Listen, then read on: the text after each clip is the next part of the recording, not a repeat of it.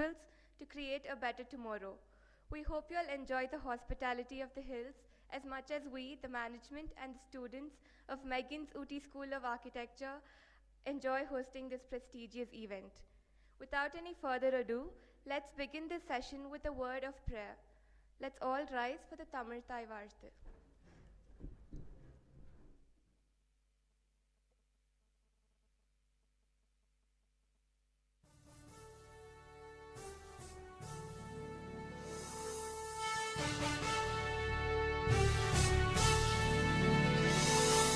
நீராறும் கடலுடுத்த நிலமடந்தை கெழிலொழுகும் சீராறும் மதனமென திகழ்வரத கண்டனில் எக்கணமும் அதில் சிறந்த திராவிடனல் திருநாடும் தக்க சிறு திரை முதலும் தரித்தனரும் திலகமுமே திலக வாசனை போல் அனைத்துலகும் இன்பமுற எத்திசையும் புகழ் மணக்க இருந்த பெரும் தமிழனங்கே தமிழனங்கே உன் சீரிழமை திறம்பி என்று செயல் மறந்து வாழ்த்துதுமே வாழ்த்துதுமே வாழ்த்துதுமே.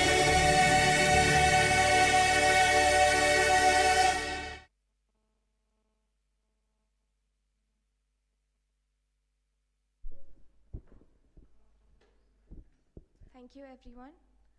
I request our guests and dignitaries to kindly come forward to light the lamp.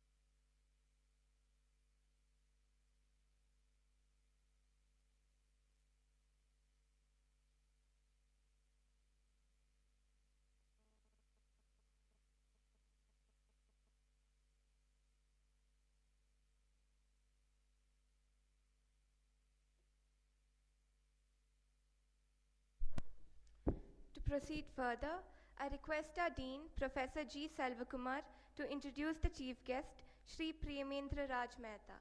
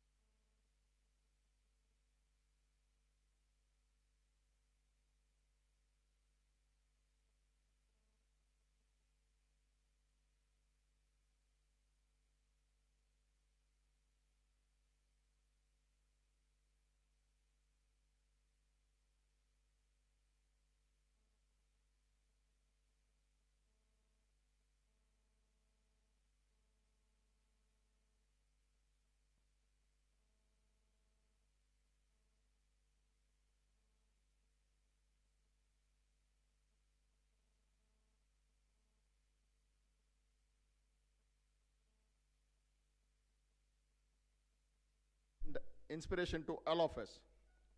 Therefore, ladies and gentlemen, I present to you Sri Premendra Raj Mehta, our Honorable Chief Guest. We welcome you, sir. Thank you.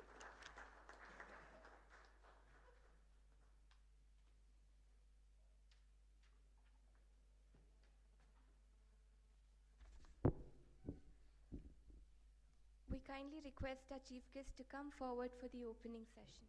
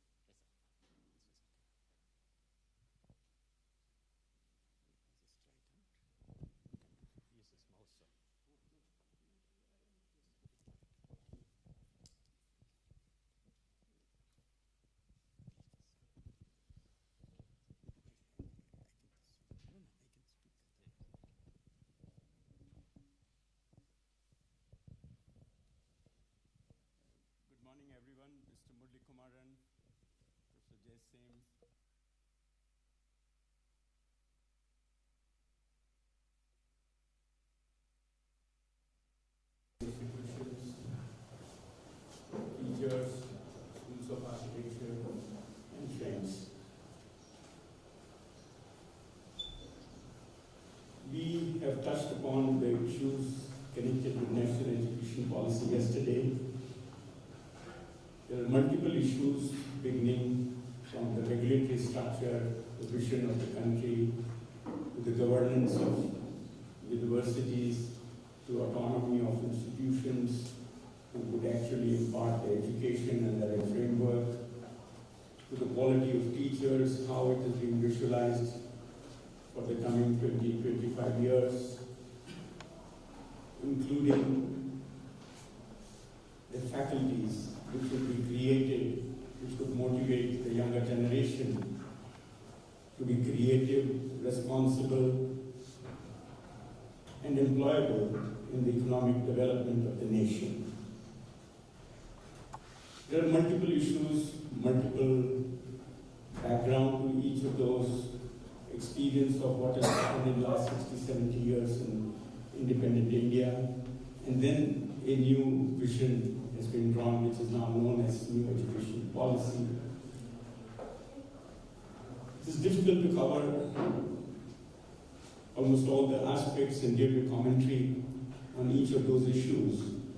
What I've chosen today is that I will speak about the regulatory framework, the visualized regulatory framework vis-a-vis our present situation, and what could be a possibility for us to move forward. So I'll restrict myself to this and begin with what is the existing situation, how the experts who have prepared this policy, how they have looked at the existing situation, and then what are the possibilities we have, and how soon can we implement the new intent of the experts and the desire of the Union Cabinet. You see, the present higher education system, as you all know, revolves around a university, its faculty, its department or a constituent college. Yet another type of universities are which only affiliate institutions, or at times it's a combination of a university having constituent colleges and constituent faculty and also affiliating other institutions. We have within this system of affiliating university autonomous colleges which has allowed to conduct their own exams, give out their own results, and ultimately a graduate gets a degree from the university. And then there are a number of affiliated colleges, because with privatization of education, higher education in early 80s, the concept of privately sponsored affiliated colleges have come into being.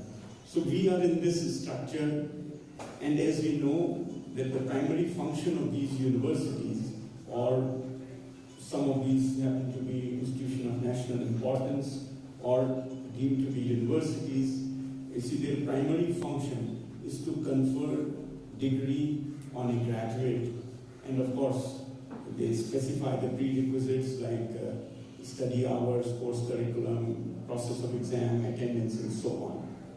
Similarly, the second important function of a university is to confer title on teachers, who would be known as professor. You see, this is a lifelong title. So there is a process in a university to identify that who could be identified as professor, who is proficient enough to profess a particular philosophy. So he would be known as professor, and lifelong he would enjoy that title, as a student who would post-graduation would enjoy the title like Bachelor of Science, Bachelor of Medicine, and so on.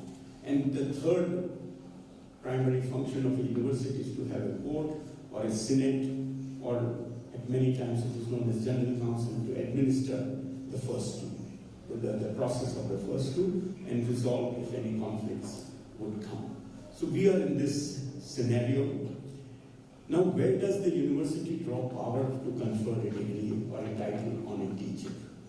So this is most important thing in the regulatory system, that how a university is empowered to say that you can have a title which you can affix before your name and use it lifelong. This power comes from Constitution. You see, the regulation of higher education is a subject matter which is specified in our Constitution, 7th Schedule, the entry 25, education is a concurrent subject. So entry 25 of a concurrent list talks about that subject matter of education can be dealt with either by the central government or by the state government. But it says, subject to entry 63, 64, 65, and 66 of list 1.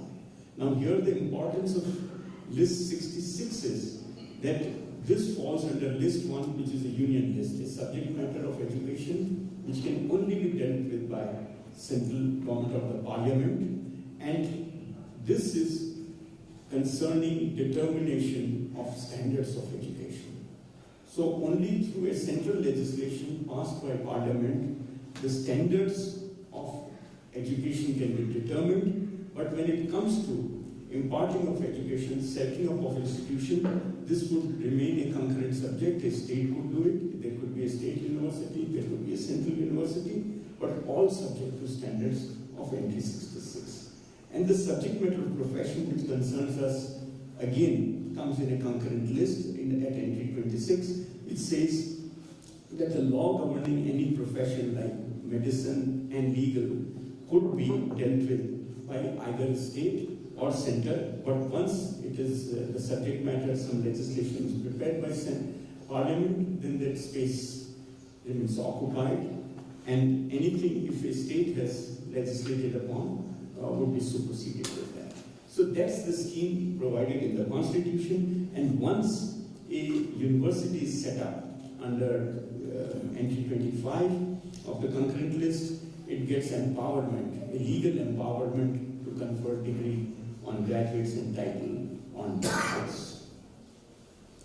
So we have seen in terms of implementation of entry 25 of the list 3 that we have institutions of national importance like IITs, SPAs, we have NITs, we have Indian Institute of Science, we have central universities created by parliamentary law like Jamia Millia Islamia and many others.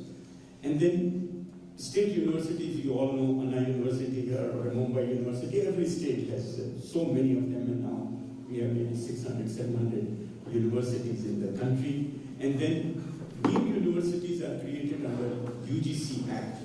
That UGC makes a recommendation that here is a specialized institution attained to a quality of education which is almost at par with a university, so why not this be called deemed to be university? And central government by notification creates that situation where an institution becomes deemed to be universities. So these are the implications of entry 25, and through legislation they attain a status of a statutory body. Every university becomes a statutory body and then empowered to confer title on students and teachers.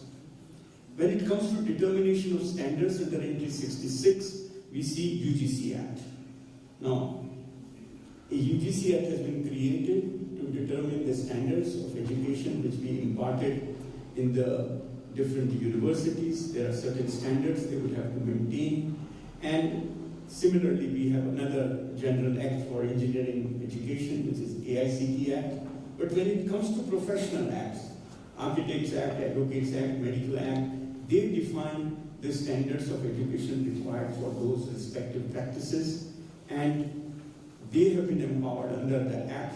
So councils have been created, and they prescribe the standards under the provision, law created under the provision of entry 66, and then they specify the periods of studies, the course curriculum, the intent of the program, the faculty, the infrastructure, whatever all would be required to maintain a particular academic standard will have to be provided by the institutions which would offer those, and the universities which would award degrees for such programs would have to comply with the standards which are prescribed under these provisions. So this is how the structure of education in our country is.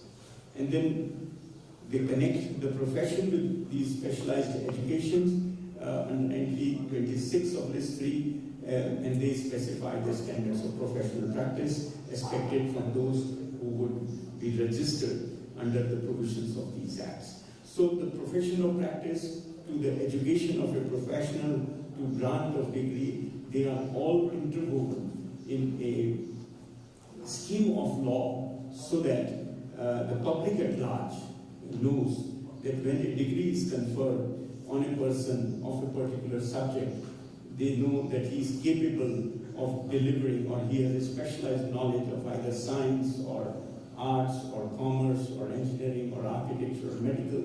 So public at large could actually avail their service, or in public offices they could be employed to deal with subject matters of the specialized education they have undergone and attained a qualification and earned a degree, and also they are registered when, if in case it's a regulated profession. So that's the background in which we exist today. But let us look at what NEP 2020 has observed about this scheme of things. They have said that these statutory bodies actually have too much of power but very little effect. What it meant to say was that through a central legislation, these professional statutory bodies have been empowered to deal with prescriptions, overseeing those standards which they have prescribed, and they then thereafter take action, whether in case they find them not good enough, then maybe there would be some action against them, like derecognition or recognition or touching the intake, reducing it, and all that. So they said there's too much of power but very little effect. That means the objective is hardly achieved, though you have empowered them. That means they have not exercised their power with responsibility. This is how I read it. But I do not know what is the background of making such a statement. The report does not have any data, no backup data to say that so many institutions were examined or they were surveyed with an objective questionnaire, and the outcome is this. So the policies, in my opinion, makes a sweeping remark like this, that too much of power, too little effect, without actually knowing what is on the ground in terms of transparently being understood by any one of us as to why they have made this statement. Then they go on to say that there is a heavy concentration of power. You see, when you have empowered somebody, naturally he has powers. But they say there is a heavy concentration of power. That means here is a power where there are no checks and balances. You see, this is what possibly they mean to say. Then they say conflict of interest. That these bodies suffer from conflict of interest. Now, maybe what they mean is that those who themselves are imparting education are maybe in the helm of affairs of these statutory bodies. Or those who are directly having an interest in a particular institution, they are the people who, in some sense, are administering these bodies. So they make, this is the third statement. And then they say lack of accountability. Now, lack of accountability relates to one, transparency, and the second is sharing it with other concerned bodies. Now, in my understanding, that the process of all these acts, the process is laid down in any of these professional acts actually address each of these issues. When it comes to when somebody says lack of accountability, I have known that the reports of institutions are sent back to institutions. Whatever is an observation of an inspector, it goes for their comments. That report also goes to university. It goes to the respective state which has actually created that university. So it goes to 3 forums to say whatever they want to say. Lately, it has been put in public domain also, these reports. And on top of that, the report of the statutory body itself goes to the parliament. It goes to the central government to be placed before the parliament annual report. So in what way one has seen and made this observation is actually not known to me, because I have not had access to the backup papers which has led to these kind of conclusions, because these are the very basis of furthering or the review of this, and the new ideas actually are trying to address some of these problems. The report does not say what is good in the existing system at all. It makes no reference. So 70 years we have gone through this, and those who have prepared these reports have been at the helm of the affair of regulating the different types of education in the country. So there is not one good word one sees as to what good this education has done and how it has shaped the people and this country. But they have come out with a commentary which is negative, but with no backup at all. No access, no linkage to any data. So let's look at Architects Act. In this scenario, this commentary, these 4 critical observations. Under Architects Act, Council of Architecture has been empowered to prescribe minimum standards of practice. That's the fundamental. The idea is to discipline an architect for his infamous conduct. So there are standards which are prescribed. If you violate, you could be punished. There is a mechanism. Council of Architecture has a quasi-judicial role to play. Then, to maintain these standards, you require some standards of education. So Council of Architecture has been empowered to prepare and prescribe minimum standards of architectural education, and then it has also been empowered to oversee the maintenance of the standards by educational institutions. So here is a case that the Council's inspectors or the inspection arm of the Council only interpret that what is the meaning of the standards prescribed by them. So here there is a kind of a conflict of interest of some kind, that what I have prescribed, I'll only interpret it, that what it means. And there could be no other interpretation. So here there is something like that, which one can see, and my experience says so. Then it has yet another function, which is recognition of qualification and registration. So the Council has been empowered that based on the assessment it does on the maintenance of standards by the respective institutions vis-a-vis the prescribed minimum standards, in case they fall short, it could make a recommendation after the following the due process to the central government for de-recognition of a qualification, or for that matter, recognition of new qualifications, either of India or of other countries. So there is a scheme that you set up standards for education, which are meant for practice. That means they have to have a contemporary spirit in them. But when it comes to registration, whether or not these qualifications meet certain standards or not, if there would be a process of recognition or de-recognition of qualification. So there is a step or an inference drawn from the maintenance of minimum standards for letting a person to have access to practice of the profession. And for that purpose, they would maintain a register of architects. So these are 2 other functions apart from dealing with education and practice, and the Council of Architecture would have under the provisions of the Architect Act. So the legislation, the scheme of legislation was this, that there would be a practice, and the practice would require some standard of education, and for that purpose I would say yes or no to a particular degree, and accordingly I register.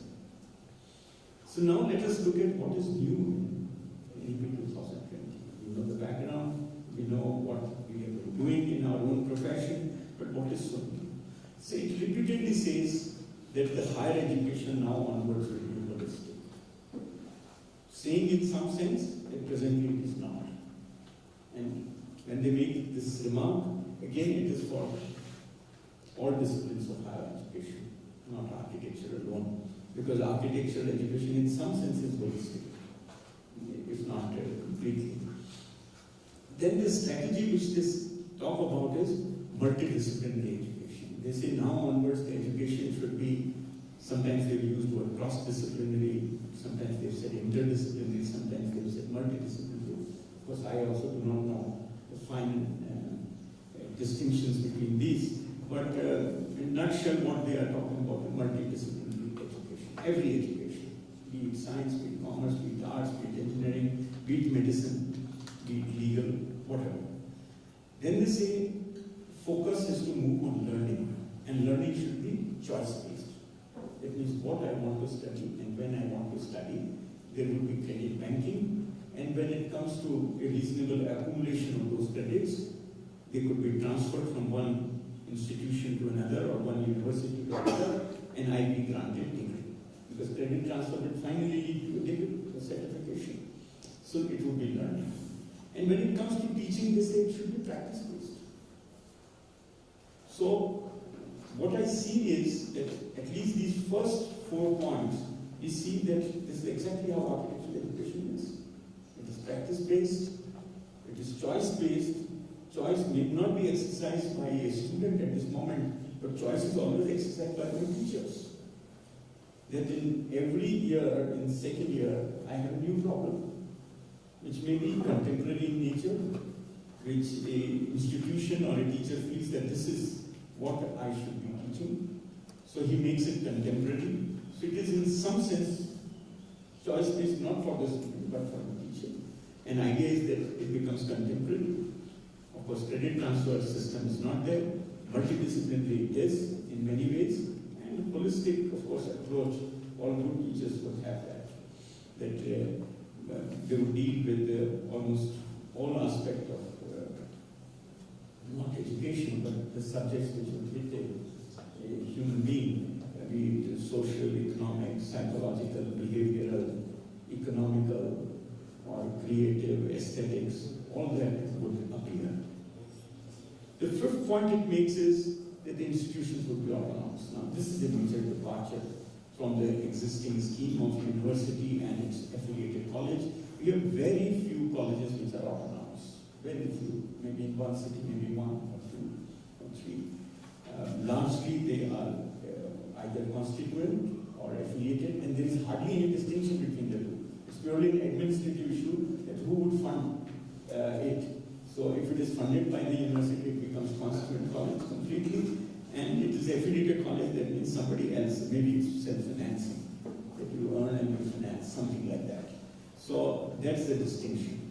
So this is what they feel, that they become autonomous, and the implication of being called autonomous is simply that you would have your program, you will have your own delivery mechanism, and you will only assess it, that whether or not you have done well and your students have done well. So it will be assessment of both the teaching mechanism, teachers, and the students' output.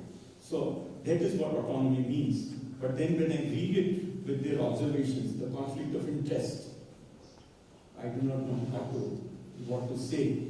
That when you give autonomy, you are given freedom to deal with your matter by yourself and make your own assessment whether you are good or bad for that particular year.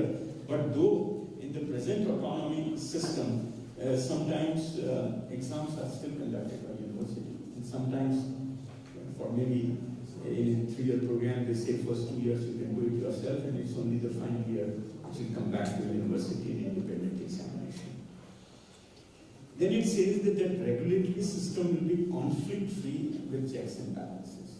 That means, relating to architecture, that the 4 functions we have to prescribe the standards of practice, prescribe standards of education, and then we have a scheme of overseeing whether the standards are maintained or not, and then it leads to grant of recognition or de-recognition. So maybe the checks and balances they have in mind is that these kind of 3 or 4 functions, depending on the type of education you have, could be in different hands.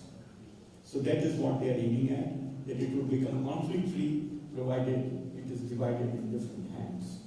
So that is something which they feel. But when I relate it with UGC and AICT, I really don't know, because of the sheer number which they would have to deal with it.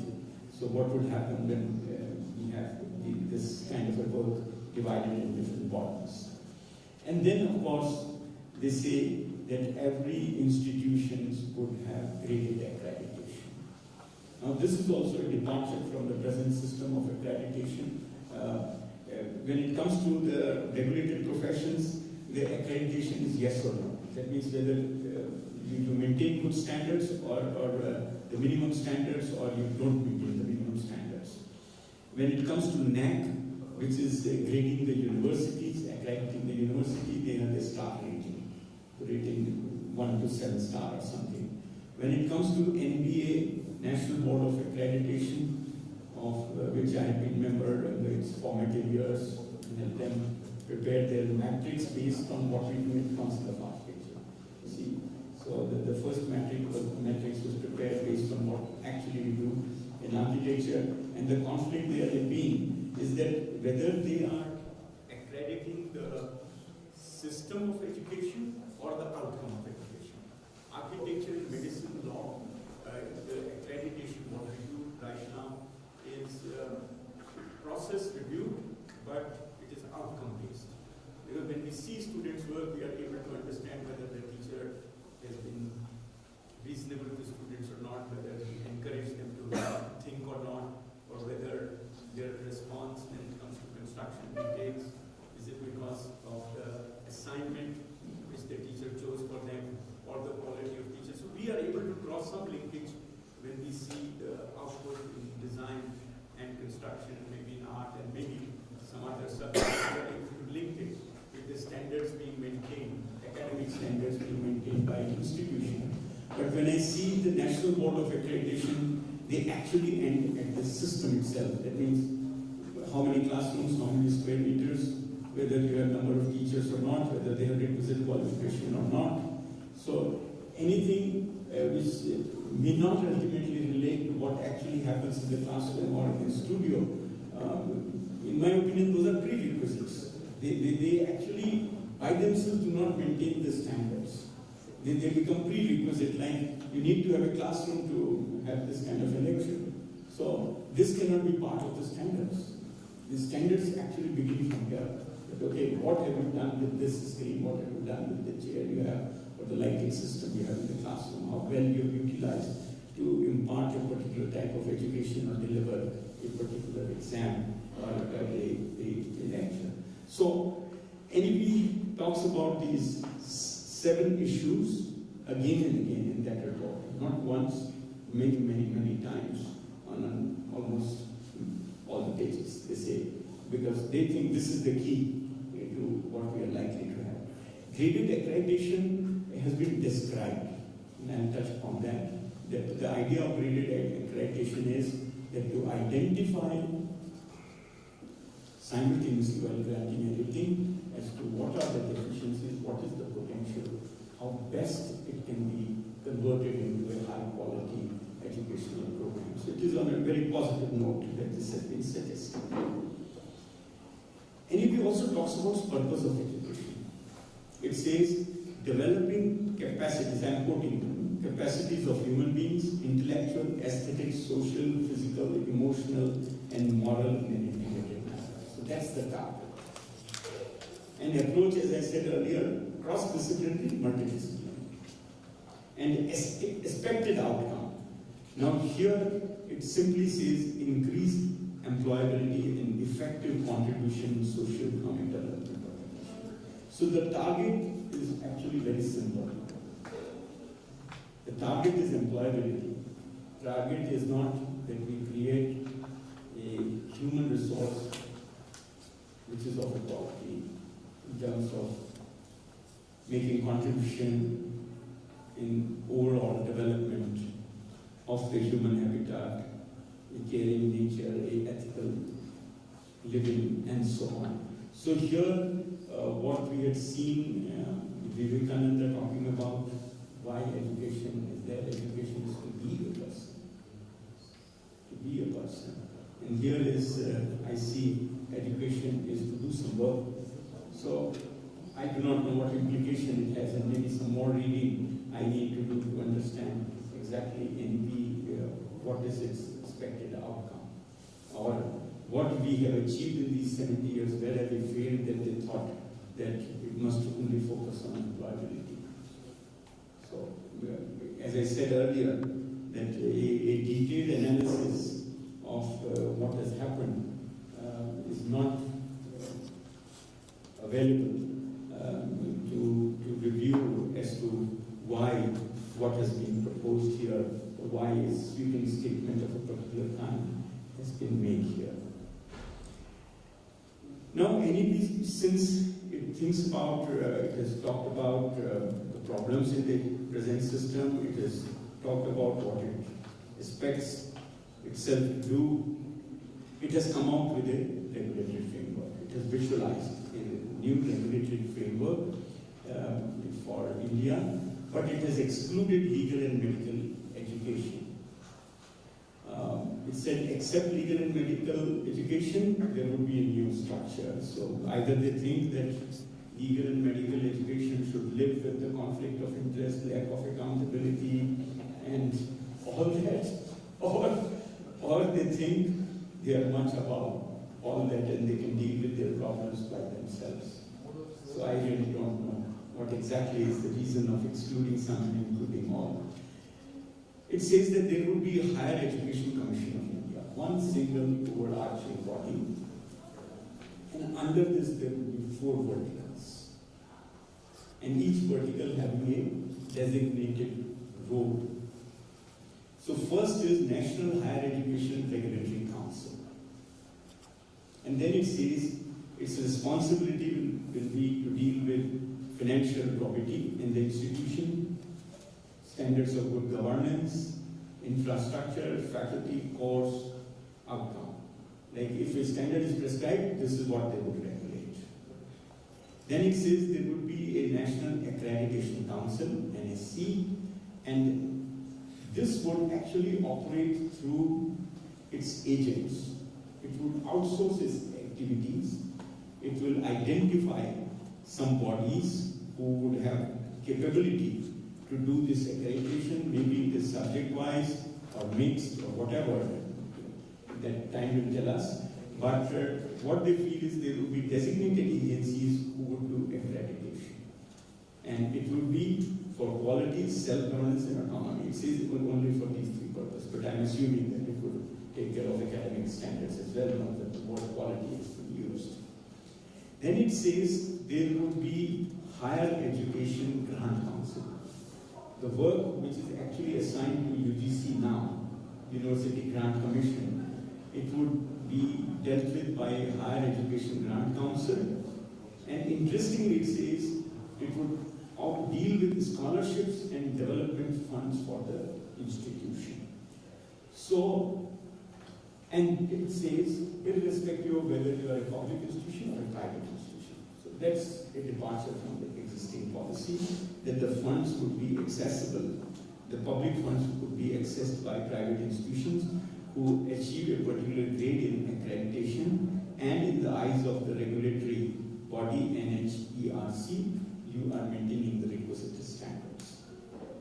And then the last one would be the General Education Council, which will deal with learning outcome, integration of different levels of education, degree, diploma, credit transfer, etc. And this is where Council of Architecture would be represented. The Council of Architecture as a body would exist, and it would exist as a professional standard setting body. What this new policy says, that there would be these bodies who would set the standards to have a connect with their own profession. So the prescription of standards, minimum standards, would be done by these professional standard setting bodies, and they would be members of the General Council, and their responsibility would be to draw a curriculum framework, which in my opinion can be called as intent, because that is the expression we have been using. They would lay down academic standards like infrastructure, faculty, outcome, which the present all professional body acts they do. And they say then you coordinate between teaching, research, and extension of discipline. You see, these are the responsibilities vis-a-vis higher education would remain with the professional standard setting bodies. That means they would prescribe the standards, but the new regulator will regulate them, and we would have accreditation done to receive grants. Then it describes the role of higher education institutions. Again and again, NEP 2020 says that the objective would be to set up higher education institutions which are autonomous in nature. It talks about that every institution which exists now in due course in 10 to 20 years will become autonomous, or it will be a cluster of autonomous institutions, and there would not be those affiliated colleges anymore. So they would develop their own curricula, that is the content part, over the intent which is prescribed by a professional standard setting body. It would coordinate with that body which will actually prescribe the intent, and then it will become responsible, empowered and autonomous. That means the empowerment of a university will be devolved up to the institution level in the next 15 to 20 years, and they would be autonomous in their function. So they would be accountable to the standard setting body for the purposes of adopting what they say. But whether or not they have adopted or not would go to the domain of the regulatory body, which is the new regulatory body, which is a general regulatory body dealing with all disciplines of all education. So what will be the new scenario we would see by 2040, so 10 to 20 years? COA will prescribe intent of the program, its infrastructural requirement, academic standards, and expected outcome. So we will spell out this. 400 to 500 odd schools which we have will gradually become degree-granting autonomous higher education institutions. So this is the expectation of NEP 2020. These 400 odd higher education institutions shall develop their own curricula. So they will develop their capability to develop their curricula, and then they will develop the curricula. Maintain academic and physical infrastructure, and have thereafter transparently, they would share this whatever work they do with the regulator, the National Higher Education Regulatory Council. They will share with them transparently, and it will be placed in public domain. That means Council of Architects will prescribe intent, content will be prepared by the institution itself, and whatever it has done with that, will make it transparently available in public domain and with the regulator. Now, once it reaches the regulator, it will have a subject expert group, because we have now multiple disciplines. They shall study the voluntarily disclosed status by the institution and then make recommendations to them for improvement if any. Exactly what now Council of Architecture does. This the new regulator is expected to do in the process of checks and balances. That means one is prescribed, the other one is overseen. Now, once the regulator has seen it, he will make his recommendation to Higher Education Commission, the apex body. Now, what this regulator would do with this information? He would make recommendation to the apex body for the recognition or derecognition of the program, as the case may be.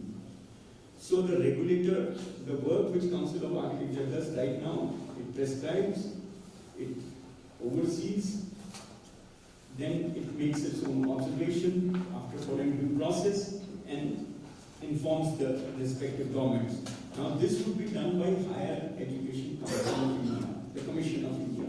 So the regulator will report to another body, which in turn would report to the respective government.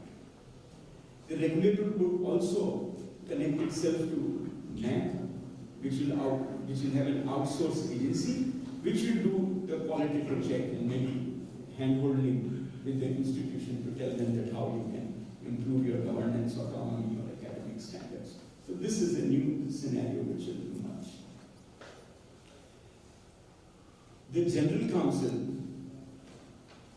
based on the NAC rating, they would say, this is the Grant Commission, National Higher Education Grant Commission. Whom would they give the Scholarship and Development Fund? Who has a good rating?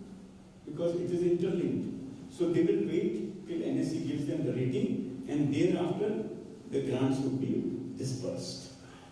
based on the proposals and the program of the government. And General Council, on advice of Council, will continuously update or make new proposal for standards and evolve a credit transfer mechanism intra-country. You see, now the question is whether this credit transfer would be international or only national or whatever. So they would have the mechanism to deal with based on Council of Architects recommendation. So General Council, since it has representation of Council of Architecture, the only linkage with Higher Education Commission of India and a professional body would be this General Council, where you would share the standards of education with them or maybe prescribe, and they would have no choice to accept. So what good can happen now? We've discussed all this, but what good can happen? COA now can focus on one single point agenda of prescribing minimum standards.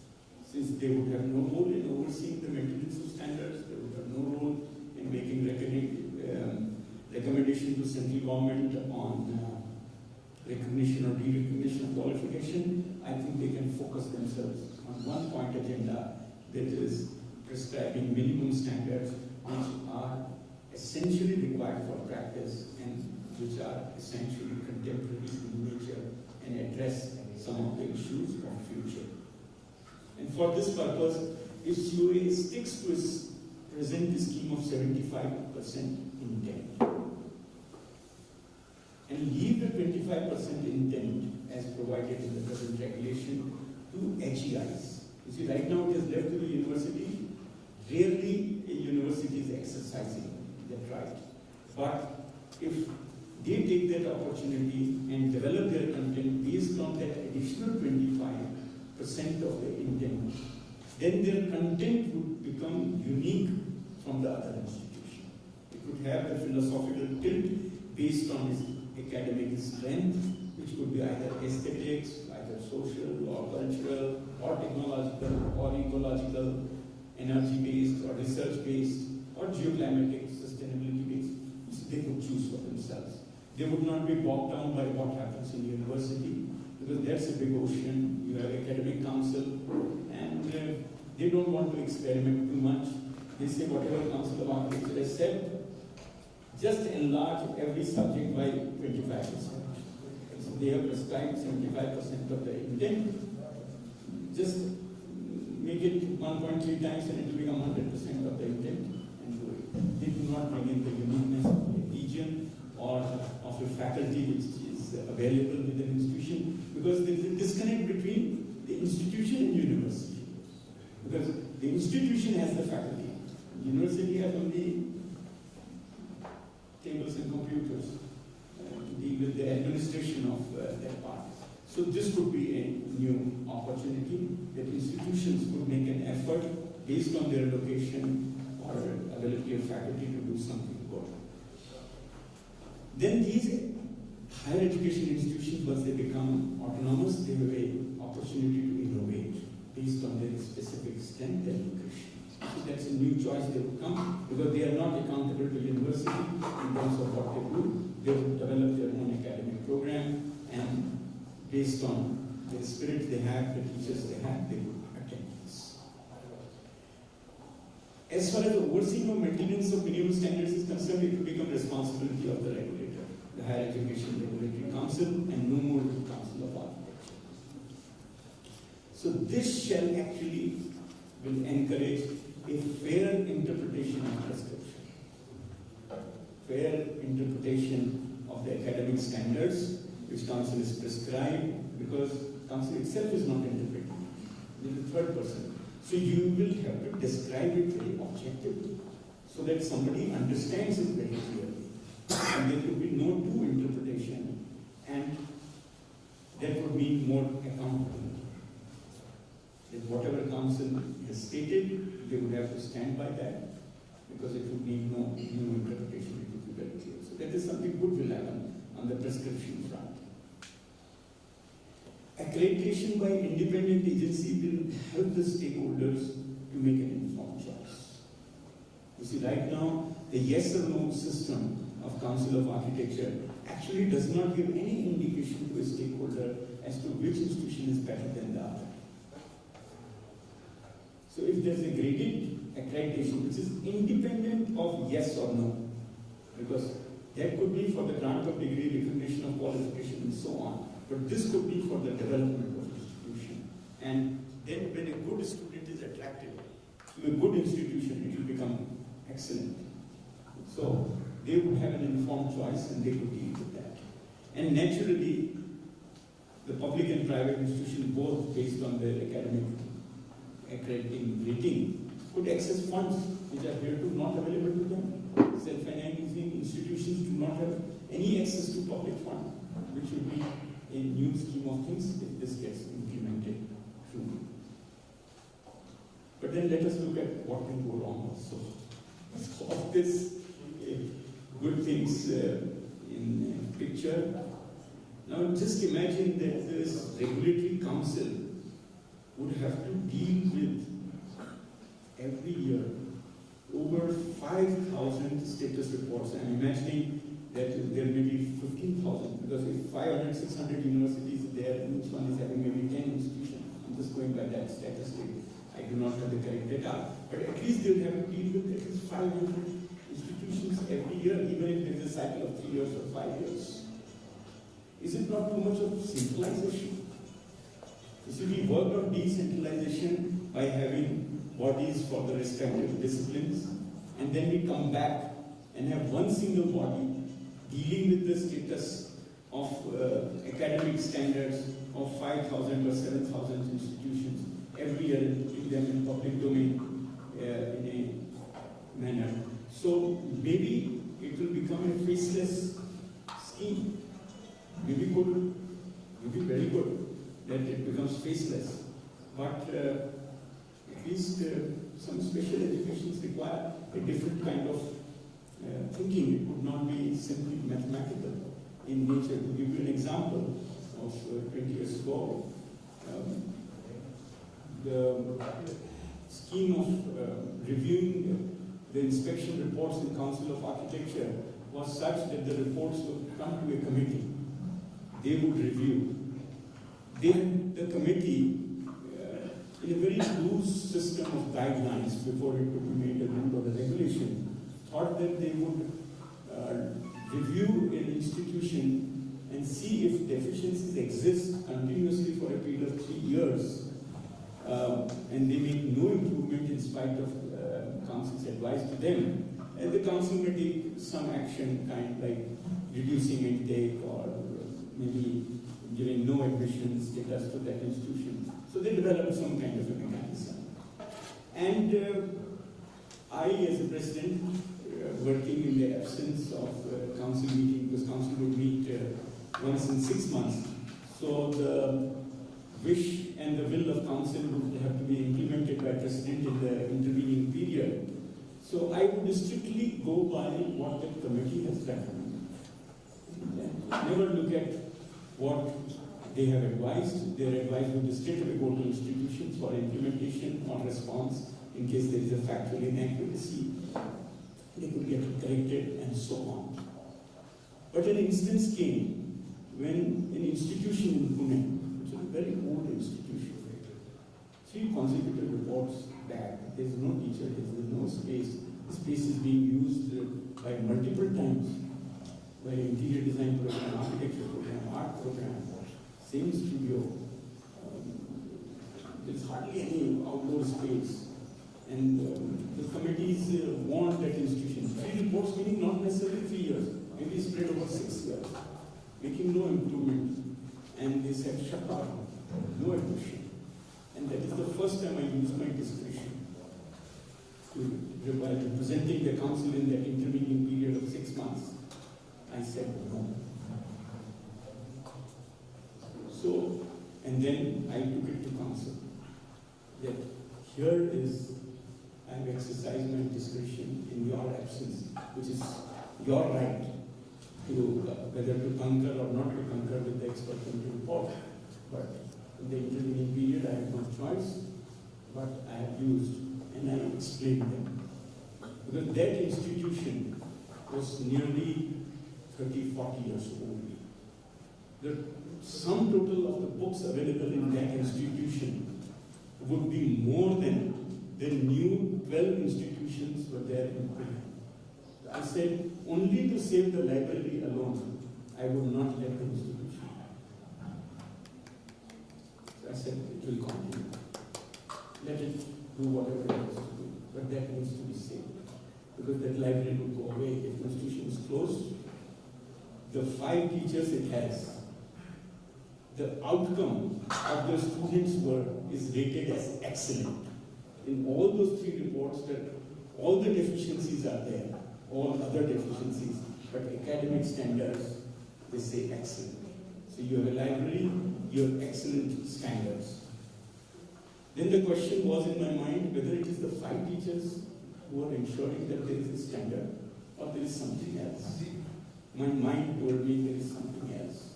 It is student-to-student learning, which is so well established in these institutions that even in spite of not having the requisite faculty, not having requisite infrastructure, the students' work is still good. So this institution must be not going. Just to not. And the council very kindly accepted and endorsed the view I taken. But when you have a faceless scheme, will you be ever able to do such things? I do not know. So maybe that the faceless mechanism itself has to have a human touch in it and you develop. So this is what. And then naturally, the peculiarity of a particular profession will get diluted. These are fears I have. The HS, see, the Higher Education Council being the apex body, will have to approve the recommendation of the regulator on recognition and de-recognition, which will be a Herculean task. Because for some education, this adjudication is not necessary. But for some, which are regulated professions, this would be necessary. So how would they deal with that? And when they make that recommendation, there is an expert body within them, and they may have a difference of opinion vis-a-vis the same subject experts in the other 3 bodies. So one says yes, the other one says no, in my opinion, no. Because it's a question of checks and balances. So you have chosen multiplicity of authority to ensure that conflict of interest is not there, lack of accountability is not there. But then you may have difference of opinion. Process will become lengthy. It will be less transparent when it compared with the present system in architecture, where an inspection goes back to institution necessarily for its own comments, or to the state which governs it, or the university which affiliates that institution. And thereafter, the council has established a mechanism, and all the councils for that matter, that you can appeal against their opinion. So if the same process is to be followed, because this, in my opinion, is the minimum of the process required to ensure that the reports or the observations are objective, then the process will become too lengthy. And then who would understand the uniqueness of the individual institutions? Now let us say there is a case when COA amends the minimum standards, sends it to GEC. GEC would meet at its own intervals when it requires. It may so happen that your second amendment has come and first has not been passed as well. Because only when GEC endorses it, it goes to the regulator because they are overseeing it. And if only regulator endorses it, it will go to the accreditation body, but there my grants are linked. So if there is a time lag, I do not know what to do with it. Here I can break my head with one single organization, sit on their head, get things going, but here what will happen? So I do not know. So multiplicity of authorities having different set of same subject specialists, they may have different opinion, as I said. So NEC may say, no, this new amendment is not necessary. The regulator says, I have already implemented. So you don't know. Because it is not the same people. So who would take responsibility? The accountability issue will become very complex. But let us look at it. What is this NEP? Why are we talking of implementing it so quickly? Is it a central law under this tree? Answer is no. Because NEP as it is neither a state law Is it a policy which is approved by Parliament? Answer is no. No, it has not been approved by Parliament. Then, is it an order which will supersede the existing laws governing higher education in India, like UGC Act, Council of Architecture, PCI? Does it have power to do that?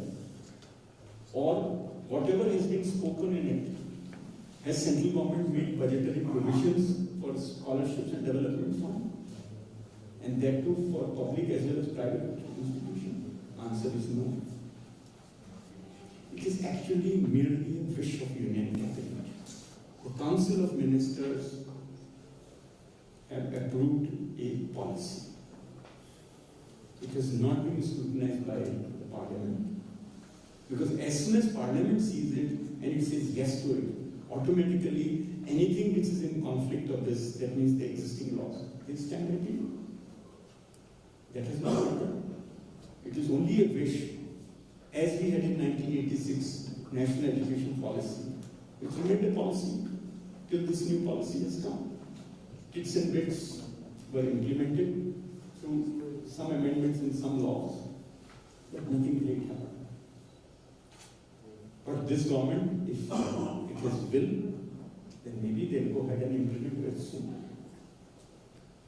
But as of now, it's merely a wish government. But, and then as I said, it can only get implemented if all the university laws are amended, all the regulatory laws are amended and made consistent with this. But do we not have an opportunity to start picking up some good points from this and start implementing them under the existing laws? Because there's nothing to stop us from doing that. There are some which require amendment in the existing laws, some without amending the existing laws, you can do it. So let's look at those. So what are my picks from this? At least let us open up eligibility to 10+2 pass. You would have that transdisciplinary, cross-disciplinary inputs at least in the educational system. That's something through the regulation council can do it itself. It has changed from mathematics and English to only mathematics once, then it has reverted to now PCM. One more time, it can simply 10+2 pass. Very easy to do. Let council insist on 25% intent to be spelled out by every university. That necessarily they have to do it. Because if you are looking at the future, the implementation of NEP 2020, let them clearly spell out. This is the 25% component we have in our affiliated colleges, and this is what would give you a multidisciplinary approach. If the field is ecological, that's the discipline which will flow in. If it is technological, let that flow in. If it is aesthetics, let the art flow in. But let university take a call that my field will be this. And this Council of Architecture, within its existing regulation, can implement. Encourage standards without standardization. See, this is the bottom line I would have. The whole idea of letting autonomous institution is that they need not work on an identical model syllabus. They can have their own program, but of some standards. So the focus could be that we allow different regions to flourish, different climate, different gardener, different soil, different flowers and do that. So it's the teacher and the student who make the difference with the new program, what they can create. So let that happen. Let every institution grow. Let every garden, let every flower in its own way. Not necessarily one comparable with the other. So that's an opportunity we have. So if we have the 25% intent forcibly put in, the outcome will be definitely visible in 5 years' time. Introduce self-learning opportunities. This is something, again in the regulation, little tricky. You do it. Some credits you assign, 5% of the credits will go to that. Student-to-student learning mechanism needs to be recognized. That there is a mechanism like this. It is not only teacher to student. So 3 mechanisms, all 3 need to be recognized: teacher to student, and self. So we can do that. You can institutionalize research, needs for tomorrow. If you want accreditation, if you want yes or no from me, this you will have to do. Again, part of intent, nothing more. Insist on innovations. Encourage voluntarily rated accreditation. Now, whatever council is doing, let them do it. But they say you are encouraged to go for voluntarily for rated accreditation, and there will be somebody, we will identify some mentors for you, or you can choose your own mentor and develop it further. Do that. And then when it comes to scholarship, why GATE scholarship is not available to PG programs in private institutions? There's no problem. 20 years ago at AICT, when AICT was responsible for this disbursement, I raised the same issue. That when it is a AICT approved institution, how do you say their GATE scholarship is not available? And the resolution was passed, never implemented. Little bit of persuasion and we can get this done. Development fund. Under UGC Act, every college which is affiliated is entitled to receive development fund. Be it faculty development program, early induction program, grant to travel, grant to write a book, grant to write a research paper, and grant to do some improvements, infrastructural improvements in the college. Under UGC Act, every affiliated institution for the purposes of this grant is university. And every university is entitled to receive grants. It is pursuing it. What NED is saying now expressly, public and private UGC Act also says so. So we can do some experimentation that whether it is a practical thing, workable, can we do something good with this? Let us try. But the first thing first, my space has been occupied. Supreme Court's judgment says anybody can practice architecture, irrespective of the qualification, irrespective of registration. So please free my professional space from encroachment, so that public gets the benefit of development of architecture education. So whatever effort we would do, finally the beneficiary should be in the focus. And if he gets benefit, then I work. Otherwise I should have work. Thank you.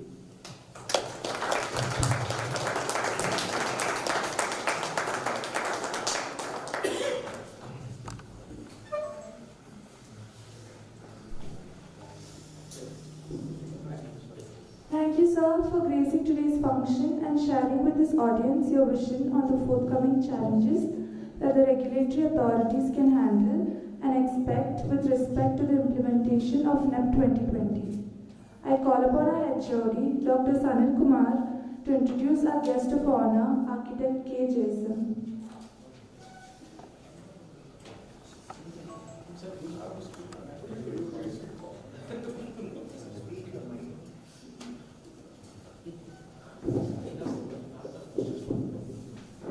I would like to introduce to you our guest of honor and speaker, an architect and former chairman of the Indian Institute of Architects, Architect Krishna Rao Jason.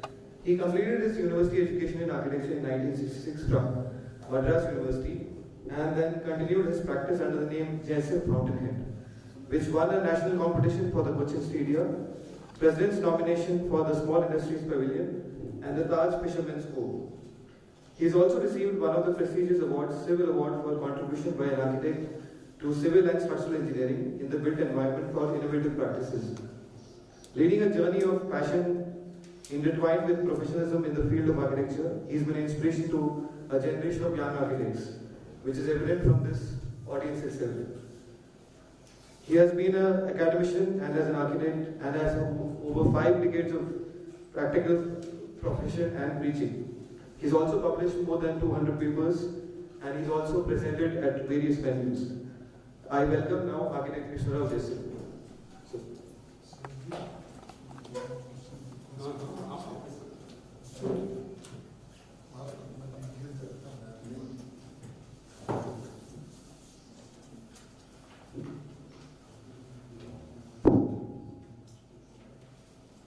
Namaskar, one and all here. After a phenomenal, exhaustive very detailed from present and great friend.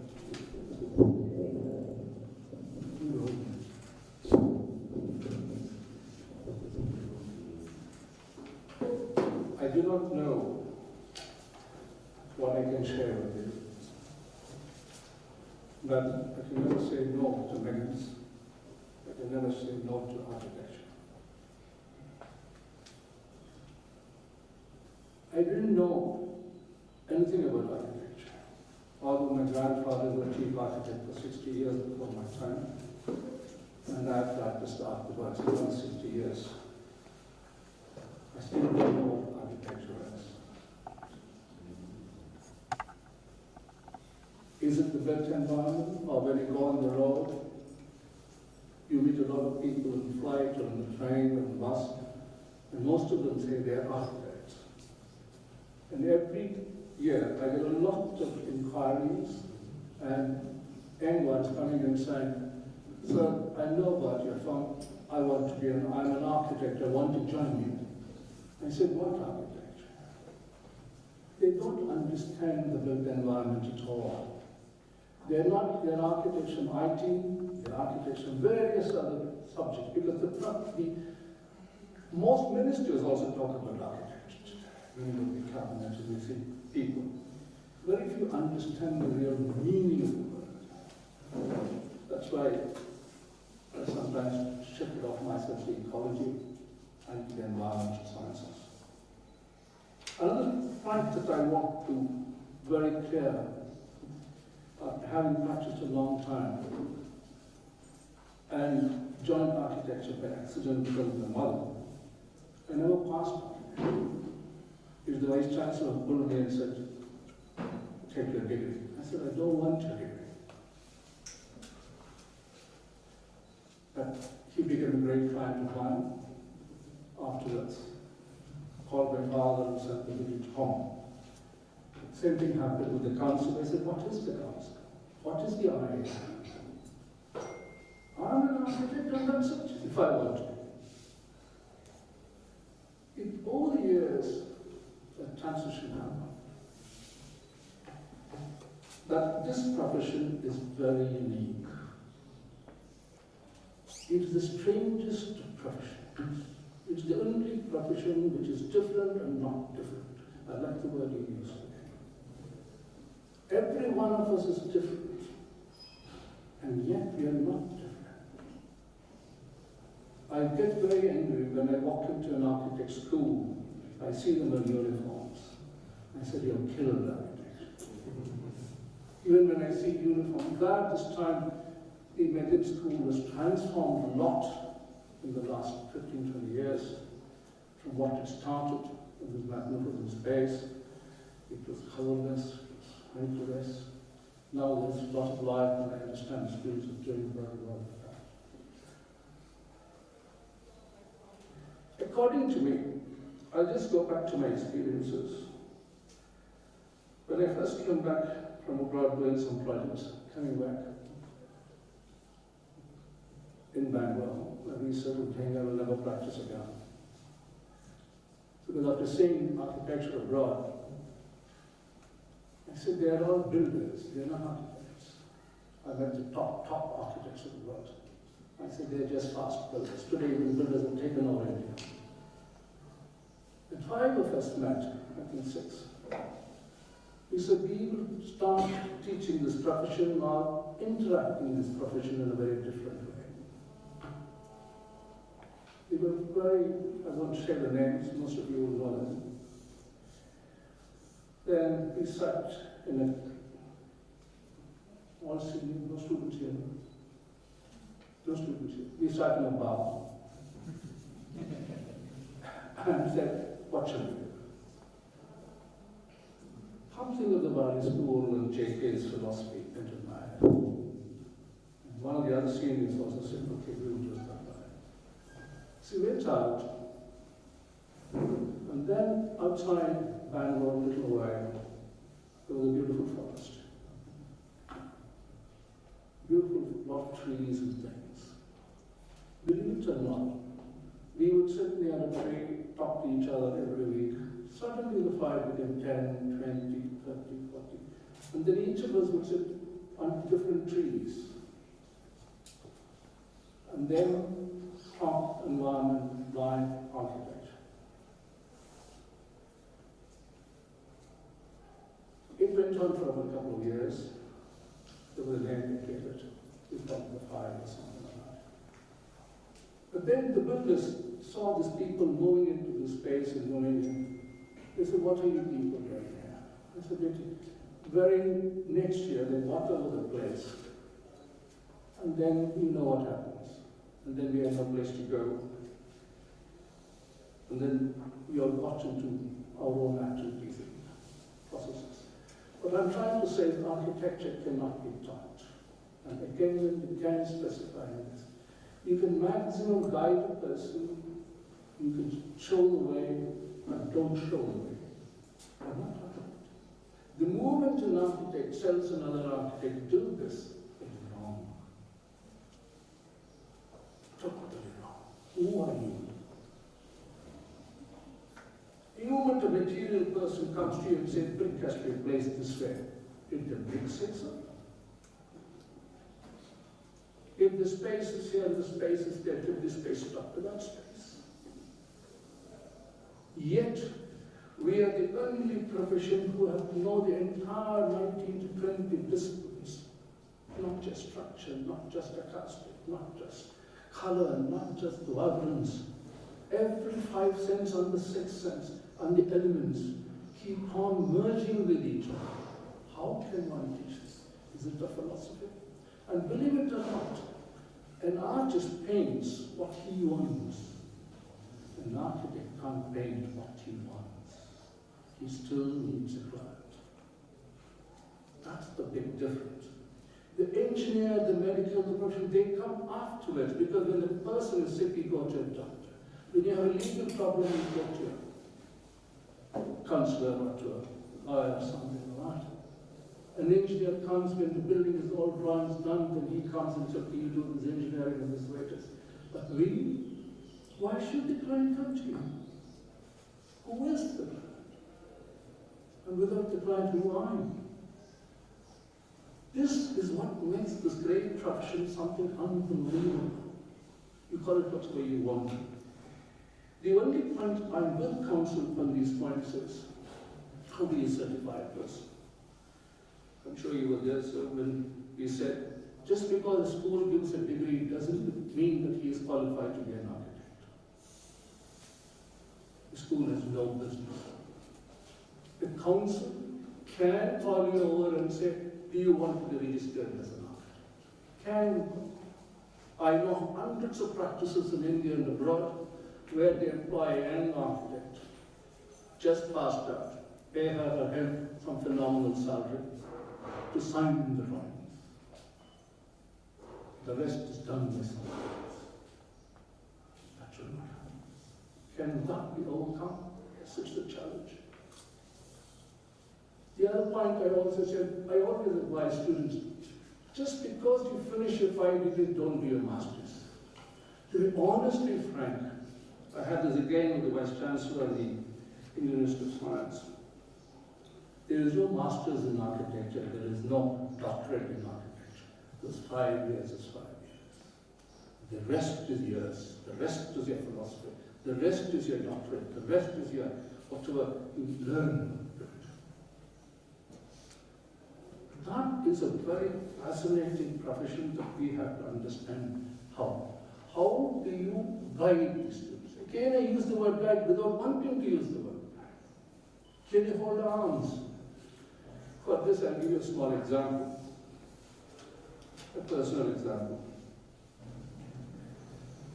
Many years back, we were doing a large project. Not many of them knew. Sometimes I'd take them for walks. Students, other architects all come. And some see the others and some others come and join. They all walk with me. After some time when the talking went on, I noticed that the other half was talking somewhere, the other half was talking somewhere, the other was talking somewhere. This is where I learned from Jay. Krishnamurti at this point. He said, now what you came for is not the objective at all here. That got into my head and I stepped back. This crowd did not stop. They went on walking. They didn't even know why they came. This is happening in architecture. Another aspect which I want, because most of you are HODs. In another college when I went, I had a brilliant teacher, a youth, but she was, another one was there. But both got kicked out of that college. I asked them, why? Then the person showed me the thing. I said, look, what you just said. Because this assessment professor really assessed the student, each one by person, one by one, and gave her the actual marks. But the chancellor and the head of the college called the person and said, every other college is giving 95 plus 99, 100 up to plus, short of 99.9 marks. You are giving only 60, 60. He says, that's what he or she deserves. Anything over 60 is too much to give for exams. But I had a problem here. Because luckily for me, at the same time, I got a call from Cambridge and the university in the US, asking very simply. So this person has given you a reference. Are you the referee? I said, what is the name of the person? What is the reason? She said, please refer, because they are foreign universities. They are abroad. We have got a lot of people here, got 20%, 95%, and this girl or this boy has got only about 60%, 70%. But someone we like, we interview everybody. And then we told her we can't take you because your percentage is less than the others. Now, how do I answer that? How do I answer this question? I said, we go by the university thing which says how much you go generally, and in the context of the whole Indian thing. You can only compare marks. The poor professor sitting there. He said, but luckily we interview anybody who comes in marks. But in the interview he was much, much better. But when we went by the marks, the top person says, you have to select the marks also. This is what is happening. This is where I agree, marks should not be given in architecture. You have no right to grade a person. You can only at the moment, I remember the story again told by somebody, what is architecture? You suddenly drop from the sky into a forest. You don't know where you're going. You don't have anybody in front of you or behind you. Which way will you go? Which direction will you take? The birds, the animals, the insects, the plants. Which one draws you? Which environment draws you? But you still need a space. You need somebody to tell you what to do. Somebody to tell you where is that built space, built environment. This is where I go back to the caveman situation. It's the human being, the only human being, unlike any animal, or any bird, or any insect, which has to design and live in space. It is also to be brought up. The animal is brought up automatically, the other one is brought automatically. We have to learn the process. How do we learn is a question of years of life on our own. This is something that has always challenged me a lot. Very much. Somebody says, how do you select your interns and how do you select your architects? I said, I don't select. They select me. Whoever applies or whoever wants to come is always the doors are open. To a point, in this last 5 years, we have even shifted the method of practice to another level. He said, we will not have an office. Somebody said, what do you mean? I said, yeah. Because when I saw very large firms, I have 200 architects. Then another man brought to me and said, I have 800 architects. I don't know many of you are here. Then it was said, but you are the jury. I said, for what? I don't have any art. No, so you have to buy it. You're the jury. I said, when I went there, I found all these fellows sitting down. So where is your office? I said, you call me. I didn't call you. Just fun. Where is your office? I will speak.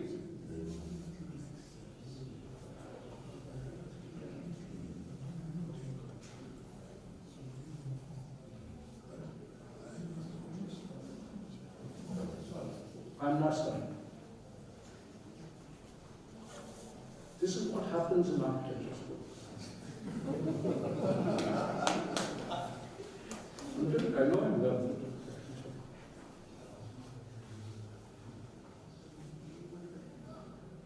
Silence is greater than any word. Normally I don't speak. He said I made 2,000 presentations or something. Who's the? I don't know. We have done thousands of projects. I don't know from where they are. Because you're all in the education part. What is education in architecture? What I keep on trying to find.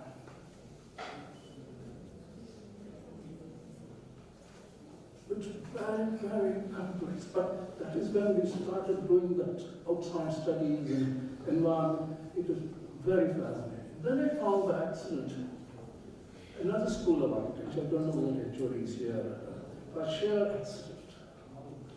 He said, for the sake of the council and the UBC and CFP or whatever those funny words are, ACT, what is the ACT has to do? We will do these fundamentals. But the real architecture will be taught after the time, after these classes. I found the students walking out, sitting with this. They brushed me on to some of the students there.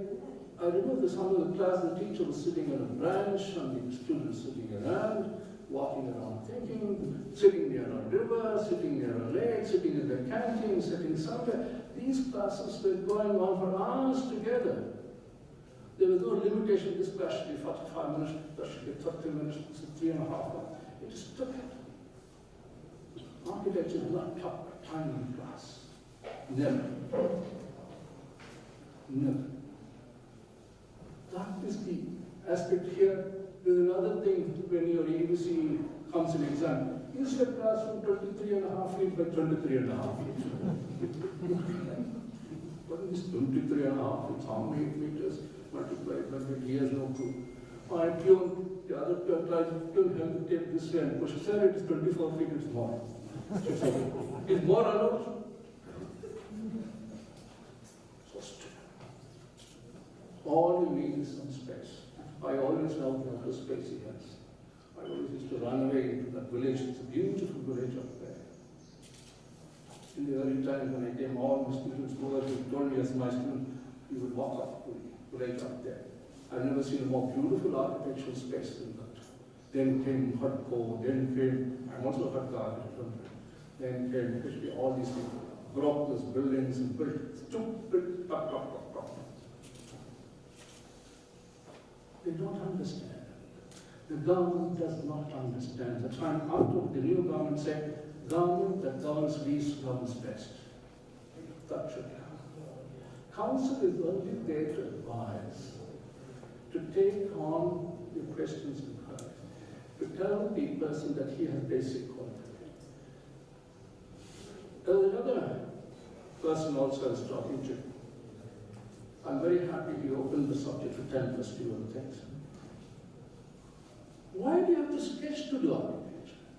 Oh, your painting is good. That is for an artist. I can make any stupid building look great by just painting it beautiful colors and materials.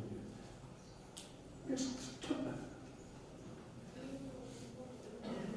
Can you understand it? I always look at don't mistake me for this. The Western architecture of the only man putting his hands there and standing like this. Then I come back to India. When I see the beautiful Ganesha or the great Shiva sitting in a rack, taking a paper and something else in his head and drawing a sketch. That is the abstraction of Indian architecture. That is the phenomenon of Indian architecture. I would not even use the word Indian, the subcontinent architecture. We are way ahead of every other continent or space in architecture. Well, the thing is, we did not how to preserve. The British came and said, you must leave 5 feet here, 10 feet here, 5 feet here, 9 feet. Why should I, as long as I can enter the building and move inside, why do I have a 13 feet ceiling or 14 feet unless some other thing demands like acoustics, something else? Why should I do it? How many temples do you enter without bending your head? If you don't bend your head, you're not bound to that man's greatness. The person's greatness, the deity's greatness. Now they're cutting off the top and walking away. I said, what are you? You came here. He did not cut it. That is the observation of architecture. What is the environment? What is the space? Fortunately for us, that space and that time is run by the elements that are around us because of other technology and other arms that exist. Art is a little more timeless, technology is time-bound. Very time-bound. This is what I want you to keep on looking at. You will find the more abstractly you talk architecture or discuss architecture, the built environment for the human being, you will find, like I was talking about the insects, the birds and the animals. You watch two birds' nests of the same species, of the same thing. They look alike, are they the same? Never. Go to two antelopes. Study them. Look at them. They look unlike. But are they the same? No. Why do we human beings who can think build every stupid building looking like the other? Because we don't think. 90% of the schools of architecture don't think. That is the problem. We don't allow the youngster to express. Because finally the youngster has to somehow express it in the built form. That is a genius. That is the challenge you have faced. To make it into the built form, you must understand every other discipline that exists. We are the most disciplined profession in the most undisciplined way. You try to challenge one, if I simply take this mic and put it right, that's technology. That's understanding. If I take two wires and then push, the whole thing goes. Understanding. That understanding that we have. But not we have to create ourselves. But then we must not be bound. This is all that I'm asking schools of architecture to do. Go beyond this. And that's the future I would like you all to lead, especially in areas like this. I want as much expression as possible of yourself, of your thesis of architecture. That's the last thing I'm going to touch, thesis. Let the student, see, how many of you schools allow a student to have thesis, which is not already done by somebody else? The moment I see a piece of reference, 300 references of somebody's thesis already done. How many of them, a thesis is an exploration? Something that the person inward wants to build but does not know how to do it. The moment you know how to do it, it is not the thesis in architecture. It's just a design. A thesis must explore the impossible and beyond. If you can do that as a thesis, that's what I keep looking for. That day, the counselor who sent me some 300 theses they valued. It took me only about, I thought it would take me 6 months to go through it. But it took me hardly 6 days to separate it, and 6 hours to find out the best of the 5. I said, this is the rest is on the mouth. I want this expression in the youngster to come. The future of this subcontinent and beyond is phenomenal. We should not be stopped by limitations which the government of today holds. Many questions of your last line, I'll finish up. Oh, you can't, the FSI does not permit you, how do you do a thesis? What is an FSI? Some idiot sitting in the government puts an FSI. That doesn't control your thesis. I can't build in the sea because ocean step back is there. Listen, what stupidity is that? Please permit them to explore beyond and underground. My new projects are never seen because my new projects are all underground. Everybody says, where are you building them? I said, I won't tell you, go find it. We're building it on the hills and things very few people know about it. I said, I don't want my projects to be seen. If somebody wants to find it, he or she will come and see it. And they do. And that is the avenue or the space that we should discover. I'm very happy for the National Education Policy. When you called me and said, you have to come now. It literally drives me. I said, what have I got to do with the educational policy? But I'm very happy I came. Learned a lot. Thank you very much, sir. Thank you all for watching me here. If in any way I've disturbed your thought process, I'm not worried about it. My job is to disturb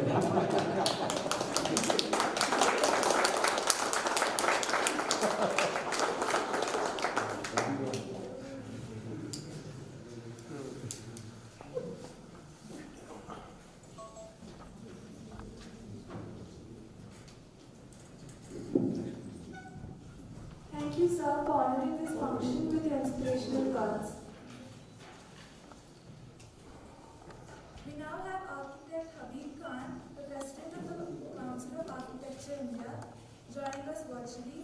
I request our HOD, Dr. Sanjay Kumar, to come forward to introduce him.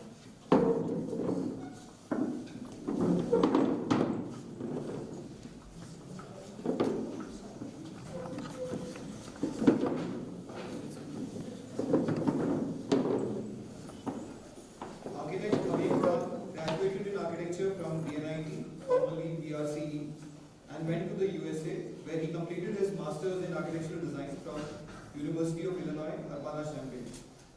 After his master's degree, he worked in Philadelphia, coordinating major retail design projects for retail giants across the world. He returned to India in 1990 and started his own private practice. He was awarded the JIIA Best Interior Design Award by the Indian Institute of Architects in 1998 and IIA CAF Young Architects Award in 2000. He was also awarded the Orange City Achievement Award in 2009 and State Level Excellence in Architecture and Education Award by IIA Maharashtra Chapter in 2011. Recently, he and Smita were awarded the prestigious INBA Award 2018 for large-scale promotion of traditional and vernacular architecture in the world. Architect Habib has been invited to many national and international conferences as keynote speaker. Some of the few are IAA Nepcon 2009, Nagpur, and 2012 in Raipur. IIT Nepcon at Goa 2008, Kolhapur 2014, and Indore 2015. Chitale Endowment Lecture, Anna University Chennai, and IIIT Design Yatra in about 12 cities. He was also invited to speak at international conferences of IAPS Glasgow 2012, Degrowth 2012 Venice, and Degrowth 2016 Budapest. Architect Habib Khan is also involved in teaching since the beginning of his career. He has been taking guest lectures and engaging design studios in architectural colleges all over the country, apart from juries and examinations. He is currently the director at Priyadashini Institute of Architecture and Design Studies, Nagpur, and Lokmanya Tilak Institute of Architecture and Design Studies, Mumbai. His design teaching revolves around sensitizing students towards their own heritage and roots, context and climate within the framework of being contemporary. He has been actively involved working with the government of Maharashtra on a few policy framing guidelines. He's also been nominated by the government of Maharashtra on the Council of Architecture. He is currently the president of the Council of Architecture. He is here to share with us words of wisdom and enlighten us with his insights into architecture. I welcome you, sir.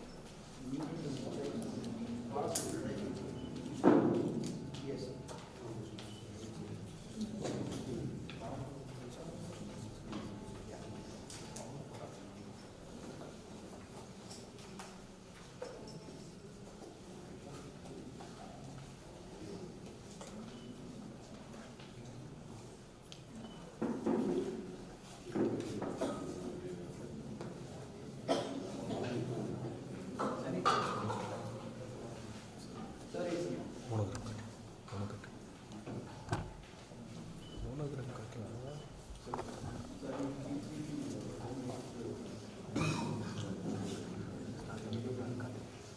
can you hear me now? Can you hear me now? Yes, sir. Right, just a moment. Yes, sir.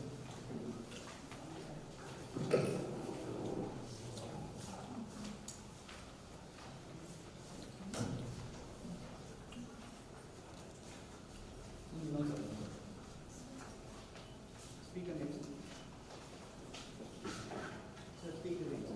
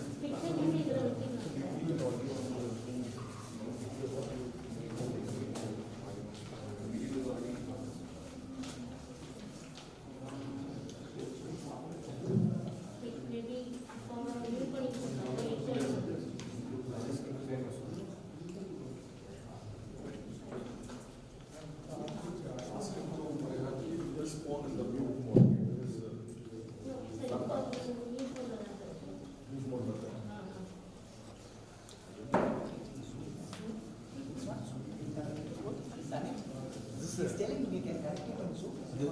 I think this Teams are.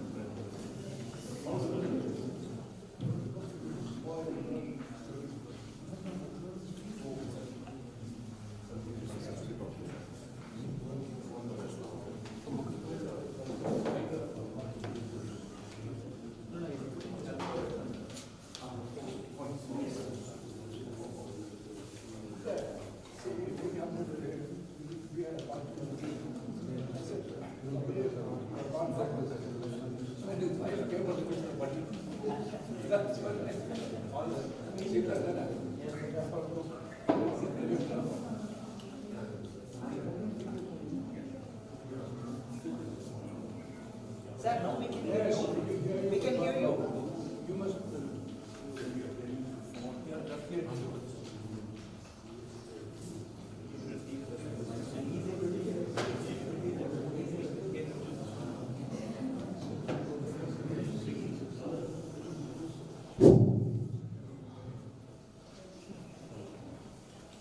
Hello. Yeah, yes,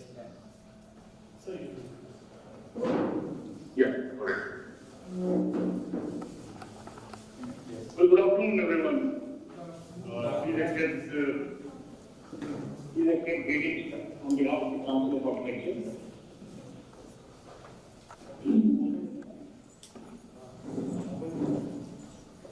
These are the pros of being virtual and online, and I miss the warmth and the smile and the hugs and the handshake that the physical presence gives us in a meeting like this, in a discussion like this. I also miss the eye contact and other things associated with the presence, but I think we have to make new things, these new arrangements that we will have. Because we are in the past president of the Council of Architecture, my friend and my guide, and I try to emulate the commitment, dedication, and integrity that he has shown us when he was the president. My dear friend Jesse, big hi to you, Dr. Rao, and my young colleague in the Council, Dr. Satish, Mr. Mukhimaran, Professor Solomon, Prakriti, all of the speakers, Principal of Nepcon School of Architecture, as a department, as of the institution, staff, faculty, colleagues, delegates, all the viewers, ladies and gentlemen. I bring warm greetings to the Council of Architecture, and I hope you are in good time in a wonderful place like Uti. And it's very heartening to note that you are all discussing the NEP and the implications that NEP will have on architecture education. And I am told that there are more than 50 heads of the institutions from TN, which is almost half of Tamil Nadu present over there. And in this August gathering, you have given me an opportunity to speak and share my thoughts. And I'm thankful to all of you for doing this, especially P.R. Mehta and Satish for giving me this opportunity. Thank you so much. We have to, I'll very shortly, very short, and try to be as precise as possible. We have to look at the history of education in our country to understand the education policy that we are all embarking upon. The pattern of education and the framework of education was different before the Britishers came in, and the education became more personalized and more formalized into a regulatory framework.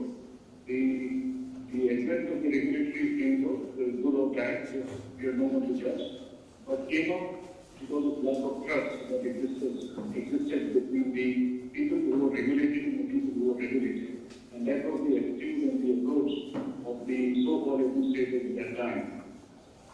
NEP, to a great extent, looks at this in a framework of trust and in a framework of being on the same side of the table. And fortunately, unfortunately, the existing education system is based on outcomes, examination-based, test-based, and judgment framework, where the process of learning and process of education is sidelined. And I'm very happy to say that the NEP looks at this very interestingly and very provocatively. We are now focusing, we are now going to focus on the process-based system of education.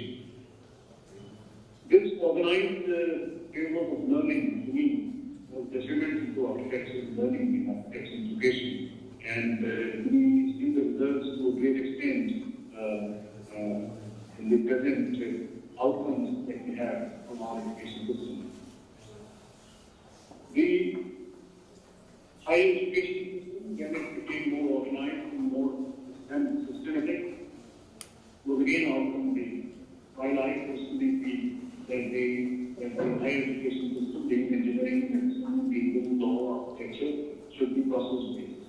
And further complicated things wherein we narrow down on the learning processes, where we channelize the architectural intent into mathematics, wherein I personally feel that architecture is a vital, spatial thinking thought process, wherein we should have all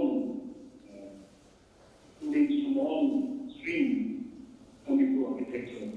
And the NEP gives you a broader framework and ethical and multidisciplinary approach to learning. And this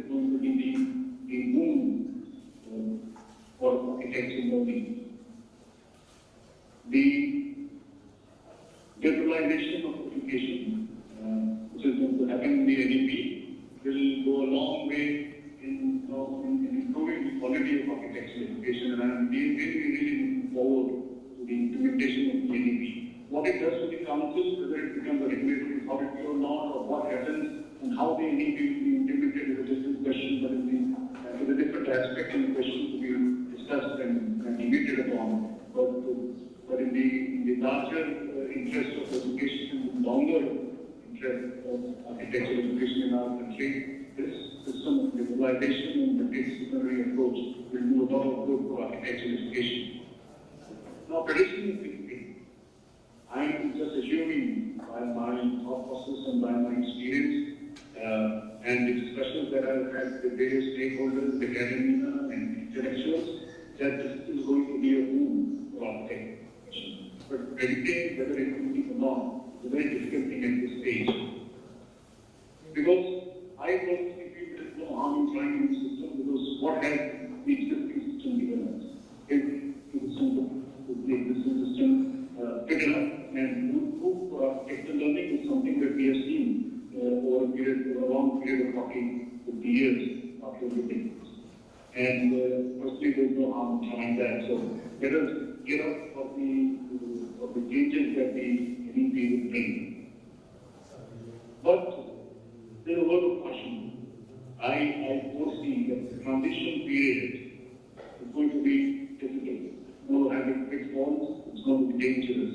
And there is the quality which is likely to go now. From the time that the NEP will be implemented and from the time that it is actually embraced by the academia and by the profession in general, the transition period, the cusp period is going to be very tough one, very challenging one, where we all, academicians and professionals, will have to rise to the occasion to face these challenges in the transition period. Slowly and gradually, as the NEP, I'm sure Netaji and the president would have pointed this out to all of you, that the standalone institutions will be very difficult to survive, while they come at the moment price standalone institutions outside the framework of the larger higher education systems, and how to transform to not a standalone institution, but a multidisciplinary institution, the challenge that we all administrators and academicians will face very shortly. And how to do this question that needs to be debated first. And what will happen and what will be the implications of the NEP would just be which will come later. But the transition and circumventing the advantages, the pitfalls and the challenges of the transition will be the immediate need of pure administrators of education. And is a question that each one of you will need to ask yourself and introspect. I personally feel that this transition and this NEP entails two major components. One is the academic content, the other is the administrative content. And the administrative content is the one that we need to look at immediately, wherein the stakeholders are the directors and the heads of the institution and the management of the institution, while the academic content simultaneously coming to play, but will be implemented in data, would be the principal, the senior faculty, and the directors of the institution. And we need immediate action on the administrative aspect of the transition from this system to the system envisaged for the NEP. We as the council are doing all things to be NEP ready. We have already formulated a committee, a very empowered committee across the country, who is already working on the transition and what architectural education will be in the framework of the NEP. Fortunately, we are at a cusp, wherein we have recently gazetted the new standards of architectural education regulation, which is 2020, wherein we rose to the occasion and tried, and we were the first body wherein we were able to incorporate few aspects of the NEP which could be immediately implemented, and we have incorporated that in the 2020 regulation. The status of institutions, it was not very rosy, it was not very good at the moment. We are struggling to meet minimum standards. We are circumventing rules, we are exploiting the faculty, for our petty gains, petty financial and otherwise, and we are in the process of getting the quality of education. We take a high moral ground and moral stand and are like ostriches. And it's time that we face the onslaught of being NEP ready head on. We've been given excuses in the pandemic to avoid meeting standards. We are showing non-existent faculties. We are showing on paper or on record while the students suffer and while the quality of education is suffering. And in view of the transformation reality, all this has to be avoided because this is suicidal. We need to stress on only one aspect, and that is quality of education, and how this quality can be transformative in your institution is something that the administrators of academia has looked into. We are doing a lot of things which you are aware of. Some of you are not aware of, some things you are not aware of. We are, for example, like I told you before the NEP was implemented, we took the occasion and tried to incorporate whatever we could in the NEP into the minimum standards that were being notified at that time. We understood the spirit of the NEP and tried to incorporate it in the regulations. My request to all the agents, all the head of the institutions are here, my request is to embrace the spirit of the NEP and ensure quality and ensure this transition that will happen to the new system. We are also making a manual of architecture services. It's an ideal manual of architecture services. It's a 6-volume manual which incorporates holistically everything that goes into the profession, practice of the profession. And this will be a landmark moment in our profession wherein the academia will come to know the expectations of the profession and be ready to churn out graduates who will be on the threshold of embracing these ideas and standards in profession and practice. Because NEP also entails that the education has to be practice oriented, has to be oriented towards practice, and has to be more practical and more professional based. We at the council are actively working towards improving the quality. You would have noticed through the COA PRCs, to the various initiatives, the outreach initiatives that we are taking, directly or indirectly they are working towards the betterment of architecture, education, and being NEP ready. We don't want to act as hard regulators or whiplashes, but we want to hold hands. We want you on the same side of the table, and we want to support, help, and facilitate everything that goes to improving the quality of education for architecture. But wherein we also expect and hope that there will be reciprocal basis of total honesty and clarity and transparency in the process and the way our institution is working. We are also working on the very, very widely important aspect. This will be a very critical point in the implementation of the NEP, and that is the closure of the institutes which are not doing well. We have made a policy wherein those institutions who have not been able to fill admissions or fill seats more than 30-35% in the last 3 years will be asked as to why should they not be closed down. This is, I personally try to understand how can an institute function financially and otherwise when you are able to not even fill 30% of seats in your institution. In the process, the students who take admission are critical and they suffer, and financially also you are able to not empower the institution to do good, and in the process the quality of education suffers. And we are there to help all such institutions and students. And we also have a perspective plan of how, and that perspective plan also keeps in mind the NEP and the implementation of the NEP that will happen in the coming 10 years. And this perspective plan is also for the 10 years where we are saying there's a policy governing where to open institution, how to open institution, additional intake, postgraduate qualifications, so on and on. We have reached out to the TOA social in a larger way. The TRC have opened up, getting the training happening across online, where we used to train 30, 40, 50 faculty members of teachers training program. Now we have 1,000 2,000 plus, 2,000 sometimes at a time. We're trying to reach out to all of you in our fraternity to improve the quality of teachers, which I think is a very important aspect, including the NUP, wherein the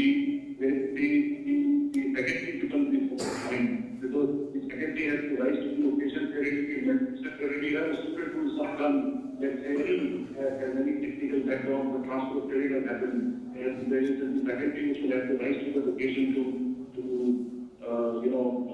teach architecture. And we are also working on mentorship of institutions. And I have heard that you also entered into a memorandum of understanding with some universities. And we are going to embrace this. We are going to have a portal here, where we are going to have archives and all in programs. We are digitizing the libraries, where we emphasize that all the libraries and all the institutions will be digitized and linked so that it will data of any institution. We are also working on online modules of teaching, learning. Within the online module will be accessible as a supplementary augmentation of knowledge 24/7. And we are working in the background that we extend our all competence support, and we expect that you will also support it because of this vitally important stage of architectural education. That is transforming from one system to another. And I will request the organizers to kindly share the proceedings that we council so that it can be forwarded to the NEP. And I will also request Netaji to once present your thought in front of the NEP committee so that it can be incorporated to a comprehensive document that the council will come up and share with the institutions to prepare a roadmap for the embracing of the NEP and the transition that will happen from this system to the NEP. And I wish all of you the best, and I wish that you have meaningful deliberations now and thereafter. I have been listening to what Mehtaji and what Jatin just said, and I will be logged in on the YouTube to hear what others are saying, because I am very passionate and committed about this NEP, and I will try to incorporate whatever we can, and looking forward to your cooperation and commitment to make this a big success. Being collectively able to improve the quality of education in our country. Thank you so much once again for giving me this opportunity. It's always a pleasure to be amongst my own colleagues and chairman of all. Thank you so much.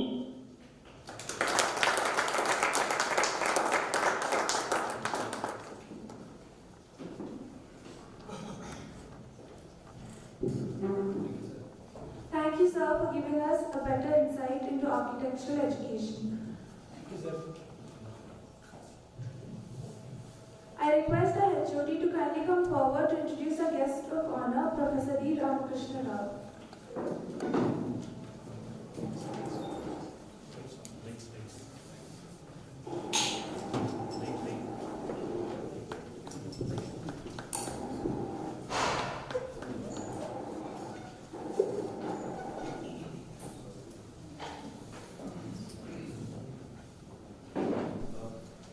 I just would like to ask the audience, would you like a 5-minute break before we start Professor Rao's discussion? Yes. Okay. We'll take a 5-minute break.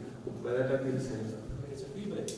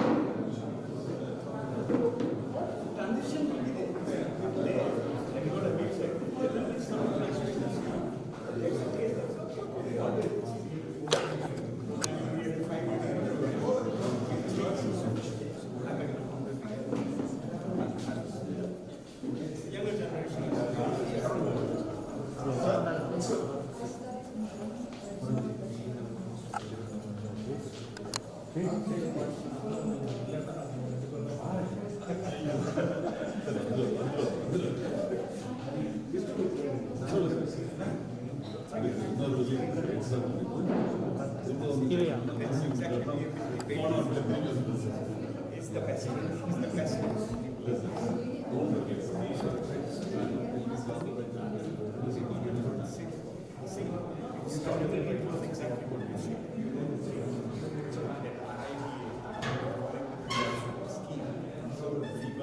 Level 1, level 2, level 3.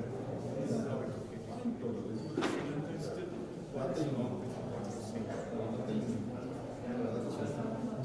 6 months is specific.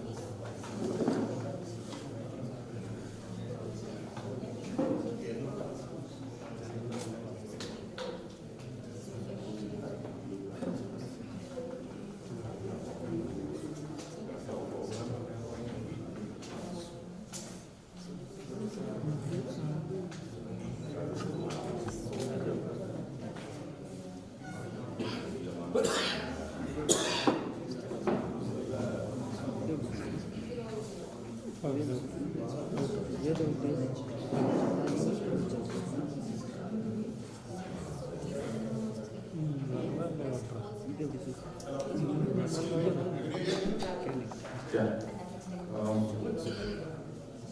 The session is about to resume, and we sincerely request all the heads of the institutes and the other guests to come back to the venue, please, the hall. The session is about to start. Request everyone to come back to the auditorium, please.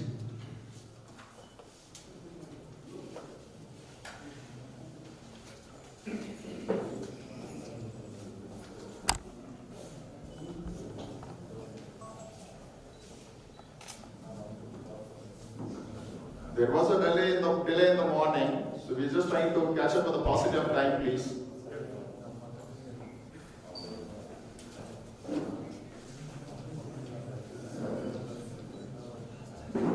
We sincerely request everybody to come back to the hall, please.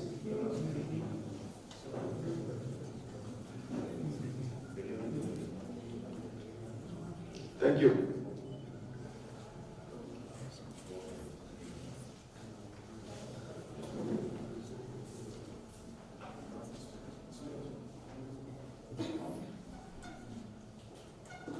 I kindly request all the dignitaries to come back and sit.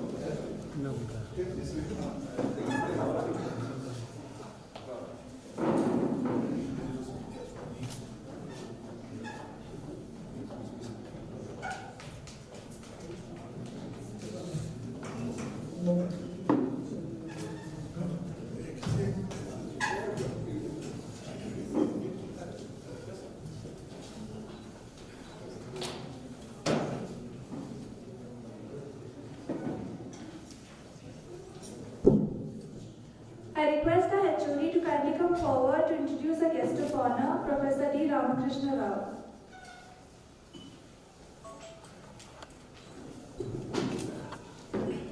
Professor D.S. Ramakrishna Rao is a well-known academician, the founder director of Desirazo Associates, and the chairman and advisor to GSSS School of Architecture for Women in Mysore. He completed his graduate studies at Chandigarh College of Architecture and Masters in Architecture from Ohio State University, USA. He has over 40 years of architectural experience in the Sultanate of Oman, USA and India. He's handled a variety of projects ranging from institutional campuses, industrial complexes, residential townships and single-family villas. His firm is called Architectural Wall Systems in Muscat and Desirazo Associates in India. He is the winner of the Oman Green Champion Award 2012 for Caledonian College Campus Project. He was also awarded the Best Teacher Award by Indian Institute of Architects in 2013. He is a part of visiting faculty member. He is a visiting faculty member at the University of Mysore, Caledonian College of Engineering, and School of Architecture and Planning, Anna University, Chennai. We are all very pleased to have Professor D.S. Ramakrishna Rao here today to discuss where we stand in terms of technological integration in terms of architecture. Let's welcome him with a round of applause.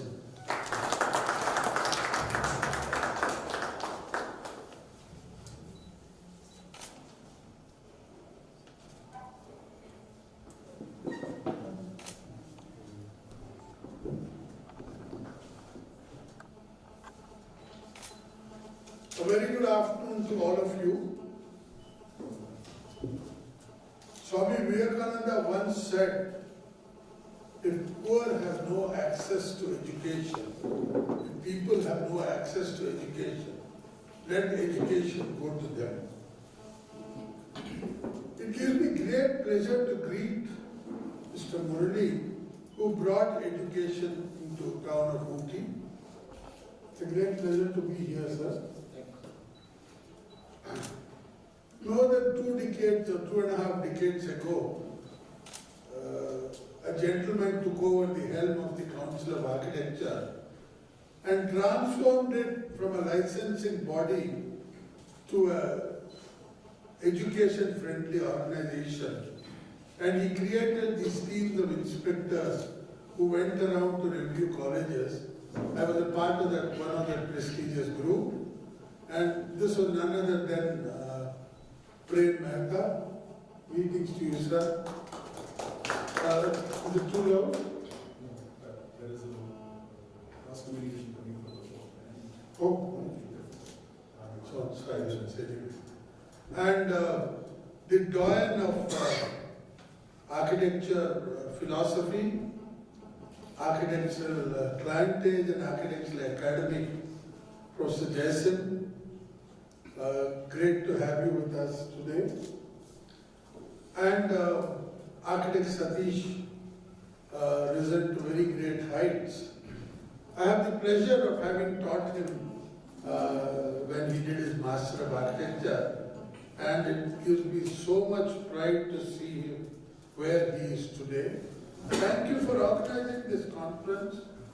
To all the wonderful people in Meggins who have put up such a great show, to the students and to the faculty who pushed them to this.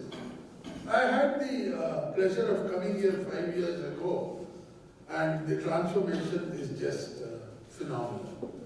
I think you should all put a hand to yourself to this wonderful transformations. We have heard very systematic presentation by architect P.R. Mehta.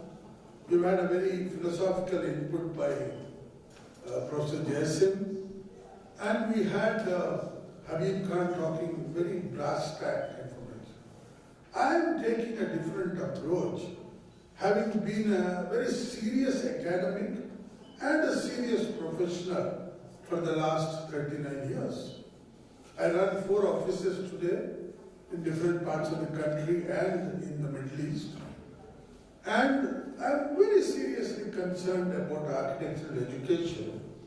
And that is one of the reasons why I started last year this college exclusively for women. Hundreds of questions have been asked, but I thought it was nice at that time. So what I'm going to do today, take you through some interesting facets of what I personally think should be included in our understanding of this national education policy. Socrates once said, I can't teach anybody anything, I can only make them think. So that has to be the underlying factor, and it was very well described by Professor Jason. It is time that we revisited architectural teaching and education in India, both in terms of the profession and academics. Let's take a broader term called educational sciences, which comprise of many sub-disciplines. It can be education methods, teaching techniques, education environment, educational tools, and educational psychology become a very key factor today. In creativity education, which is what we are involved, creativity not by enforcing that which comes, it is necessary to use some of these components simultaneously. Our first step towards multidisciplinary or whatever. I'm going to go back into history of our country, which is so great, so immensely wealthy in terms of education. The Gurukul system, where the Guru Siksha Parampara existed, and the Guru taught them everything from scriptures to warfare. And everybody was on a common platform, whether he be the king of the son of the king or the son of the charioteer. And the Vedas-based education, which came in later, stresses on the soft power of Indian knowledge. I am now a fanatic on the soft power of Indian knowledge, and as I go ahead, maybe I'll be able to explain it better, which is knowledge beyond written words and figures to a deep thinking process. There's a wonderful word called antaranga, which means the inner peace. And world over now, people are saying, if education and professionals can create inner peace amongst people, then a lot of unrest in the world would come down. Can we now look at our history and realize that how did they achieve this inner peace? By very subtle things. The so-called sthapatis, vastu, pandits, created a variety of systems. A very small example, in the earlier days when you had small kingdoms, people whenever they had some sort of a complaint, and what in Hindi is called gila shikwa, so they would arrive at the gates of the palace or the nobleman's house, full of anger and say, this has to be done. So the architects of that time created maybe 100 or a 200 meter gap between the main entrance and the hall of hearing, with beautiful gardens, lots of cold water. So by the time the people reached there, their inner peace was there, and so they were a little calm. Why have we forgotten these things? Why don't we look at some of these, I'm going to call them mantras. Similarly, Vastu Shastra. Why has it got to be an add-on to every time? Why has it got to deal with the location of the toilet or anything like that? It is the science, and the wonderful science which people utilized. There was this famous town planner of our Vedic days called Nansara, who at that time created small townships on rivers, yet ensured that the rivers were never polluted by the human waste. With our fantastic technology today, the first thing we do is dump everything into the nearest river. Why have we forgotten this? And very interestingly, for those who have masters or those who talk of landscape, a new studies have come called Riksha Veda, which is nothing new, it is there, it is just that we are now discovering it. It tells you in so much in detail what would grow when and what would be the best and what would attract birds and animals and others to come to it, which trees.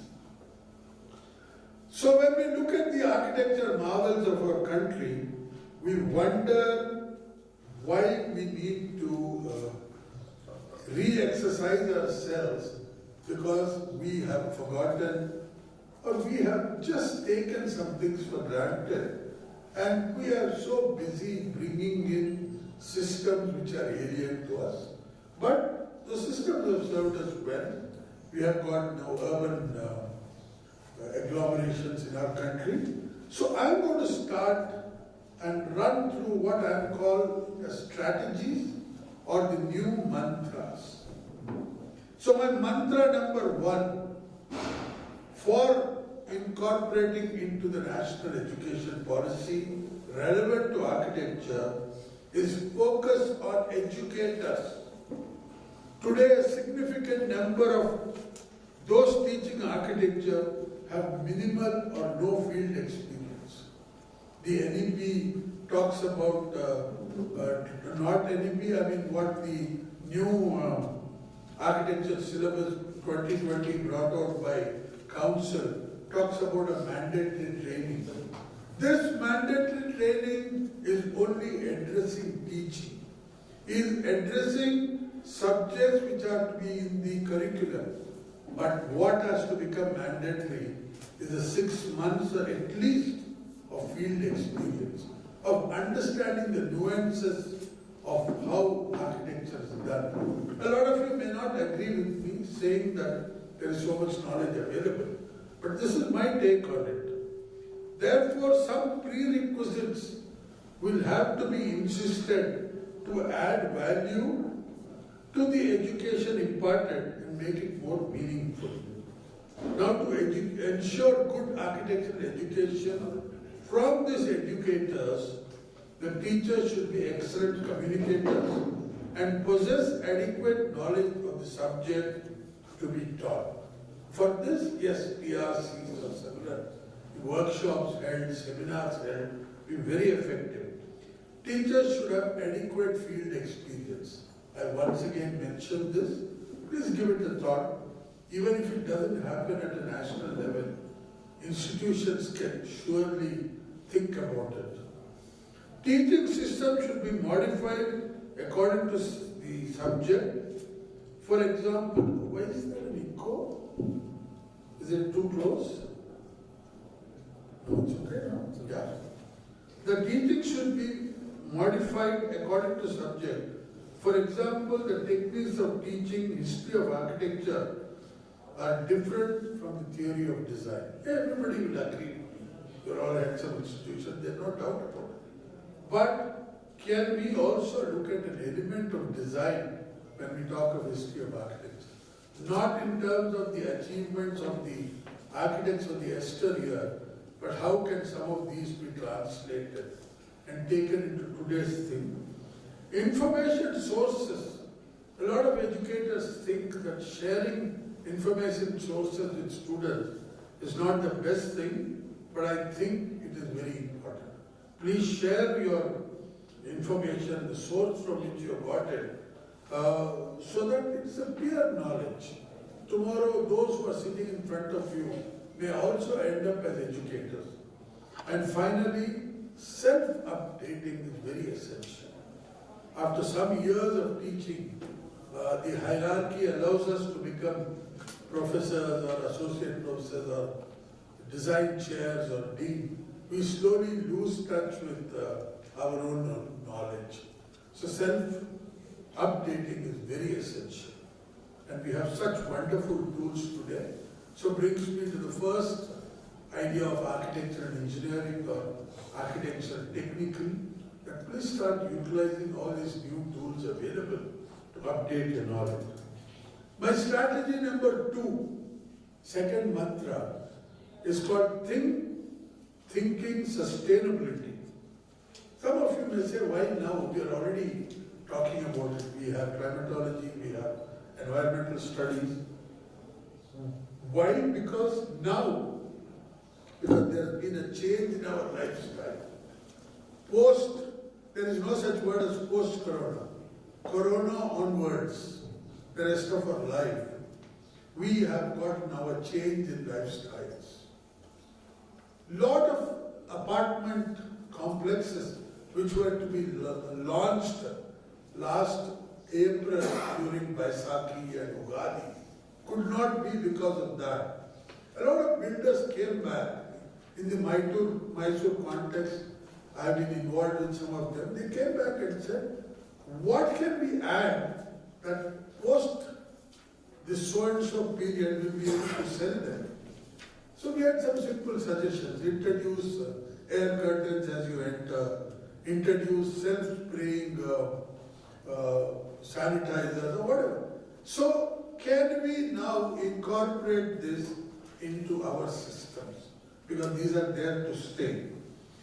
Then somebody said increasing comfort requirements. Today it has added plus something that 70% of the people, whether children or professionals, are working from their homes. So can we establish a transformation protocol? What is that protocol? You want a little corner in your house where your silence is maintained or some cloth is not hanging. Can we as architects within our education system tell people at a low cost within your own domain, your own house, how you can transform it so that the rest of the world sees you as a professional, not as a stopgap arrangement. I call this transformation protocol. Next, tremendous depletion of energy resources and increased utility rates. Companies are taking advantage, the utility companies, of our times that we stay at home. So air condition costs are going high because of the power tariff. In a state like Tamil Nadu in Chennai, they have even sent us notices saying your last 3-month consumption is more than what you consumed the last 6 months. So we're putting an extra tax and cess on you. So we must now look at this very seriously as a part of our thinking sustainability. A lot of you may raise your hands and say, oh, we are already working on solar energy. We're working on water conservation. These are there already available. What more can we do? Can we look at something included in our system, in our curriculum that incorporates the thinking process for students? And this brings me to the last part of this thinking sustainability, which says that climate change affects everything and everyone. Today I would say pandemic has changed everything and everyone all over the world. And to sum up this particular strategy, I quote Anil Agarwal, who founded the Center for Science and Environment.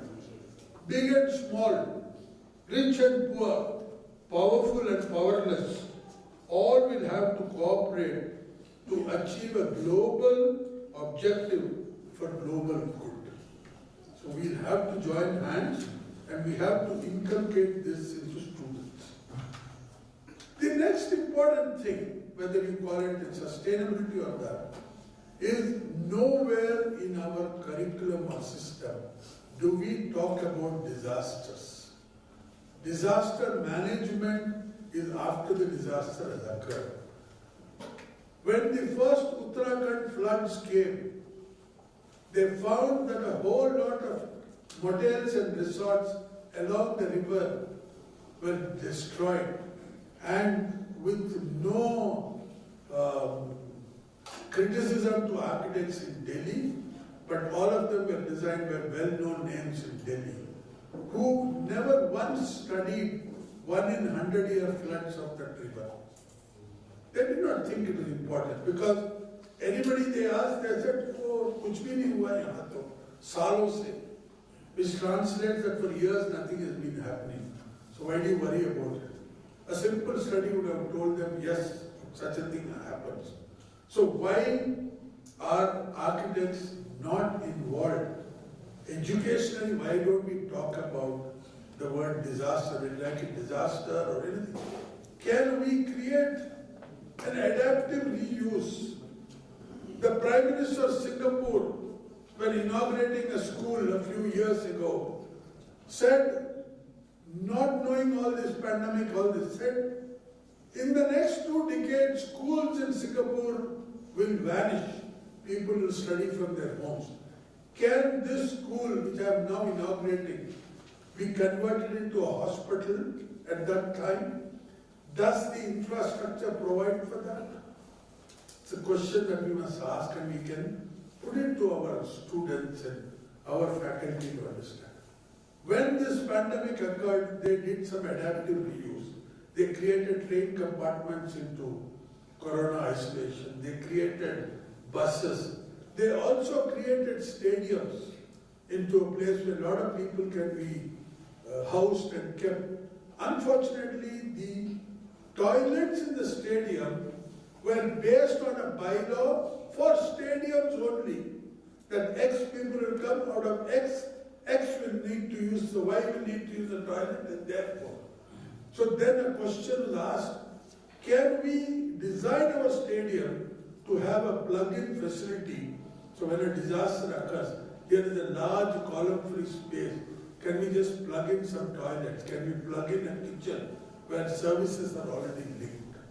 Think about this seriously, ladies and gentlemen, because disasters can be caused by nature, by humans as we are now seeing, and a lot of organizations are working for relief. Can we start looking at, in design, in our curriculum, incorporate them? These need not be regular full-time subjects. They could be workshops, they could be electives, they could also replace some subjects that we today deal and may not be necessary. Lot of you, if I say this, will stand up and maybe throw a paper at me. I personally think learning brickwork from Mackay's is now outdated. Today only Ambanis can afford a brick house. We unfortunately, all of us use only hollow concrete block. Brick has become a commodity. Can we have a nice workshop on brick? Take people to brick clean and use a part of that semester to teach them something new. We spend so much time learning fantastic timber technology. In my 42 years of practice, I have never designed a king post or queen post truss. Whenever I have used them, whenever I wanted, I would call up a manufacturer and he would send me shop drawings and say, is it okay? Does it suit? The slope is okay? So I'm not condemning it, but I'm saying, can we relook at some of these things and condense them into workshops as a part of a new education policy? So awareness is created, yet the time is taken into account. And I will talk a little about the time as I close now. And finally, I'm going to say something about sustainability, which is just a very simple line.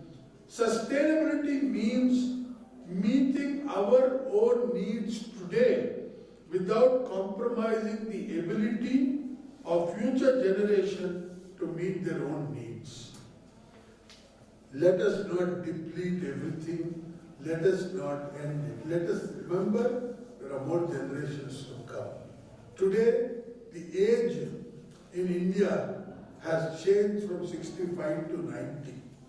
People are living longer, so they're able to see 2-3 generations come and go.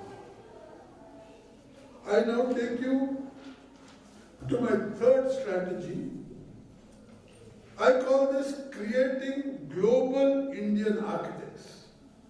Our education today must meet the requirements of international market because Indian professionals are welcome.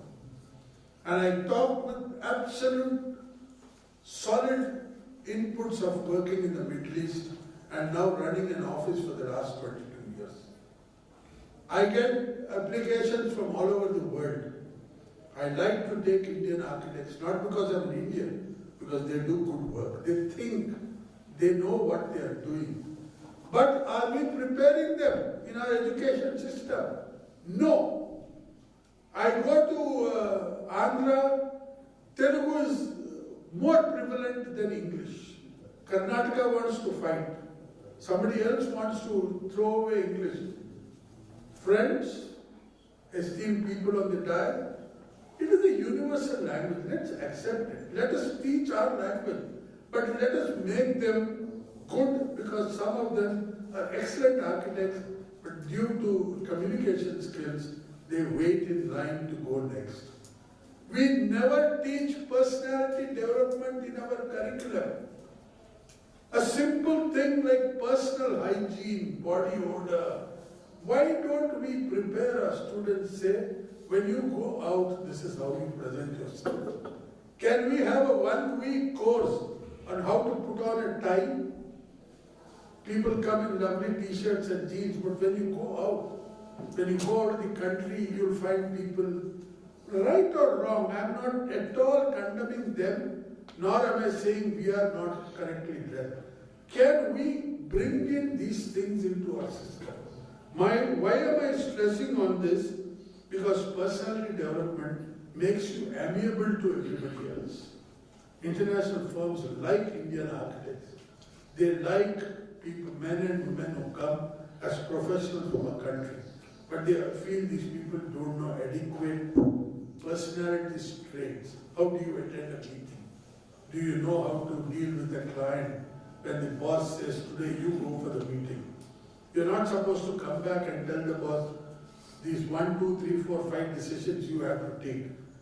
The boss will say, I sent you so that you could take the decisions. Right or wrong, I'm there to back you up. Level 3, in this, level 1 was effective communication, level 2 with personality development, level 3, let us teach them skills of presenting themselves.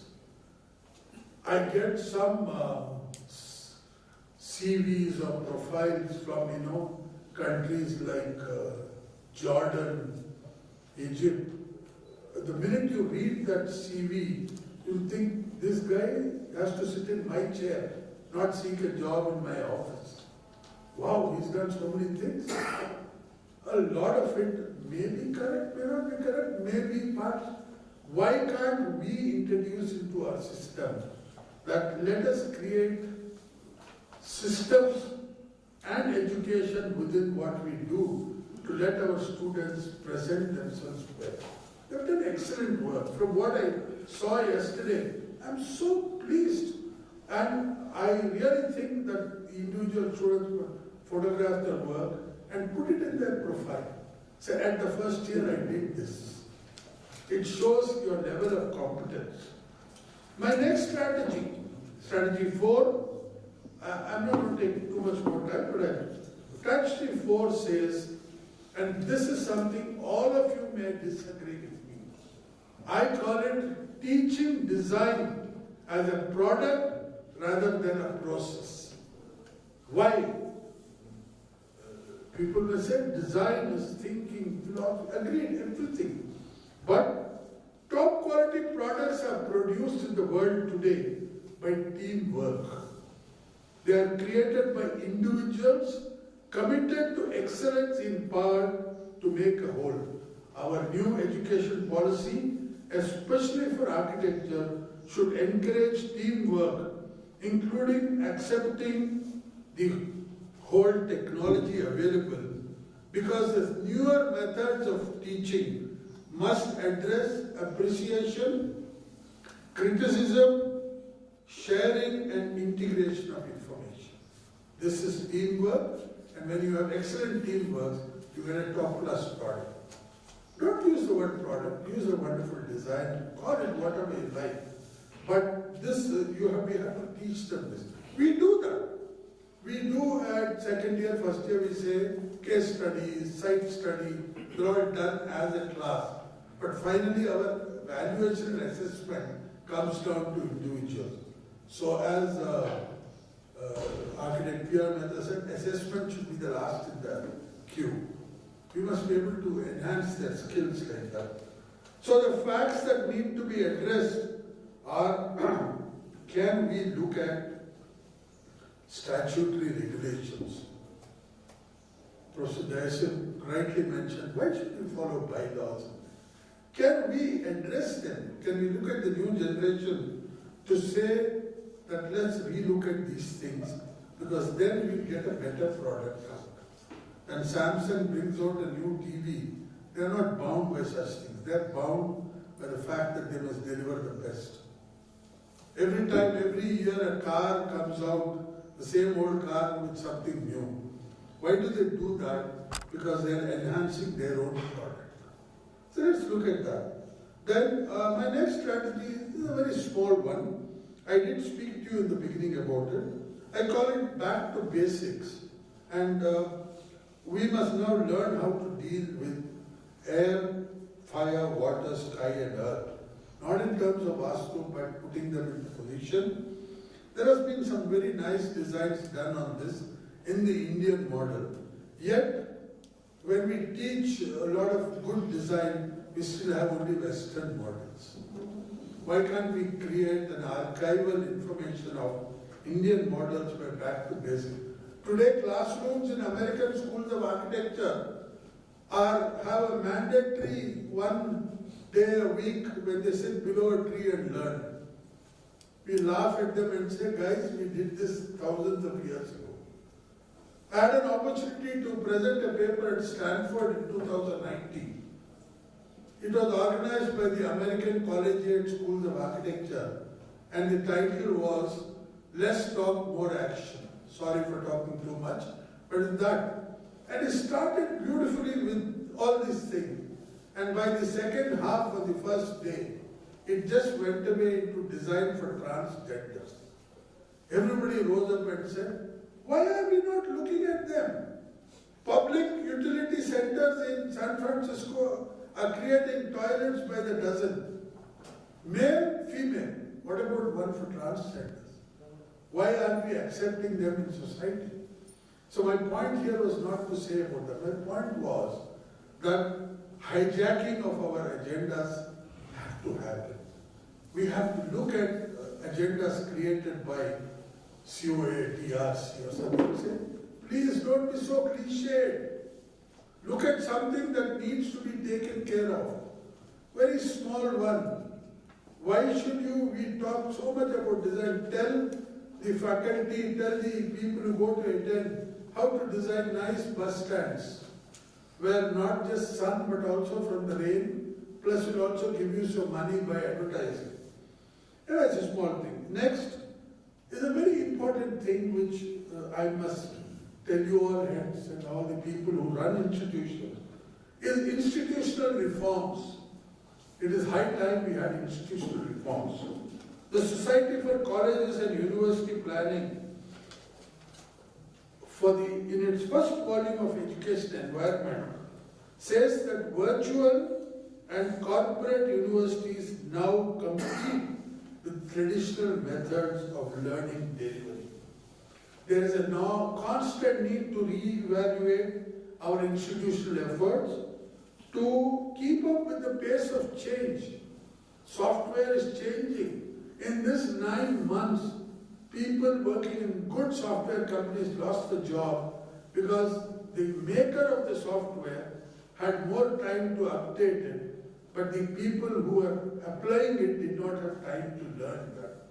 So we have to run diverse training programs, teaching programs, and improved infrastructure must happen all the time. Our education institutions must do a reality check to ensure viability both in the technical and economical sense.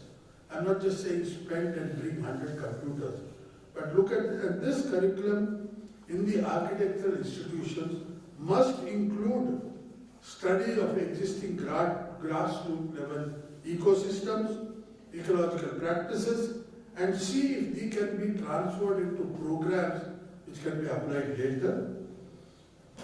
And now another phenomenon is this worldwide travel which has come, archi tours, architectural tours, education tours. Once again in the Indian ethos, we take to very cliched places. In first year we take them in our state, in second year we take them to Madhya Pradesh and Agra, in third year we take them so and so, in fourth year we are in training, in final year we are in thesis mode. Can we now look, I met a group of students in Chennai once, 60 of them just traveled on a ship and it was a 4-month program. They were students of architecture from different colleges in Europe. They just learned seamanship, they learned a nice, friendly thing with each other, they exchanged ideas, they had seminars, and whenever they came to a port, some expert was invited to speak to them. I'm not saying we need to go to the drastic stage. Can we look at, we can now go to our architectural monuments in any other way, or our ancient heritage. Can we look at something new? Can we just take them for a tour and say, let's spend 3 days looking at the street pattern in this small town? How is it going? I did a small experiment in Srirangapatna, and it's just amazing. We just took about 400 meters of a street, and 40 people came up with 50 ideas, saying what could be done to the street without changing. But this is just a stray example, but please look at this. Okay, my almost coming to the end. It's high time that when you talk about this multidisciplinary subjects, it is high time we introduce research basis. Research has been addressed in the NEP, but I mean research basis in architecture institutions, which will cater to higher learning. Today, a base in Mysore that we have, a very small one, is welcoming people from Sri Lanka who are coming to Karnataka to study which snake bite has a particular leaf or plant available to cure it. The same leaf cannot cure every snake bite. So they are on a 3-month study for them. So we thought how interesting. So we started architecture students to interact with them and realized that how do they track the snakes? What sort of habitation? Do they need temporary accommodation when they go into the jungle? How do they collect these leaves and keep them fresh? Nothing great, but automatically it takes you into a multidisciplinary thing. So we must look at research basis in a very small way, which in a way will also be good because as per the NEP, after 3rd year when students leave and say and come back, maybe they could earn a little money by working on it. And what does research base give you? Creativity. It gives you design education, problem solving, and methods that must stimulate creativity. My last, I call it application-driven methods in academics achieving excellence. So what are these concept-driven or application-driven methods? These are some of the new things that are coming. So I'm going to conclude by saying, let's retrofit our architectural education. Why am I using the word retrofit? Because we are still bound by some norms. The government agencies that Architect P.R. Mehta showed us, we are bound by university. So we still keep that shell and look at what changes can we do. There are organizations now teaching holographic virtual reality and augmented reality. So such a wonderful tool. And I'm working with a group called HoloSuit, an American and Singapore-based company, where we are going to take people to walk around the Brihadishwara temple in Tanjore and actually stimulate how they brought the Kalasam to the top through a holographic image. It requires some financial input, but it's an absolutely marvelous.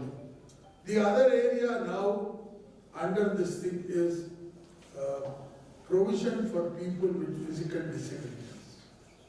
We are the poorest in the world. Maybe the world itself is very poor already. They create ramps which you need another Superman to be able to climb the ramp or somebody to hold your hand. So as far as drawing, municipality, urban development authority, corporation concerned, ramp given, yes. Escalator given, yes. Blah, blah, blah, nothing. And beautiful building, wonderful stainless steel ramp, a handrail for the ramp. On a hot summer day, you can't touch that handrail. You'll burn your hand first, other than your disability whatsoever. We have no system in our education to teach about how to take care of people who are blind. We must introduce these because these are the now driven topics which are there. And I think seriously that we must introduce these new subjects into our curriculum. A new thought process for students revoking their hidden passion. Thank you, ladies and gentlemen.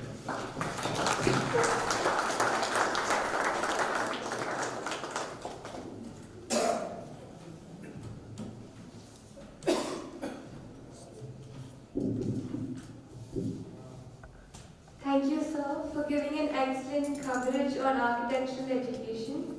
I now call our Principal, Professor N. Saravanan, to come forward to introduce our guest of honor, Dr. P. Satish Kumar.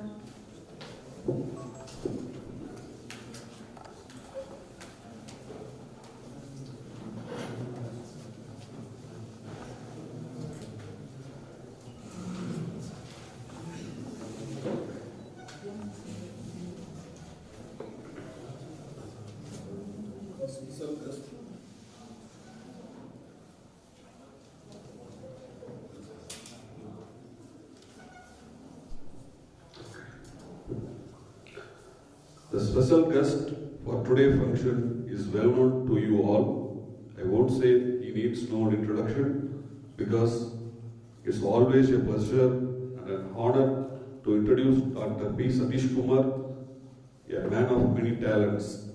He holds a PhD in architecture and has been faculty of architecture and consulting architect for the past 22 years. Completed more than 100 projects of special mention in residential, commercial, public buildings as an architect and project manager. He has worked independently with the able team of professionals, technicians, and consultants. In addition to having all the qualities to serve as good example to his students, he has an extraordinary, yes, you can example for many more, is passionate. Dedication of teaching earned him the Best Teacher Award in the fields of architecture. He has received the Best Architect Award for sincere service towards building practice and teaching practice in the field of architecture. An honorary doctorate award in the area of education and research, along with several other notable achievements, to name a few. Without further addition, let's welcome Dr. P. Satish Kumar to give us an insight on how do managements or institutional boards to have gear up for the NEP.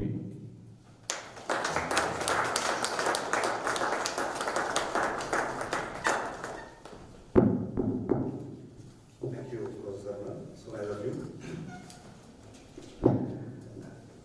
After hearing from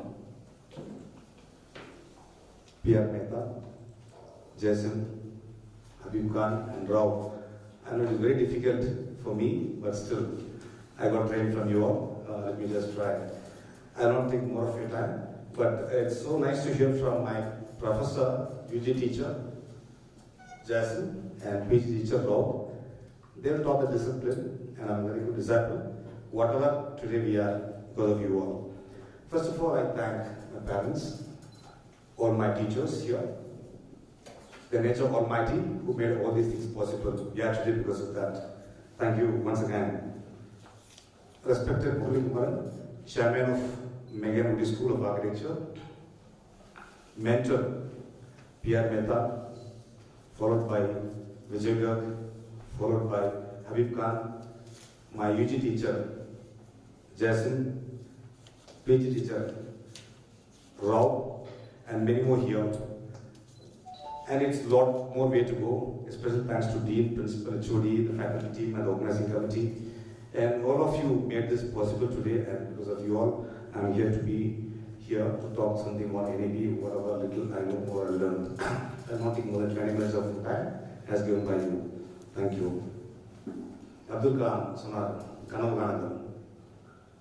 Kanavu Kanangal. Kanavu Kanangal, Abena, Tungu Udad, Adan Kanavu. So whatever you think you become, for which it needs hard work. I was told by the chairman some days before, hard work and consistent hard work. That is very important. Yes, we do. And whatever we are today, wherever we are, is because of that. And as you said, the disciple, yes, I'm a good Arjuna and more focused to anything, whatever I do. And because of which, that all you trained and we all learned. Tamil Nadu, Tamilayum பேசலாம். இது சரியா இருக்கா? இல்ல இல்லையா? தமிழ்நாட்டில் தமிழ் பேசுவதுதான் பெருமை. தமிழ் மட்டும் பேசுவதும் பெருமை. அப்படி வச்சுக்கலாம். This is what this NEP is try to say if anybody is misleading these terminologies. In the year 1968, when Madam Indira Gandhi was the Prime Minister of India, she made this first education policy. Before that, there was no such policy. We had this Nalanda University, we have the Gurukulam system of education system. But all these things was all totally well organized within their own culture and within their own places, the domains. But after the independence, there was a need where the policy has to be prepared. So Madam Indira Gandhi has made this proposal and got implemented in the year 1968. After that, the second was implemented in 1986 by the then Prime Minister Rajiv Gandhi. Then in 1992, a few more of moderations was made by a few eminent people like Narasimha Rao and later Manmohan Singh. And after 36 years of time from 1986, in the year 2020, it has been implemented by Mr. Manmohan Singh by the Cabinet Ministry. So these are the whole processes. And let me just quickly go through before I get to the presentation. I'll just tell you what is the national education policy going to tell about. And before we do anything, we should know what it is. I'm telling you there's a lot more of conclaves happening, a lot more of conferences happening, a lot more of things happening, but we should know what is the purpose behind. What is this national education policy telling about? Why is this required? You are best number Tamil education system. We have to be very authoritative in our subject. So the organizer has given me 2 points. One is higher educational institution, what is that they are supposed to do, and as a management, how I look at this policy. This is what has been said to me. Yes. So the earlier we had this Montessori training, this middle school, high school, whatever. Then we had a system of, earlier also we had PUC kind of systems. Later years we had this 10+2 format, which we have now. But after this policy getting implemented, it's got implemented, probably getting actions in this, serious actions to 3 to 5 years time. And that time period given us 2030, 10 years down the line, this has to be fully implemented. So this says it is not anymore 10+2, it is 5+3+3+4. This 5 years of this preparatory, Montessori training program, hands-on. You learn, this 6 years of age of this child will learn more better than anybody else. He learns better language, better understanding, better music or whatever. So that 6 years is more better. So this first 5. Then this comes with next 3, middle, next 3, this 5 to, that's 6 to 8. Then last 4 is 9, 10, 11 and 12. So everywhere there is a kind of benchmark where the policy says that everybody has to be well educated and at least should have this 5+3+3+4 is mandated. There's a lot of debates happening. Of course, you know very well, whatever good to happen, there will be a lot of difficulties. But first, let us first understand what does this says. And we'll understand the plus and minus of it. We will implement it. If there's any requirement, we will update, or else you will change in a later date.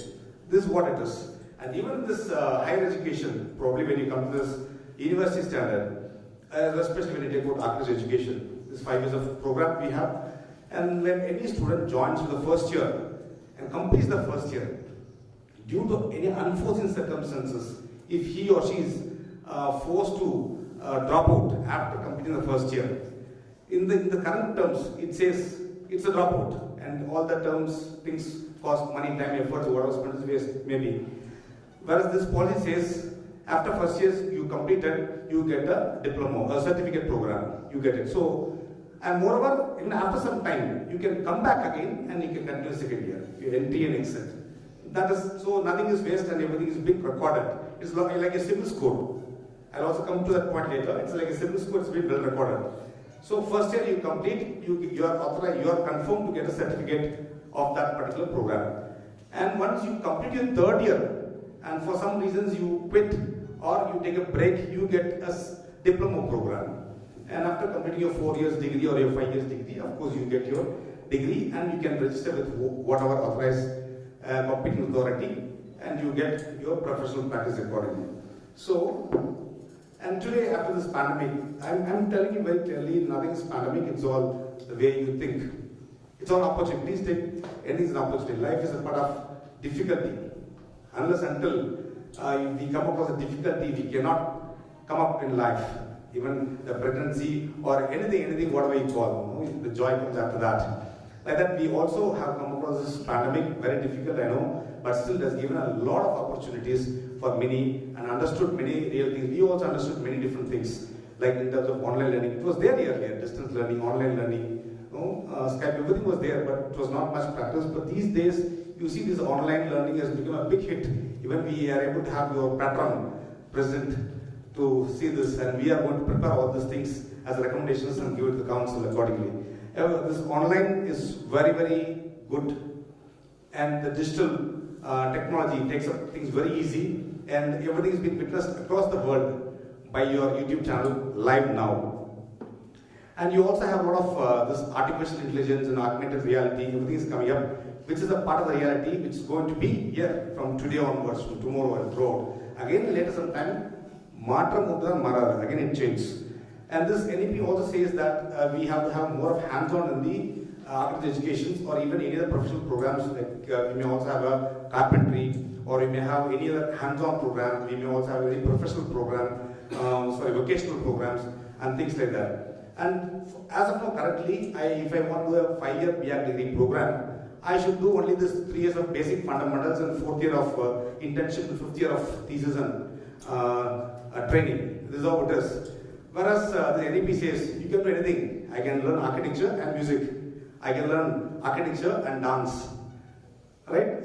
I don't want to have a dropout of like Rama Fernandez, dropout like Aishwarya Rai, who's basically Ratan Tata. All of them are architects and they change over. Right? So in the due course, when they were trained in the academic system itself, more of these names will come, which is all here.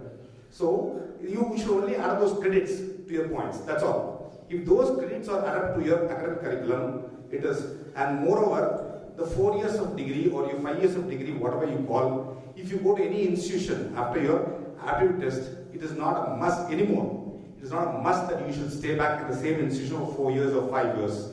The first year I study in IIT Madras, the second year I come to Nepcon school. Third year I may go to SPA Delhi, and fourth year I go to JJ, anywhere I can go. The exam happens in 2 semesters, twice in a year, once in a semester, and I only take the credits. So, and I can also learn astrology, Vastu science, nature, anything, even medical, anything is possible. That is what the national education policy says. And it's very innovative. I'm telling you that's going to be very big hit, and mostly it is hands-on. So, and the public examination is going to happen from the 3rd standard of the school, and 5th standard, 8th standard, 12th standard. And after that, the 12th standard, that is completion of the school education. Now we have NATA, like that, there's something going to come like this National Testing Agency will come, NTA, will understand the competency of your, will understand the competency of the candidate, and the rank is being prepared centralized.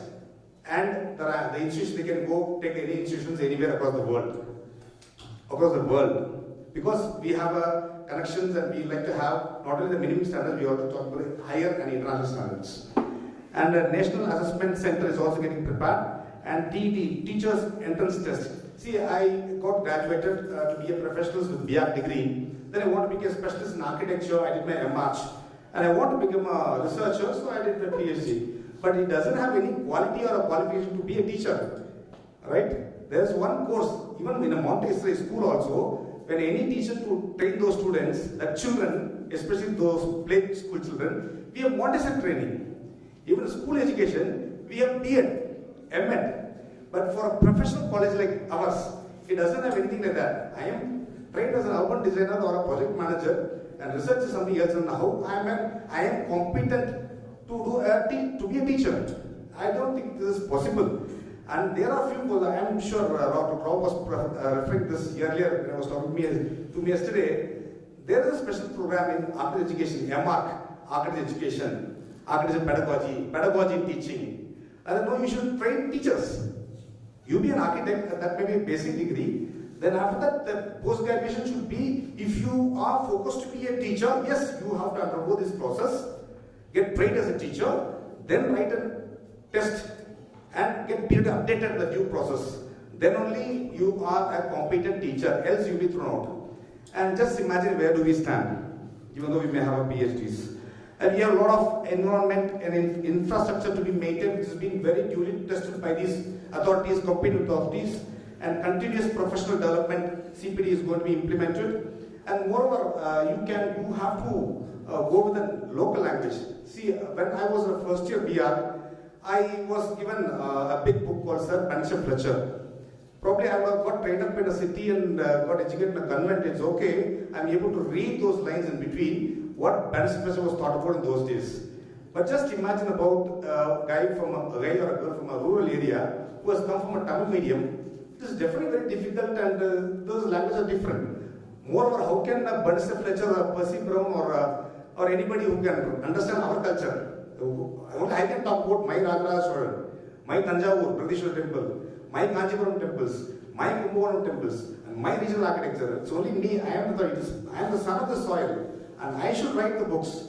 I should understand the culture. I should know, because the understanding what I have in my soil, I educate it to my children, and that is the culture. Today, I am telling you very honestly, many of us doesn't know what is a mother tongue. If you know what is your mother tongue, can you speak that very well? I don't know. And many, if so, many, can you write it? I don't know. Many doesn't want to speak, and many doesn't want to write their own mother tongue. As a pathetic state, the NEP says, yes, it is a must. Either you have to go for your mother tongue, get trained. If that is not happening, there is some deficiency happening in the body, because all the understanding happens to the mother tongue only.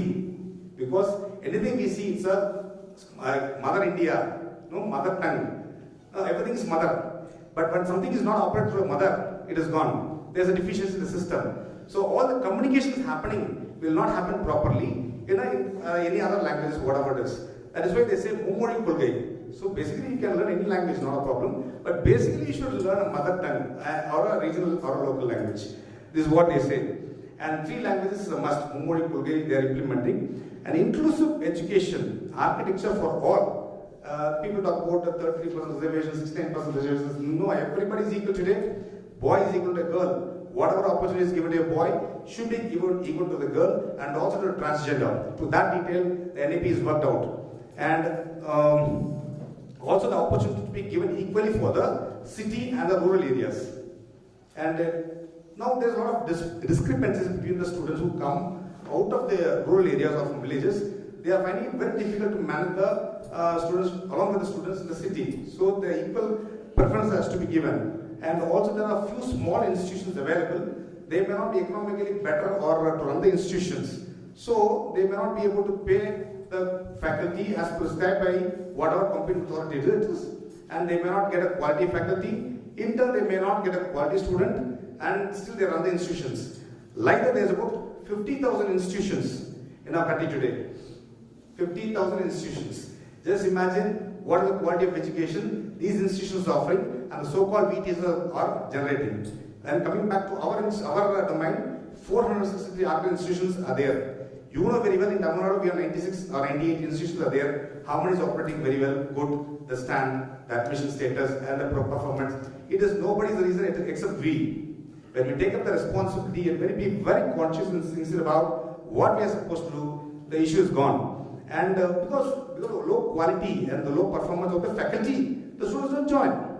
Let me be very clear with that. Unless until the parents are right, unless until the teachers are right, the children are not all wrong. The children are always good.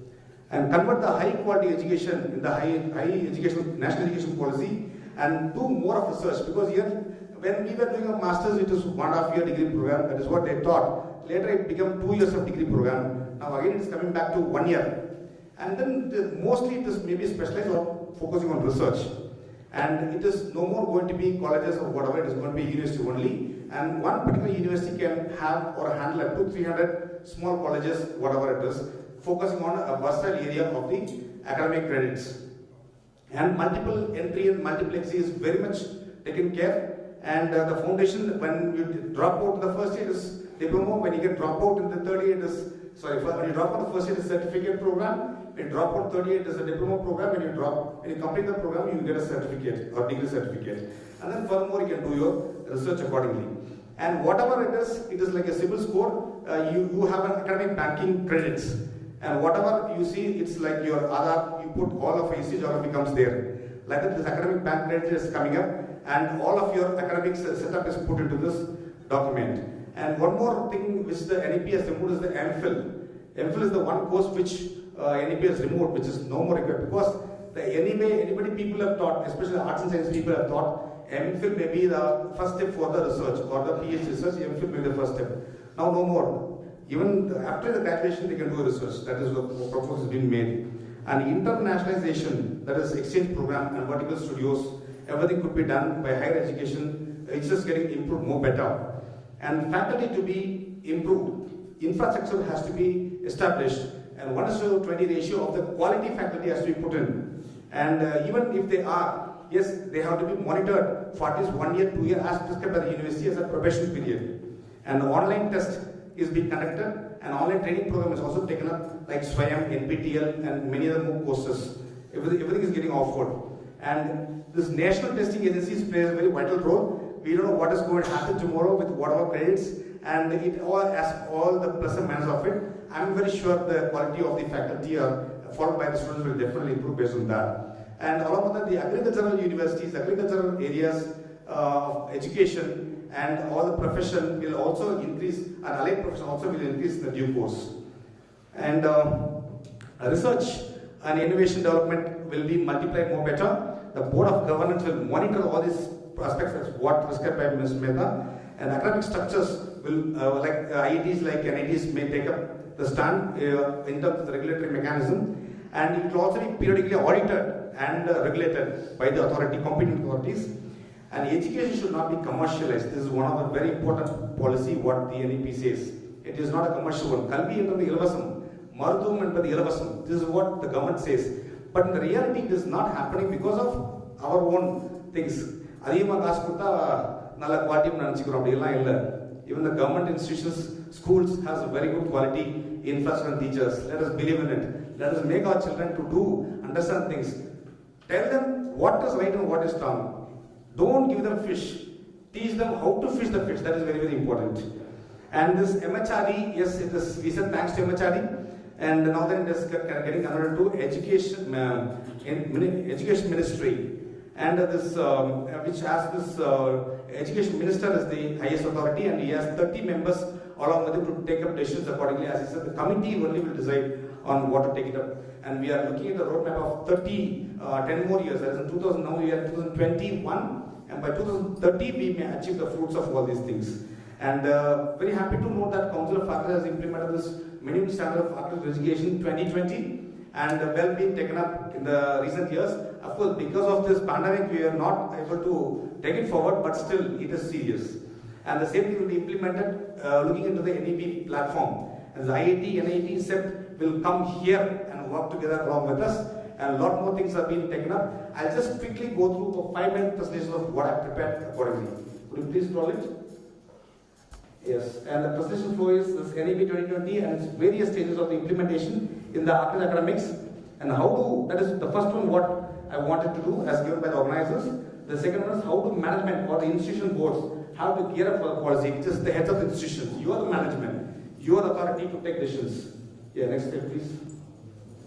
What should we do as, what is the NEP's vision? The National Education Policy 2020 envisions on India-centric education systems, because India has a very beautiful culture of education systems, Gurukulam systems.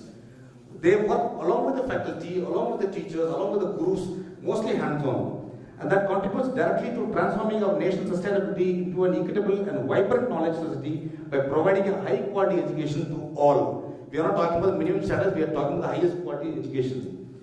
And this is a transforming curriculum and pedagogical structure. We had nearly 10 years plus 2 years, and now we have 3 plus 2 years, 5 years in the Montessori, and 3 years, then 3 years, then the 4 years in the higher secondary school. And that is the different stages of that math. Yeah. And this is the age group which has been listed, which is a preschool or Anganwadi we call, or Balavikas. And 6 to 8 is the foundational program, and 8 to 11 is the preparatory program, and 11 to 4 is the middle school, and 14 to 18, that is from 9th to 12th, is the secondary schools. Yes. And these are the separation of functions related to framework, learning outcomes, and alternative modes, and language norms, which is all very well taken up by the NEP policy. And it's been very seriously worked out by the team of Dr. Kastur Randan under the Cabinet Ministry, and very well implemented in this 2020. And this also, this changing the name of the MHRD Ministry, it will change. and the MPhil program has been removed. And what should we do? This national testing agency will conduct the entrance examination anymore. No substandard people can teach anymore. No substandard student, that is who is not competent to even pass 12th standard, can get to the next stage of the college education. The affiliated colleges will autonomy out of phase 15 years. The 3-language system, that is Mummodi Kolgai, will be followed. The UG will be of either 3 or 4 year duration. Probably for other courses, for us it may be 5 years. And this is the policy, and all the things are very detailedly worked out by different authority, competent authority, and very well implemented in due course. When it comes to the real time, it is going to be a very good stalwart, and at the end of the day, everybody will be focused to the cream, and there is no chance for anybody to miss out, and you have better, higher education quality and higher standards. Yes. And this is the Mummodi Kolgai. You have an optimal language, you have an international language which is English, or you can have any language also, and you have a state language which could be your regional language or your mother tongue. And this is the NEP says, the democratic, socially conscious, cultured and human nation, upholding liberty, equality, fraternity, and the justice for all. Today, all these things is missing very much. It is because of the education system only. I really don't know, because I'm very sure you can witness with your children in your house, whether they are attending the online classes properly, when the teachers takes it very sincerely or forcibly in the classes. I don't know, you may be the right person, but in that case, everybody is getting passed for whatever reasons, political reasons or the realistic reasons, whatever it is. Everybody is passed in schools and colleges and conduct examination within this 31st of March. Whatever they've done, they submit a thesis. That's what I was told. So this is not the way we conduct academic system. So we have to go for a very qualitative academic systems, which has been very well proposed by the NEP 2020. Yes. The vision of the current system, moving towards the higher education system consisting of large multidisciplinary universities. Again, I repeat the word, it is multidisciplinary. I'm not only an architect, I'm also a dancer, I'm also a musician, I'm also a cricketer, I'm also a swimmer, I'm maybe anything. One thing is that during the time of undergraduation, I should complete that number of credits. Even in between, I can go, exit, work 1 or 2 years, or I can sleep 1 or 2 years and again come back and continue the course. All this kind of flexibility is very well given by the NEP 2020. So that is the multidisciplinary universities, and I can join anywhere across the country, and colleges with at least one or near every district, because these villages is missing out the opportunity. Every district will have this kind of institutions with more of the higher education institutions across the country where they well connected across. Offer medium of instructions or programs in Indian or local languages. This is very, very important. தமிழ்நாட்டில் தமிழில் சொல்லி கொடுக்கறது தான் வந்து அந்த தமிழ் வார்த்தைகளை உச்சரிப்பு. அதனால அது பேர் சிந்தமிழ், முத்தமிழ், பைந்தமிழ். அது தமிழில் தப்பு தப்பாக பேசினா அது பெருமையாக நினைக்கிறாங்க, ஆங்கிலத்தில் சரியாக தப்பு தப்பாக பேசினா அதை அசிங்கமாக நினைக்கிறாங்க. I don't know how come this kind of cultures have come across. So, but this will cover all those things. Moving towards a more multidisciplinary undergraduate education, moving towards the faculty and institutional autonomy, revamping the curriculum, pedagogy, assessment and student support for enhanced student experiences, reaffirming the integrity of faculty and institutional leadership. This is very much missing today. The leadership is very, very important, because leadership doesn't mean that somebody stands in front. It is not that. Who goes along with the people, who understands the difficulties and pains and the critical areas of anybody, because he or she should have come across those things, they can only be a leader. Of course, we also had Karmavira Kamarajar, who did not go for formal education, but he is a very good leader. Reaffirming the integrity of faculty and institutional leadership, pushes through merit appointments and career progression based on the teaching, research and service. An establishment of National Research Foundation to fund outstanding peer-reviewed research. Today there's a lot of international funding is coming up for different organizations. Even for religion, there are a lot of funding coming up. Why not education? Yes. And these things will also come and they will fund, and this economy also will grow very good. I'm sure the GDP of this country as of today is 2.5 to 3.3 or 3.5 maximum. It will grow in the recent times, or at least short time of 5-10 years time, to 6 GDP of the country. And governance of the higher education institutions by highly qualified independent boards having the academic and administrative autonomy, like our Council of Architecture. Because the Council of Architecture only can govern this Council of this architecture education or profession, because they know what it is. Only our panel will know what we are, not the AACTE or any other council or anybody. Then what is next? Yes, we know what does this national education policy says, what does the school says, what does the college says, and what the authority says about what should we do, what is next. The institution should be restructured, refers to the wide range of skills which are necessary to emerge successful and adapt to the digital world. Yes, today we can run our office from any village, even we can do drawings for American or Russian. Yes, it is possible. Since the print mediums are facing stagnation, the ability to group information found online becomes important.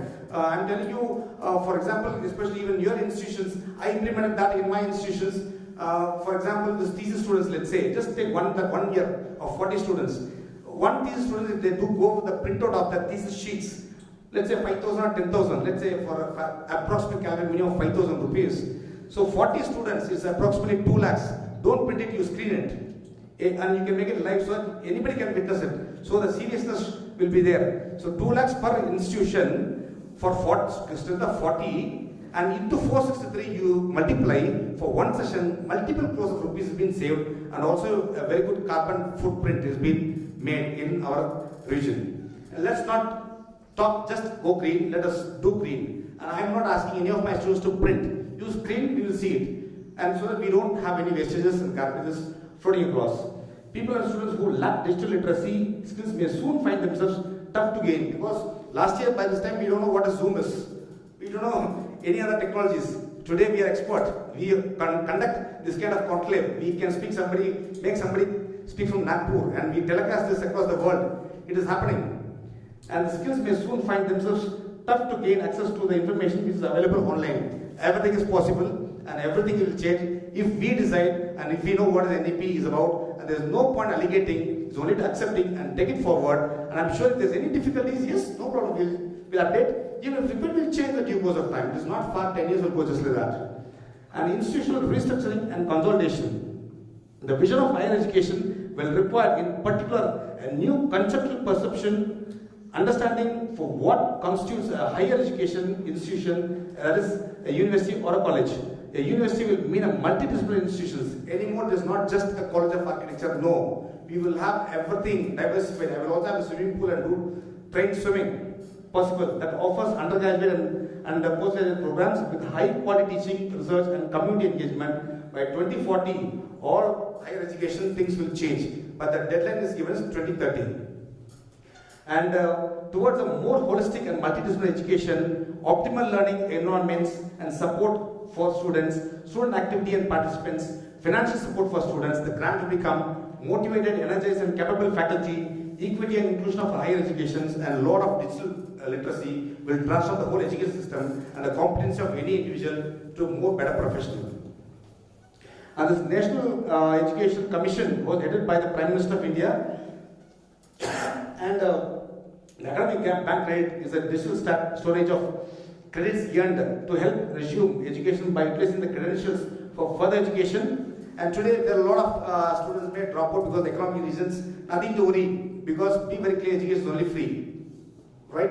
And once you, there are a lot of people who are ready to fund the right place, but we don't know where to fund or how to do it. Funding will come, the money will come. Once you get a value, money comes automatically. I strongly believe in it. And special education zones to focus on the education of underrepresented group in the disadvantaged regions. And gender inclusion fund for assisting the nation of the education of female and transgender children. National Educational Technology Forum, a platform to facilitate exchange of ideas on technology usage to improve learning, that is the teaching and learning process. And what we do is just implement an autonomous body. The National Educational Technology Forum will be created to provide a platform for the free exchange of ideas and the use of technology to enhance learning, assessment, planning and administrations. And a lot of these kind of proposals, yes.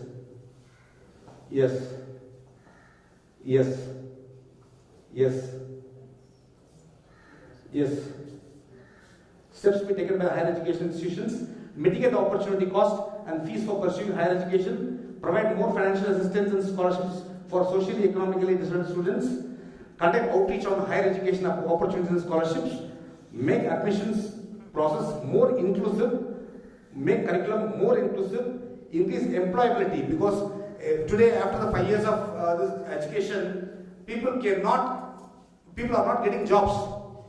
See, it is not to just to give a certificate and throw him out. No, should be it's a professional course.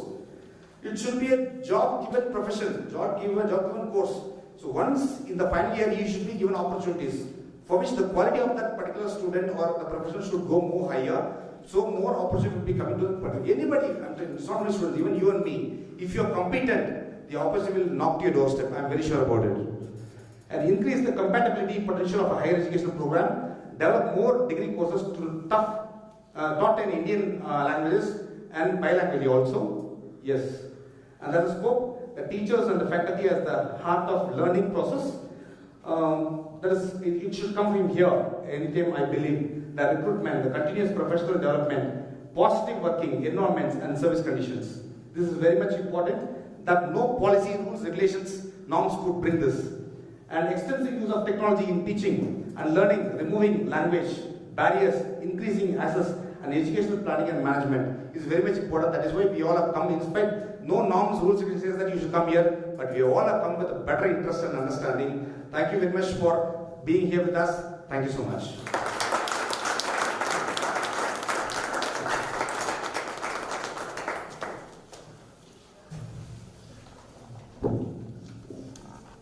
Thank you very much, sir. I now call upon Architect Vani Soundarya to introduce our guest, Ms. Prakriti Mehta.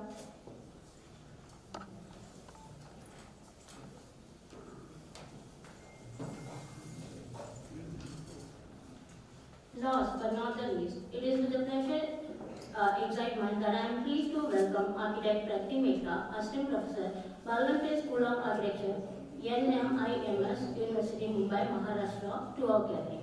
Architect Prakriti did her master's degree in urban design at School of Planning and Architecture, Delhi, and is also an associate member of IUDI. She pioneered her career with an active spirit and willingness, participating in competitions, organizing international public lectures, including one at Ukraine.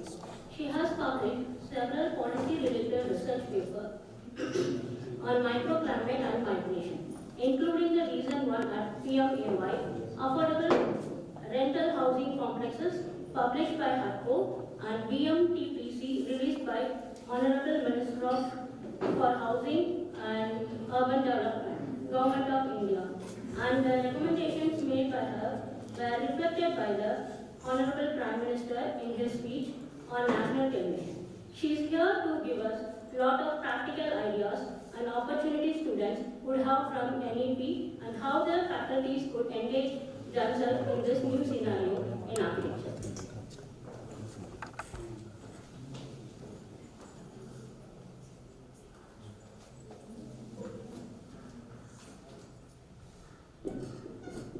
Ms. Prakriti Mehta, we kindly request you to come forward.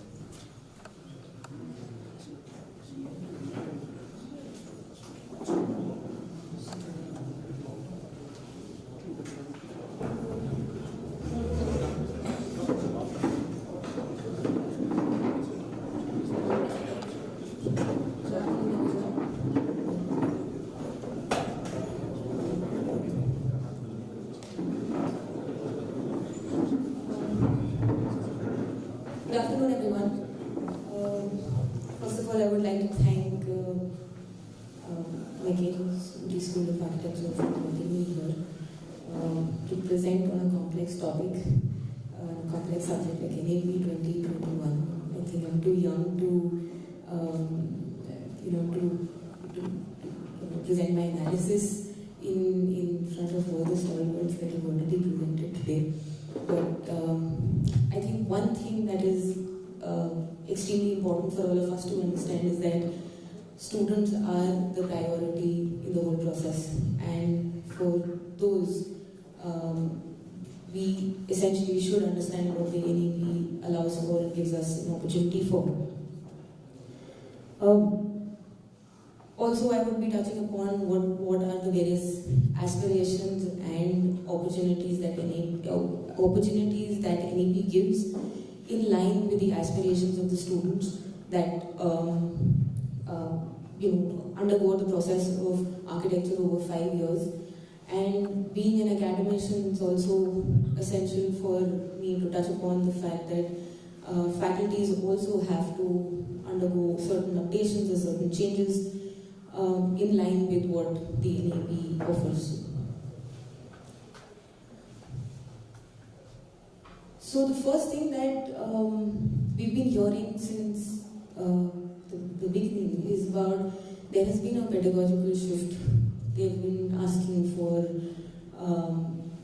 a shift from an intradisciplinary, which is a singular point of understanding a subject, a single discipline understood from a singular point of view, to a cross-disciplinary or interdisciplinary or multidisciplinary. In a nutshell, probably I can explain what all of these mean and have been explained by Krieger as one of the philosophical understandings of disciplines as such. So, cross-disciplinary understanding is basically where you have an understanding of different perspectives you have different views from some other perspective. Multidisciplinary is where you are drawing knowledge from other fields, and interdisciplinary where you are integrating knowledges from different fields. I feel perhaps transdisciplinary, which says that there is a unity of intellectual frameworks, is what we should be ideally aiming at from NEP. The NEP states this, that there has to be innovation, there has to be genesis of new ideas, and that is the stage which NEP is actually hinting at, but probably talks about all other disciplines of cross-disciplinary, interdisciplinary or multidisciplinary, while it's actually at transdisciplinary stage, willing to get at the transdisciplinary stage, which is innovation and genesis of new ideas or new frameworks of working.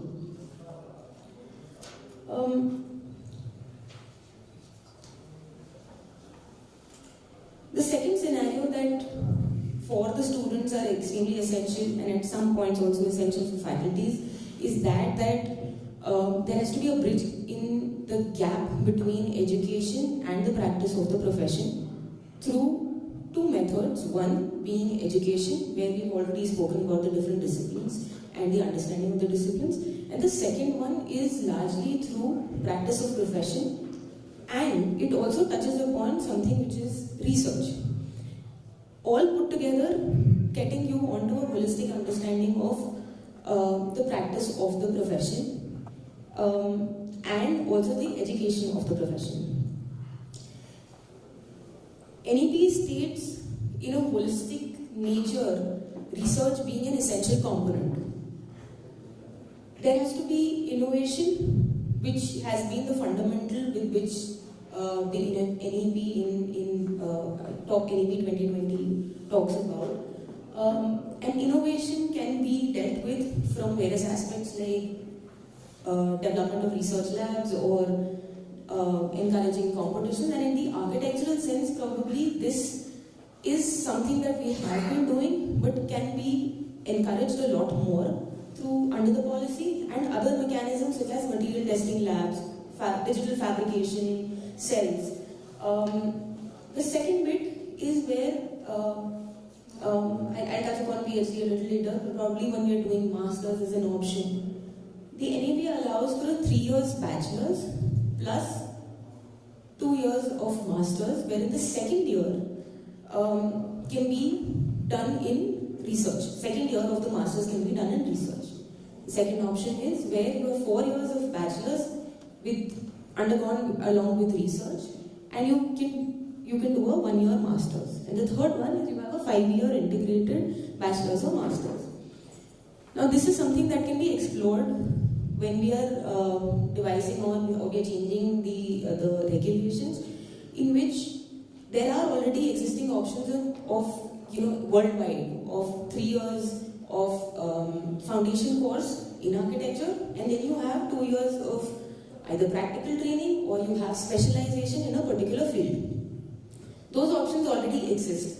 But here the advantage in this scenario is that at all stages, whether you are at your bachelor's, whether you're doing your bachelor's in architecture, you can conduct bachelor PR with research, you can have your master's with research, you anyway do a PhD with research, but your base education can continue in research, and then is about innovation and experimentation in practice that can also happen through research. So there are these are the various levels at which it can perform. Coming on to faculty scenarios, of course with NEP, these are the things that probably all of us as faculties would have to do, or as institutions we would have to understand. With the updation of the appropriate curriculum has to happen every now and then. Primarily speaking about it because faculties are not going to train only in a specific subject for 20 years, 30 years. They will keep updating themselves. They should be updating themselves time and again for newer ways of looking at the same specialization that they are offering in the school. So that being one. Secondly, NEP 2020 offers the faculties to empower themselves in innovative ways of teaching. So you can devise your own pedagogies, you can devise your own ways of working around a specific subject that you wish to specialize in. They should make sure that there is an engaging pedagogy for the students which influence the various learning outcomes that has been decided on by the institution or the university. Student support has to happen at various levels. One is financial assistance. We've spoken about private universities giving free ships or scholarships, or public institutions working with national scholarship schemes. That being the financial one. Then there is other kinds of support that means also educating students on how they can use the NAP in terms of credit sharing or choice-based subjects that we all have discussed throughout the day. Institutional development plan is one thing which is a process-based understanding or process-based development of a plan for the institute and for the curriculum as such. One example that I can give you is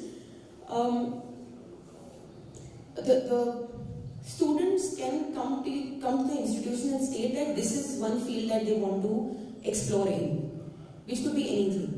Now, over a period of time, which could be 1 year, 6 months, 2 years, they can, along with their mentors or their guides or their faculties, they can develop a certain system or process of understanding that subject. Now, the faculties themselves can devise a method with which it can be streamlined into a curriculum and becomes a development model in research along with it being taught as a part of the classroom learning. Then online and open distance learning has already been happening through the last year. The opportunity for the faculties here is if you wish to specialize in one subject and you feel that the knowledge needs to go far and beyond your classroom areas, then in that case you have the opportunity to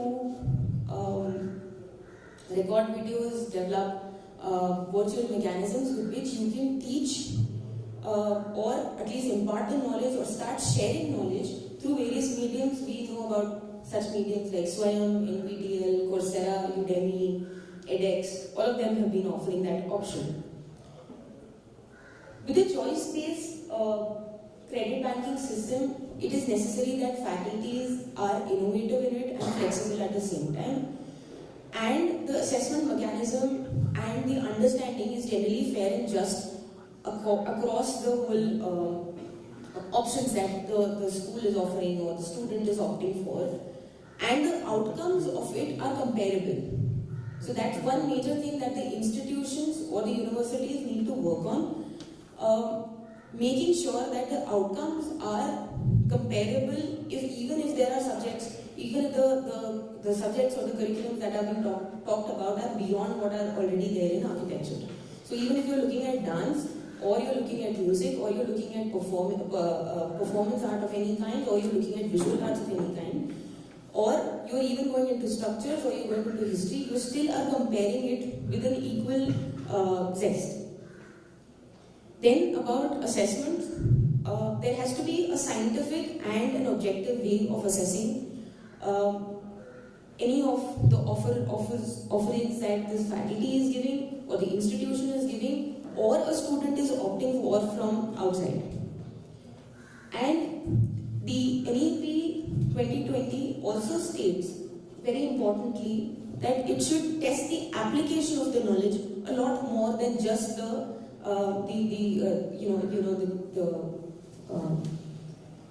mugging up or understanding or internalizing just the theoretical knowledge that the course offers. One important aspect for both faculty and for students is that we've spoken about global scenarios. So they need to attract, the education system now needs to attract a lot more international students.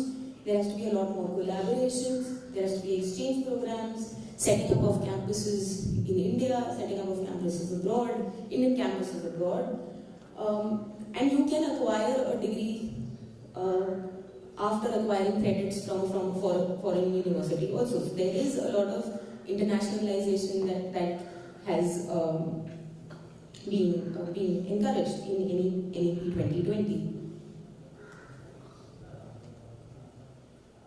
What we need to understand is that the students have a lot of aspirations, and the aspirations as such are not just about getting knowledge of architecture as such from good institutes or pioneer institutes, but also go beyond that they want international exposure, they want to travel, they want a specialized, focused experience of some kind. They want to study from the best of best in the field, from specialists in the field. Age being no bar for the students as such, because they want whoever is the best at whatever age. And they wish to learn what they feel like learning. And with that, the NEP does offer for such aspirations of the students in terms of all of these that have been discussed today, with multiple entry and exit options, credit, banking, learning, bridging the gap between profession and education, global standards, encouraging specialized curriculums, and online distance learning courses, which I'll be discussing a little more in detail from the perspective of the students themselves, and as to what the COA is offering in terms of the new regulations, and what more could be done as opportunities from NEP. Now, with multiple entry and exit options, it is a great opportunity for students who are willing to take a break just out of fatigue. After 3 years, they've decided that they can no longer, go further ahead. They don't want to specialize. They are fatigued in any format. Secondly, if a student is doing masters somewhere and feels that for his second year of his masters he does not have funds available, so he wishes to take a break and he wants to continue after a period of time, he can do that. A question that can be asked is, if I decide to take an exit after the 3rd year, which I have as an option, I can take my diploma and go, but I wish to come back. I have that option. But as of now, the regulations state that I have to finish my BArch in 8 years. And what if I decide to come after 8 years? That I want to finish my bachelor's, I want to get a degree. So how do I do that? So can there be certain recommendations for this? So we'll see who will allow for it eventually. We've been learning about online courses of various kinds on Swayam or edX, Udemy, Coursera. Now, all of those could be added onto the credits that a student is looking out for. But there are various questions that can be posed in the same scenario as such. Now, I wish to go to a tier 2 city from a tier 3 city to finish my education after 3rd year, 2nd year. I want to do partly my master's here in India, partly in Japan or Australia or wherever. I want to start my course in India but finish in Europe. A fundamental question would be, where do I enroll myself? Do I get enrolled only in India? Do I do it later? After 2nd year, do I decide to enroll somewhere else? Can there be a central system wherein all my credits are getting banked at a central location? But where does my enrollment happen? Who gives me the degree finally? All of those questions are yet to be answered. Now with Make in India and Startup India, there are a lot of entrepreneurs that are growing with the newer education system also. A lot of new entrepreneurial ideas or startups are beginning, and people want to do, and perhaps even in architecture, a lot of students wish to devise different business models, and they want to understand management studies or leadership qualities. They want to relate architecture with dance, with music, with primary and secondary education promoting or encouraging coding as one of the methods somebody wishes to take it up in architecture. There is a lot more choice-based learning that can happen with the NEP 2020, with architecture as such. The question is still that, the question or the streamlining that has to happen at the institutional level or at regulatory level is that how much percentage could they allow for these choice-based subjects vis-a-vis how much would be the foundation course as it remains, how many credits remain as such. Those need to be streamlined at various levels. There are multiple methods which in the past there have been ways in which professional practice could be bridged. There could be a substantial improvement that could happen if, for example, the projects that are taken up in thesis at BArch level, those could be taken as light projects from the offices themselves. You can have your guides as the architects, or you can have guides and mentors from the school. The advantage here is at 3 levels. One at the faculty level, who are there at the school. Second is the architect himself, where the student is going for his practical training, and the student himself. So the student gets an insight very simply of what is the real world practice. Now the practice I am stating is not probably building buildings only or street design only, but also talking about research in any field that he wishes to pick up. So it could be in photography or cinematography. Somebody wants to pick up a research on certain aspects of how films are made or what point of view shots are as such. Even those. So in terms of practice, the architect or the architect himself, he gets a resource of one kind, not just to look at standards or who's following the norms as such, so what is the FSI, what is the ground coverage, etc., but is also trying to innovate and coming out with out-of-the-box options for the same project itself, given the limited kind of constraints, or the architect could decide on the choice of constraints that the student needs to have. For the faculty, it is good that they get real-time understanding from the architect himself as to what the client is expecting out of it or out of the project. How could he or she mentor the students in school, while at school? What could be the hand-holding or the supports that the school could provide? And for the students, of course, he gets a real-time practical understanding of what the profession is. Another method, which is while COA allows for, it recognizes a certificate of fellowship which is awarded by Frank Lloyd Wright Foundation in US to register in India. This is one of the provisions which is there in the schedules. Now, can that be taken ahead? Now, I wish to, as a student, I wish to work with Professor Jason and work with him for his specialty in one of his projects, or I wish to work with Dr. Habib Khan in art and aesthetics, or I wish to work with Mr. Rao in one of his projects that he's working on, and he specializes in, or I wish to work with any research NGOs as such. Can those be considered as a part of my education also? As to, for example, if I do 3 years of foundational education and I do 2 years of practical training in any of these firms who are registered architects who've got an established practice, who are specialists in a certain field, so can that be brought back into the architectural system and be qualified as credits also of certain kind?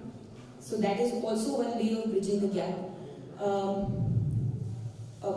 I've already said that probably I was talking to ma'am a while back, and she said in Berlin she went through an education where she had 3 years of foundation course and 2 years of practical training. Now, can it be completely vanished off? Can it be made into 1+4, 1+3, 1+, and you have subsequently integrated masters, etc. So this could be in the field itself, or could go into the field of research, as the NEP is also allowing you to.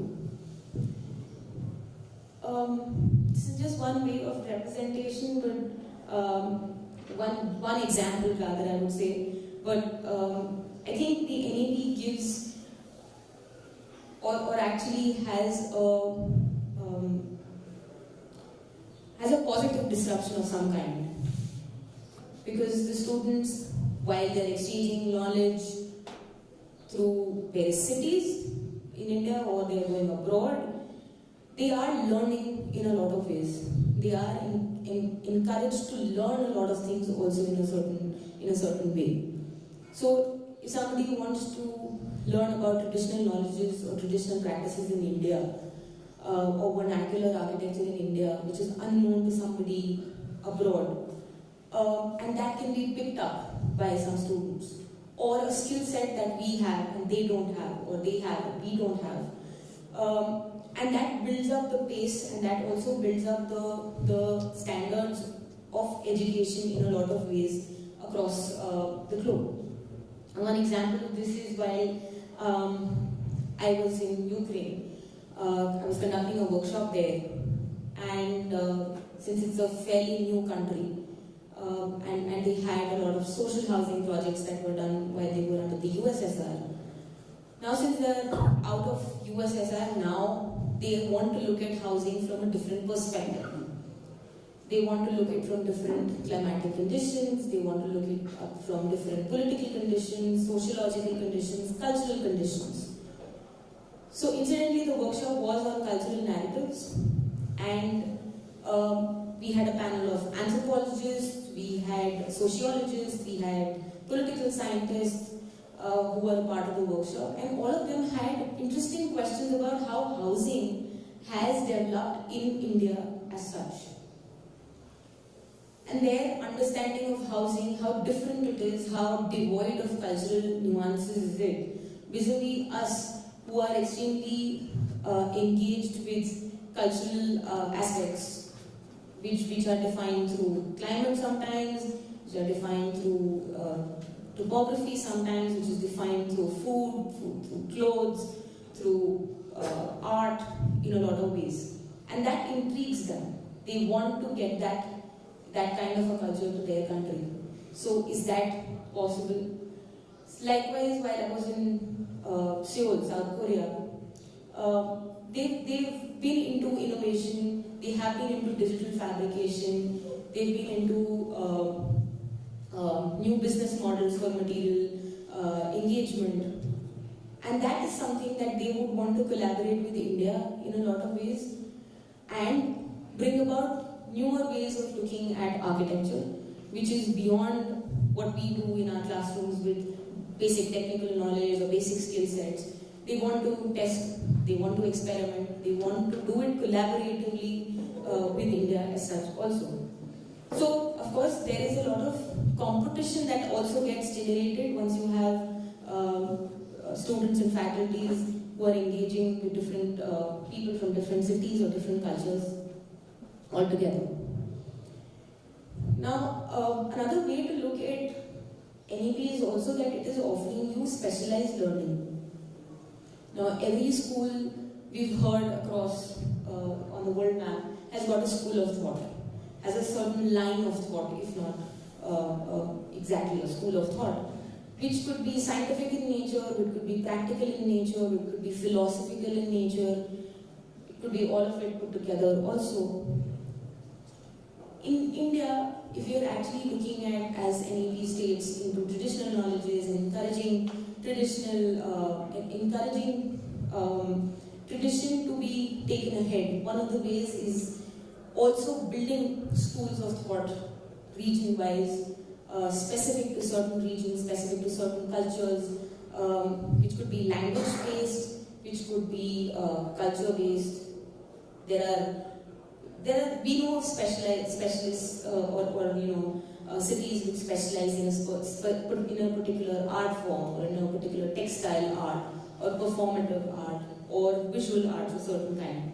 Can that be encouraged and brought about as specializations of the schools themselves also? And based on that, they can look at architecture in different forms, look at what is the essential uniqueness of that place based on those realms. To conclude, I think we need to start experimenting in the first place. There is a lot of complex things that already exist. Experimentation in terms of developing various methods of acquiring knowledge, focusing on different methods of acquiring practical education while you are already into your classroom or online education. There has to be experimentation and a certain kind of flexibility that needs to be given in terms of pacing it with the student and how and when he or she feels like continuing the education, whether it's practical, whether it's online, whether it's abroad, whether it's in India, in some other country, India or it's in any other country. The experimentation needs to focus on bringing about the best from the best for the student himself. So the age bars need to go away. The idea of a faculty needs to be in the school needs to go away. He could be a specialist in his office, and that sort of a knowledge is also knowledge for the student. He wishes to learn it from the studio, from the office itself. And thus we need to recognize individuals' specialization outside the school also. And I truly feel with what the NEP 2020 is asking for to become Vishwagurus, I think architecture has the potential to do that with all the systems of knowledge that we've had in the past, what we are continuing and we are looking into the future of architecture. I feel we too as architects or as educators or academicians or researchers or practitioners, we all have that potential put together to become Vishwagurus as such. Thank you.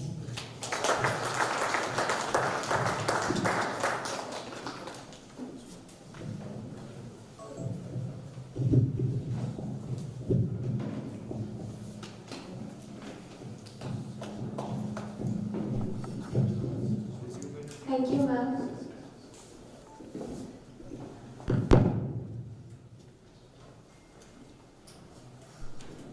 We were expecting a Q&A session at this particular time, but I am very sure that everybody's hungry right now. So we'll break for lunch immediately, and we'll resume back at 3:15 with the panel discussion. And the Q&A sessions for the morning session and the evening session will be combined after the panel discussion. Okay, we can resume back at 3:15. Thank you.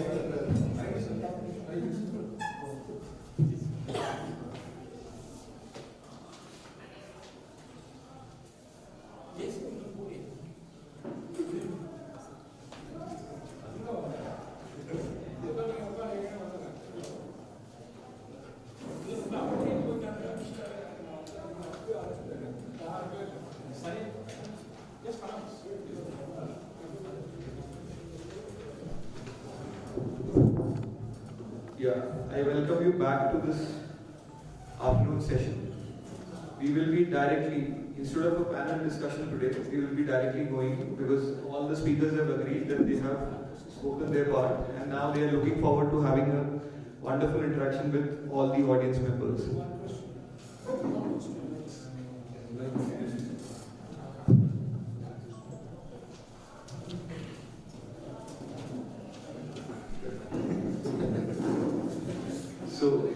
So we will be having a question and answer session. So this is regarding the morning talk and the questions that you have for our eminent guests. You can directly ask them. Our volunteer would be moving with the mic. So you can raise your hand. We will be coming to you.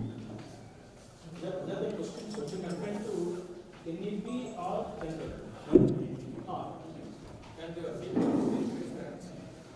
You'll have to raise your hand if you want to ask a question.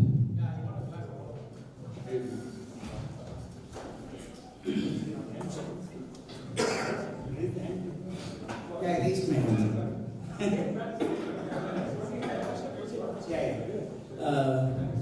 Good afternoon, everyone. Just asking a very basic question. If I have a misconception or misunderstood something, please clarify. When we are talking about the education policy, the grassroots level is very, very important. What is NEP saying about the grassroots level? That means from 1st standard to 12th standard. Now, if you ask any student who is in 11th standard or 12th standard, you ask him what you want to actually become, he will automatically say, I want to actually become a doctor. Most of the students. Now, when you are actually taking them to a choice-based system, the interest and passion is very, very important. How is interest and passion is very, very important. Then only he can actually decide or he can actually make a choice. Unless and otherwise he is not interested, I don't think he will actually make a choice ever.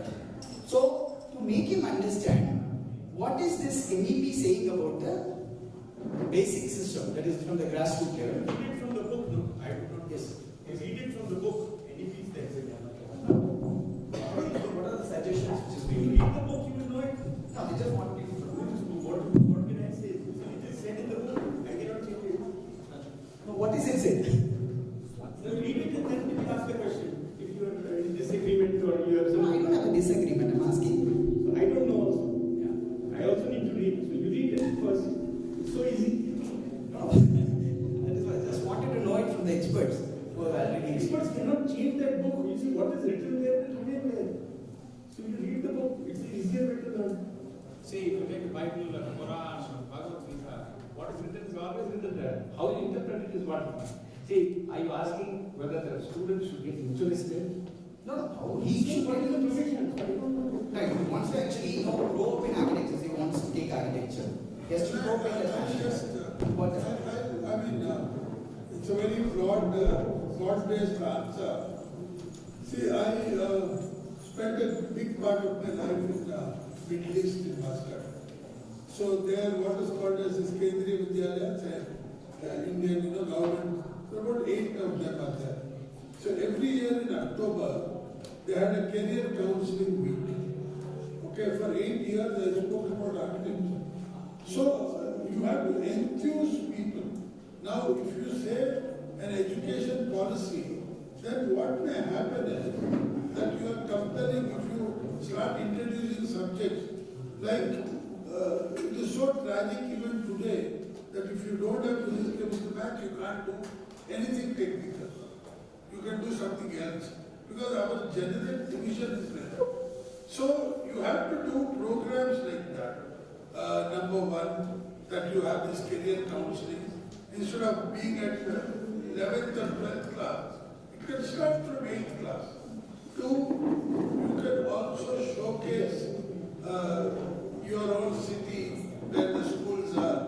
That's a little, tools people have taken on picnics. So instead of taking them to, say, Udumala Forest, take them to see a building up and down. These are only the, apart from whatever is written in the book, these are some of the correlated activities that you can do. Because currently in the Indian scenario, or anywhere, you can't start to finalizing the profession of a child from the age of 8th class or 9th class. You have to keep a wider option open.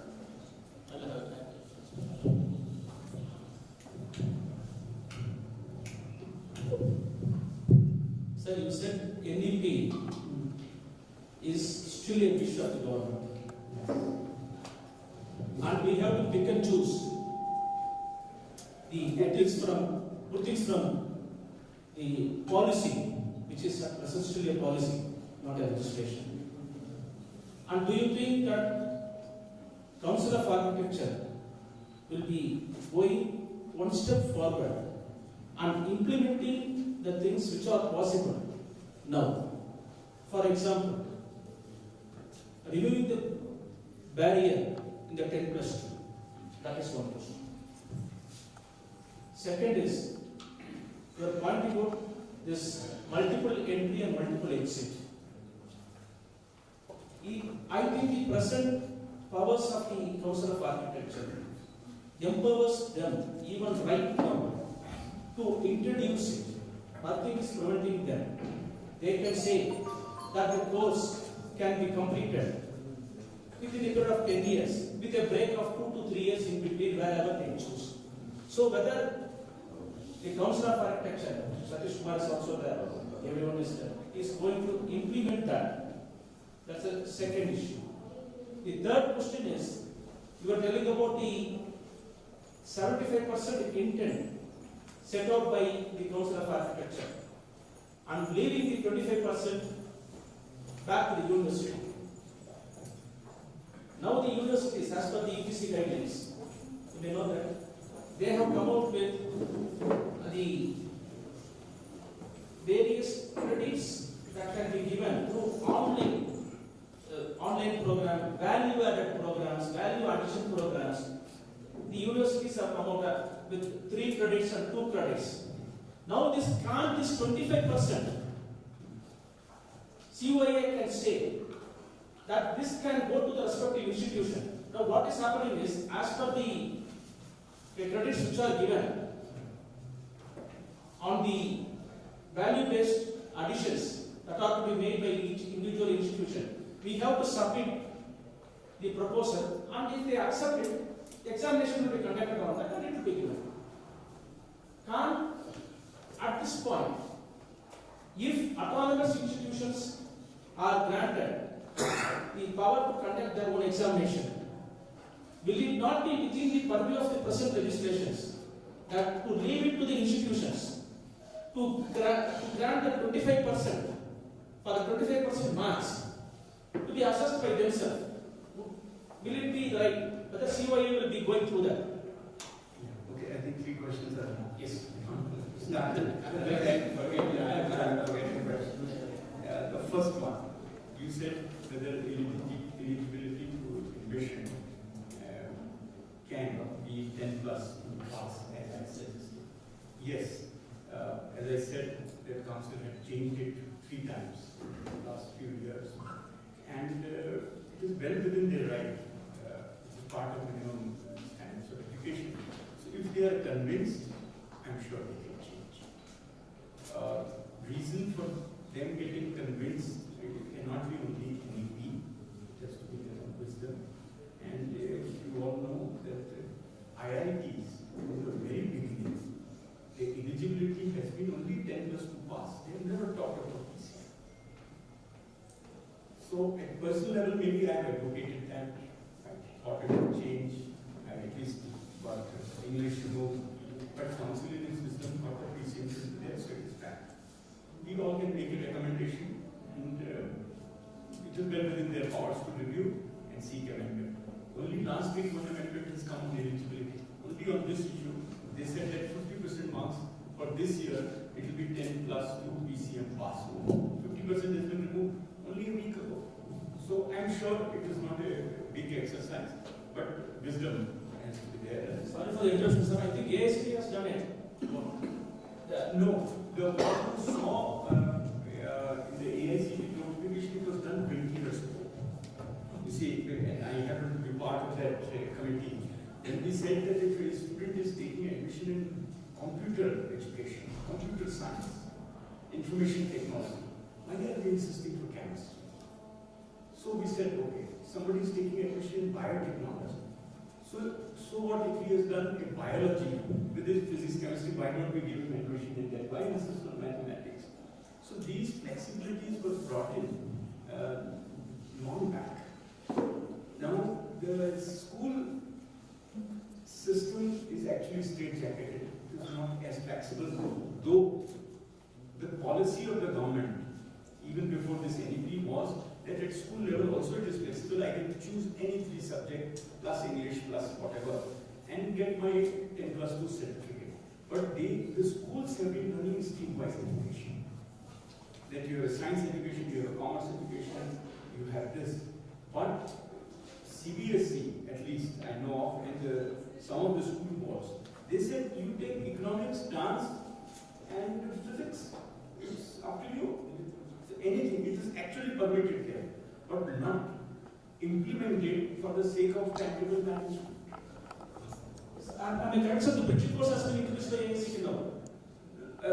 I think they're withdrawn that. So why not Council of Arts also come out with such a bridge course? You see, bridge course is not necessary. You see, what is necessary? But if it's done away, it's not necessary. If it's not done away, for the temporarily, you see, that's also making a change in regulation. Yes, making a change. You see, what IITs did, they said 10 plus 2 pass, but their entrance exam itself was a barrier to enter.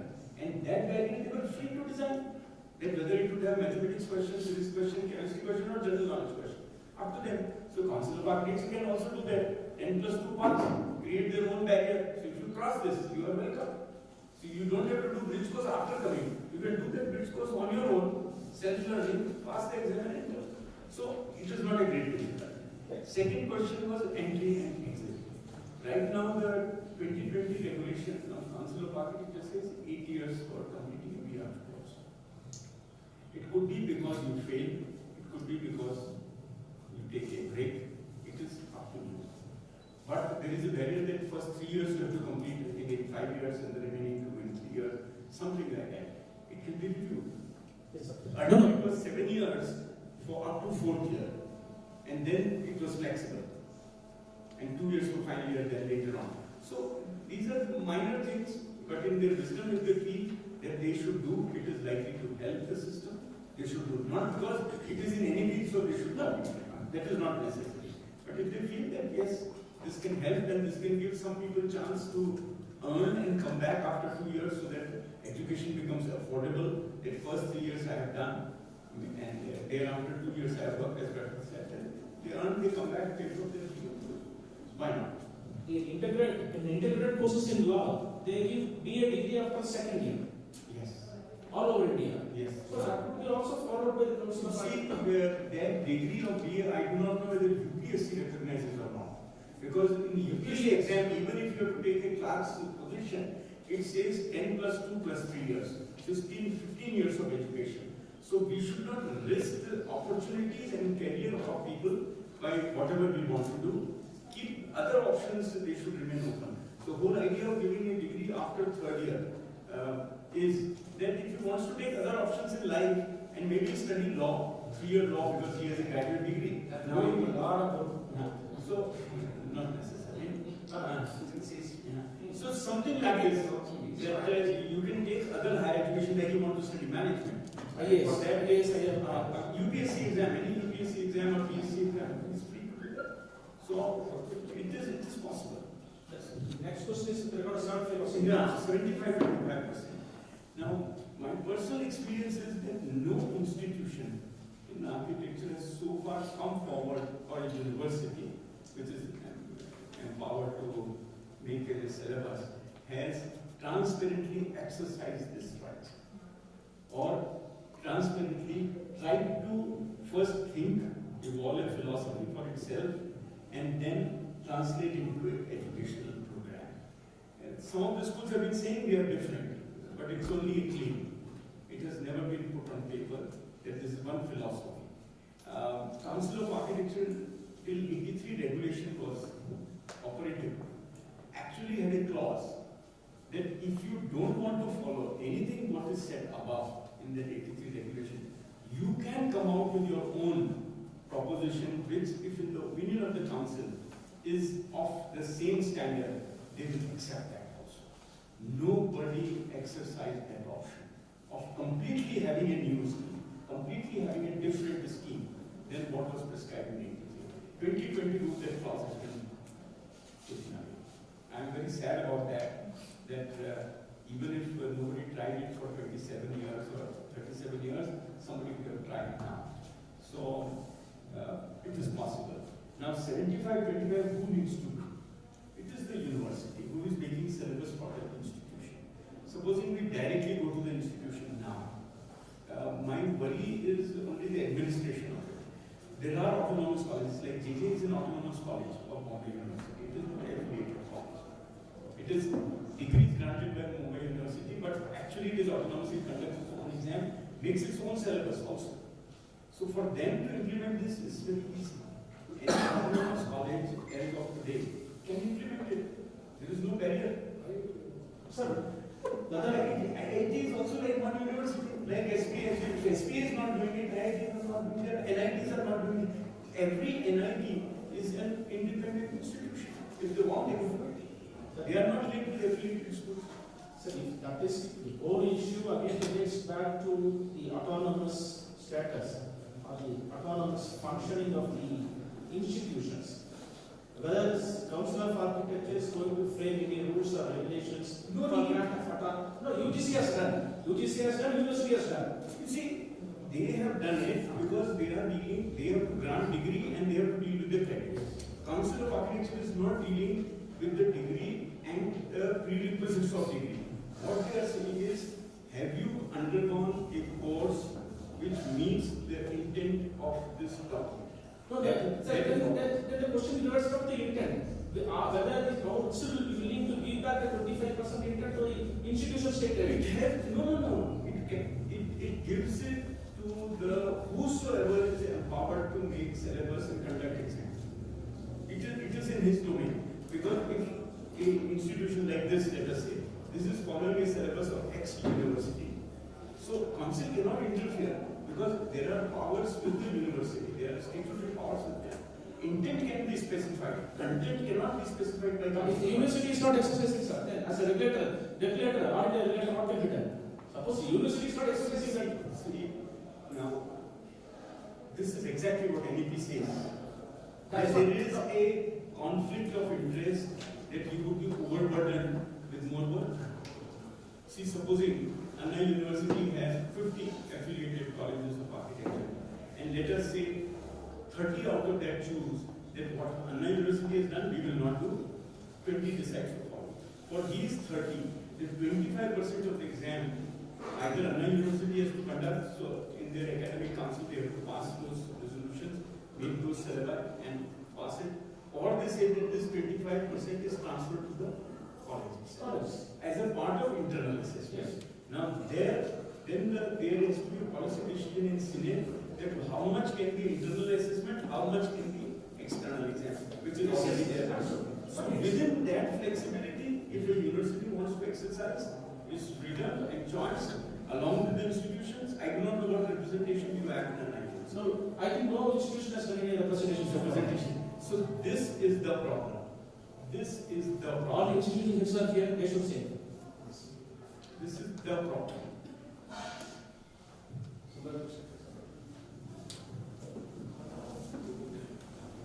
Regarding this 10+2, what you are referring, sir, once the NEP is going to come into practice,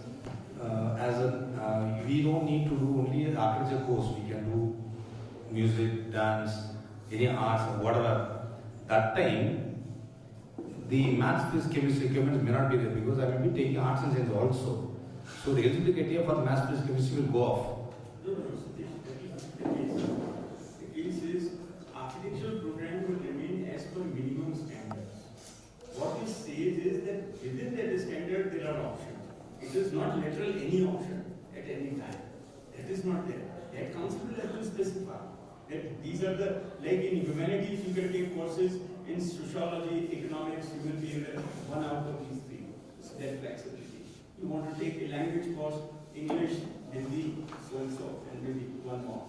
Like that. But they have to be it can't be any course, and that credit will apply in architecture. No. This was the content discussed in the committee of that particular one. I think No, not correct, not correct. There are minimum standards which will be prepared. So every course has to be outside. Within that minimum standard. And within that there is a choice. It is not choice, it is unlimited. Now I have a question for you. Advocate here who's been the standing counsel of architects. Is represented so many cases. In fact, all the cases I don't I was a cat. But whatever it is eating, but why will it eat? Wait. Listen to people. Professor Mehta, you're too high for us. It's going over everybody's head. Now, what is this minimum standards of education?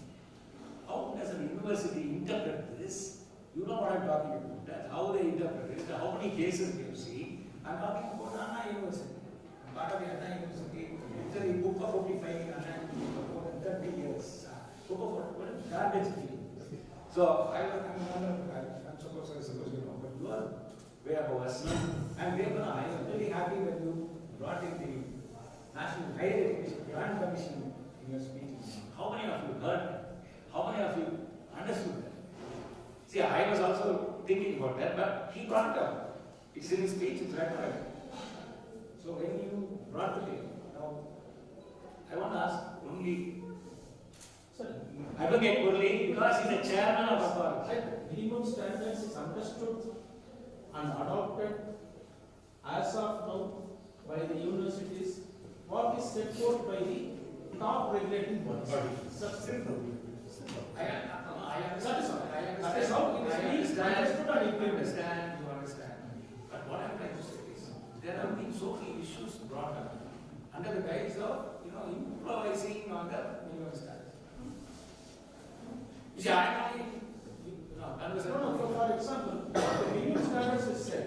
Yes. For example, suppose if we say pass by will be 40, the university can always prescribe a higher standard. Agreed. That is accepted. That is all. Agreed. But then they can also come up with so many things and say we are improving on the syllabus.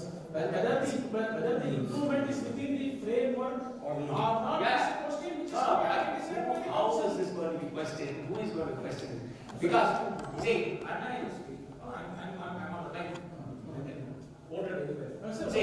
Yeah, so please don't stop me. So, Anna University, there's a school called a School of Architecture in the campus. Everybody thinks that's Anna University. Okay, that's an ignorance. Ignorance cannot be accepted in the court of law. But the affiliated colleges have a separate syllabus, examinations, so many things. But whereas SAP has the people in SAP set the question paper, value the question paper, they are even free to change the syllabus as per now. When the examination comes, how do you address Your question does not pertain to new education policy number 1. Anyhow, I know. This is the best part. It is a clash of interest. Yes. Which should not happen. Yes. If that should not happen, there can be 3 points in which it can be questioned. One is before the court.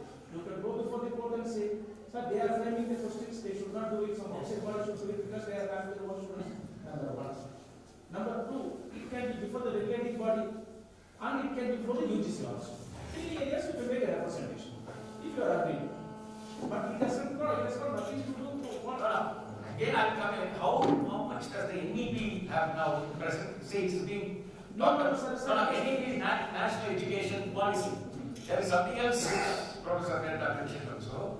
The higher education grant commission is it. It's going to be a part of national education policy. Is it going to be? If it is implemented, as of now it is not. You said if it is it going to be? Nobody knows. Only nobody knows. So are we discussing issue which is just could be virtual also? It is disappear. No, maybe. So again, it's politically. We are talking about a dream. We are talking about a wish. We are talking about a illusion. Yes. But we are taking the best of it and trying to implement. There was no human being, a successful human being who was not a dreamer. But not all dreamers are successful. Can I just answer this? Okay, everything, your questions are right, his answers are right.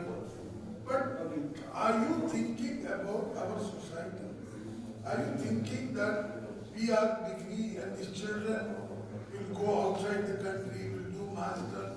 No, constantly if you don't follow what is happening around the world and you go on questioning each time at the basic minimum standard, how will you prepare our architects to be global? Sir, questions are asked to be from this side, sir. No, so I'm answering. Not from that side. Now I'm wondering whether I should be that side or this side.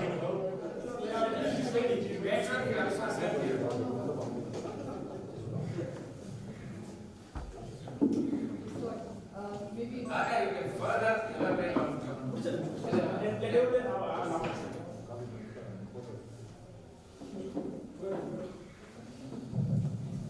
No. Okay, so maybe we come back to the syllabus and the formulation of syllabus and the liberty of schools of architecture to formulate 25% of the syllabus. Now, if we are trying to revamp the education in architecture, I think a very strong look has to be given at the present syllabus that are used, and maybe a recommendation to the council to use the power and request frequent revision of the syllabus, because many schools, not all, but a large extent, hides behind the minimum regulations of the council, because it's safe. So we follow the council regulation, we don't take any liberties, we don't take any risk, and we remain where we have been there for the last 10-15 years. So if you really would like to have a change, and if the education policy could help, and the Council of Architecture could be proactive, maybe there could be a provision that the syllabus have to be mandatory revised in periods which are less than 10 years, maybe every 3 to 5 years. And the revision of syllabus does take a lot of work, a lot of expertise. And I'm not sure whether an autonomous college, which might be quite young, has the capacity to really revise syllabus. Because recently I had the experience, I was with the School of Architecture in Kerala as a principal, and MG University has forced the affiliated colleges to revise the syllabus at a very short notice, and quite frankly it was a nightmare. People were not equipped, the faculty was not capable because the expertise is not there, and it just can backfire. So I would request the council to please look into the matter and find some kind of formulation, recommendation what is a good way productive way to revise syllabus because it's mandatory. It has to be revised, and changes in architecture are happening. Yeah, software application, new developments in architecture, whatever. All this has to be considered and has to be frequently updated. If that's not done, I think we keep doing what we have been doing, and that is not always the best. Thank you.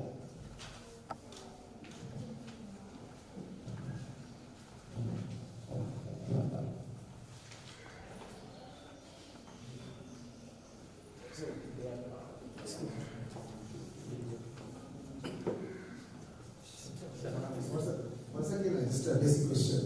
So it was nice listening to you all in the morning. It was a real, very focused and lot to learn and lot to gain. Once again, to touch upon what Raja was talking about, similarly, I also have an idea. Since our Professor DSR spoke about going global Indian architect. He used the term global Indian architect. We going abroad and working on that. Good, nice actually. It's very fantastic. It's a good thought process. It's making India proud. But I just have a basic level question, which I want you all to ideate and also react. Now there are Indian schools abroad, in Singapore, Bahrain, and all that, which are following the CBSE syllabus, or ICSE and all that, 10+2. So with this MEP, we are going to get away with that 10+2 system. Those kids who do, there also is going to be a change. In Singapore also is going to change. When it's going to change in India, there also is going to change. When that happens, will those kids, after passing out the schooling, will those universities in that country will accept that for their basic BR or BE or whatever, BL, whatever is it, which whatever nomenclature that can be asked for the bachelor's program, will they accept our system? Anyone can do it. This is general.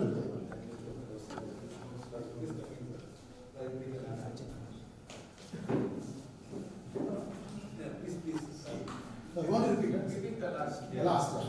See, now we are going to get away with the 10+2 in India. Yes. Okay.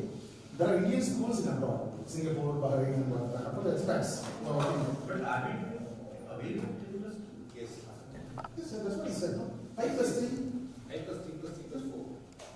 What will happen to those schools? Because those school kids, they do their schooling in Indian school, Indian global schools. Share some. I came from 8 plus 3 systems. No PUC. Okay. No PUC. It was called higher secondary in Rajasthan. Prior to me, it was 8+2+1. We used to give 3 years exam together, 9, 10, and 11, one single paper at that level. Parallelly, there was a PUC that somebody who had done in UP matriculation would have to do that. FA was a program running at the same time. Fellow of Arts, Bachelor of Arts, before that Fellow of Arts. Multiple systems were there. And equivalence is an issue which was dealt with by a body which still exists. Okay. Which deals with all equivalences, including school education equivalences. There are Indian students today who are doing some schooling in Russia or foreign service officers, children in Germany or Spain, and when they come back, somebody else will do that. And they know how to do that. So let us not worry. Whatever be the educational system, there will be a transition period, which was discussed. Habib said that transition will have to be dealt with. And even in university system, AIU does equivalences. There is BSc of this college versus BSc of that college versus BBA of another college. They will do all that. Equivalence will take care of. So they will take care of it. I just add to it. Basically, what happens is you have to look at it 3 points. These schools, which are Indian Central School Sector or worse, are primarily meant for Indians who are working there. Yes. Who may come back. have to come back. So if they come back and they are studying in a local school there, they will not fit into this system. This is the first thing. Second, most of the schools which offer these courses there, for example, my own son studied in Indian school master. Okay? Now at 12th class, they offered him business studies, psychology, geography and mathematics. Okay. Now that is not a course offered in CBSE schools, in central schools, in a lot of places in India, except maybe big towns. Now the advantage was, why? Because at that point I was thinking maybe he'll join his undergrad in Muscat itself. So sometimes the schools readapt their thing so that people can easily join. Third, what happens is that in European countries, if you even have schools where foreign service people send children and all, you have to do a 1-year bridge course. It's an extra one. But what does that bridge do? It doesn't enhance your school knowledge. It enhances your language knowledge. Like a the skill of learning the local language. And suppose you decide to do engineering in Poland. So you join Polish technical language 1-year bridge course. So there are now, it is quite an old system. Very old system. See at SPA when I was a student, maybe Sanjay was also there. We had a requirement that every student must have done 10th standard Hindi. Because we had many students who had not done that. Coming from different states. So that exam would be available for them and they could appear to pass. So this is a... I myself graduated from Central School, Chandigarh. And again, same 11 years, 10th class Hindi, 1 Sanskrit language, 1 craft. So every school can devise its own requirement. Thank you. Is there going to be any suggestion from the council that for the post-graduation the second year, it can be research oriented? What the NEPC my understanding of NEP is that it has not been framed by one single subject specialist. Yes. They have come out with general expression. Now, Jason Krishna Rao, they talked about the peculiarities of architecture. What is a thesis? It is actually research, expected to be research. It is not a design project. So we have already, that is why I said that many of the things what they have said, in some form or the other, is actually in existence in architecture. So if they would tell me that in architectural education you can do research of 1 year, it will be very easy, we have that experience already. Every project is a research project. Post-graduation. So it is only post-graduation, to get a postgraduate degree, certain credits are specified by the university, unless and until the Council of Architecture says that the last year can be researched completely as an option, as a university. Yes. Then the university. So it is very easy to implement. What I am saying is, in architecture, we have this. Easier, whether it's going to. I cannot commit Committee is working on that only. That's what it is. It's nothing being taken outside. It is working on that. Pity Satish Kumar, being a councillor. Other question would be I'd like to just answer this in another way. Now, international universities, for example, if you go to a university in America, your thesis for masters can be research oriented, for which you can go anywhere and do work.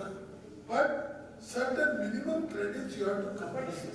Yeah, so they are mandatory. Yeah, prerequisites. That's all. That is for a school to devise. But we have good experience of doing research in maybe final year of our. It's in practice, sir, but it doesn't carry credits in the university to grant a degree. No, if you're doing the research, No. My thesis by Your itself. thesis itself Is a research. So this for the whole second year, for the whole of second year. So if we so decide, we can do it. There is a possibility. There is a possibility that thesis which is of 1 year, and you have said that it would be extended from your practical The next question is whether the council is going to come out with an integrated course for 4+2 or 3+2, something like that. Cannot say because let the council member say. Sir, it was even during so many years before that proposal, it is 1+3+2 is being proposed already. Still, it is in the pipeline, it is not being taken forward. No, sir, 1+2+3. 3, 1+2+2. That is the same thing what NEP is proposing. It has been proposed yearly by the council. The first year. Certificate. Okay. Second is, third is diploma. 5th year is the degree. No. I am asking about an integrated degree of PG. PG no. Because PG is not taken up yet. It's only the. I want an integrated PG course where the council is going to come out with a policy in near future. Is there any? Maybe. I think actually I got this point. Like he's talking about the BC. Sir, I would like to answer that up to the undergrad level, your general architect. Today in India, post-graduation is not just carryover. You then get the chance to do urban design, landscape, pedagogy, anything. Now, how can you integrate it for everybody? You need to go. No. Integration, there will be electives. There will be integration. It doesn't mean the same thing to be carried from text level. After 4 years, you will be having a different syllabus, a different specialization, but it will be an integrated degree where you can pursue it at one stage for a lesser number of years. The advantage is lesser number of years. Give example of engineering. In engineering, it is undergraduate program is 4 years, postgraduate is 2 years. But IIT and many other institutions, they offer 5 years integrated PG program. So your question was that whether we are going to follow IIT and NITs. No. Whether it will be 5+1 in 6 years. Yes. I said 1 year.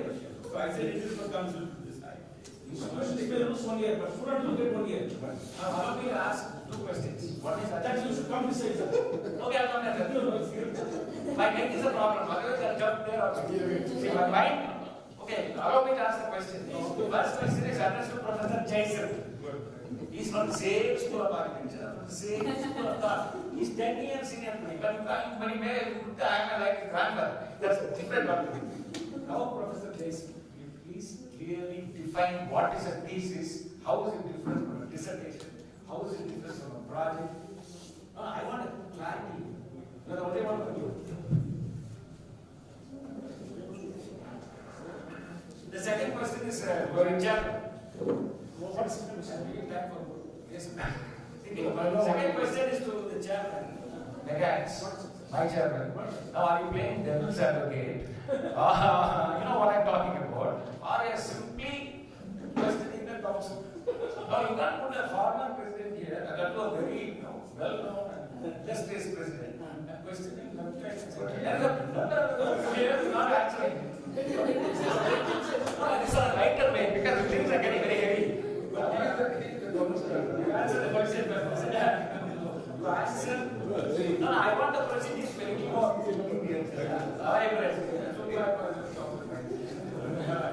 Sorry. It's a time from what I understood. We were only 5 schools of From the schools, same school of thought. No, we were only 5 schools of thought. So we could do what we want. I don't know. Maybe 6 schools. The fact was, a thesis cannot be a dissertation. Why? How can you? I was going 600 meters, I'm going 100 meters. You have that.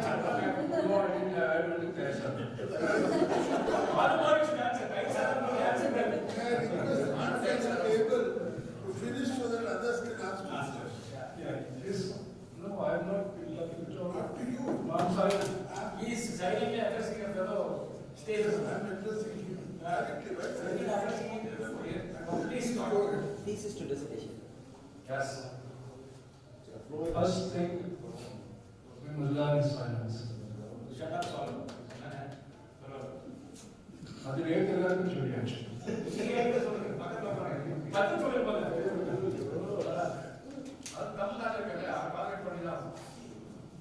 The greater the pause in architectural design, the greater the discovery of architecture.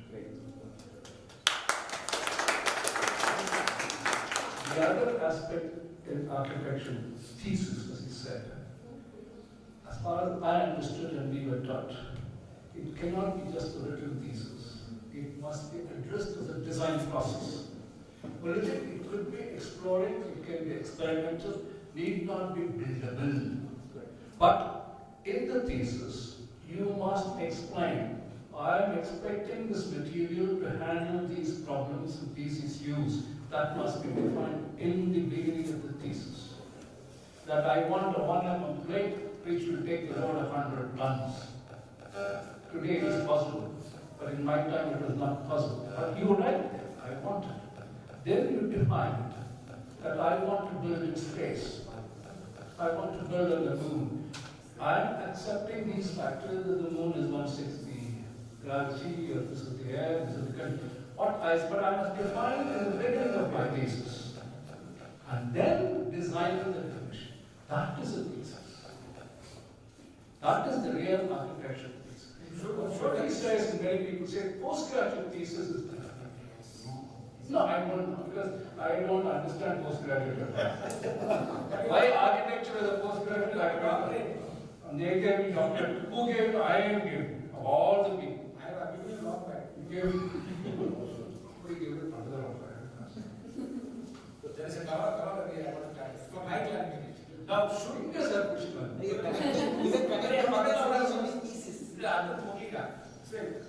Sir, we will have an evening session for this. But evening session will start we have to draw some recommendations. We have to draw some recommendations. Let them ask the questions. See, is there anybody here who is attending to this frivolous talk? Frivolous. Please put up your hands. We will have a larger session in the evening. I want this clarified. See, I'm the head of the institution. But anything, should there be a proposal that is a candidate responsibility? The understanding of an architectural thesis, many people misunderstand. Exactly. That is very precise what I'm trying to convey. An architectural thesis is a design thesis. Connecting the designation with the thesis. Designation is yeah, what is that? Somebody not is going to the desert and not finding anything. He goes to the I also go to the desert. Dissertation.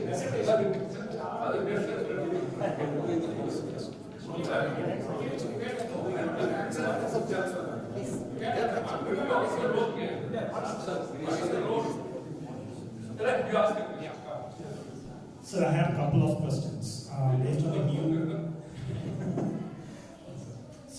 New in the NEP 2022, all the panel members here. So here it's like they mentioned about the practice-based teaching. Right? In practice-based teaching, it's like if you take medicine or dental, it's like it is a requirement for opening any institutions to have a hospital attached to that. So, but for architecture, why we cannot have a consultancy which needs to be attached to every college? Without that, the college cannot run. So that makes the faculties as well as the students to have the practical exposure to the projects which they'll be getting. And even in medicine or dental, it's like they are making the students to bring the patients to work on that.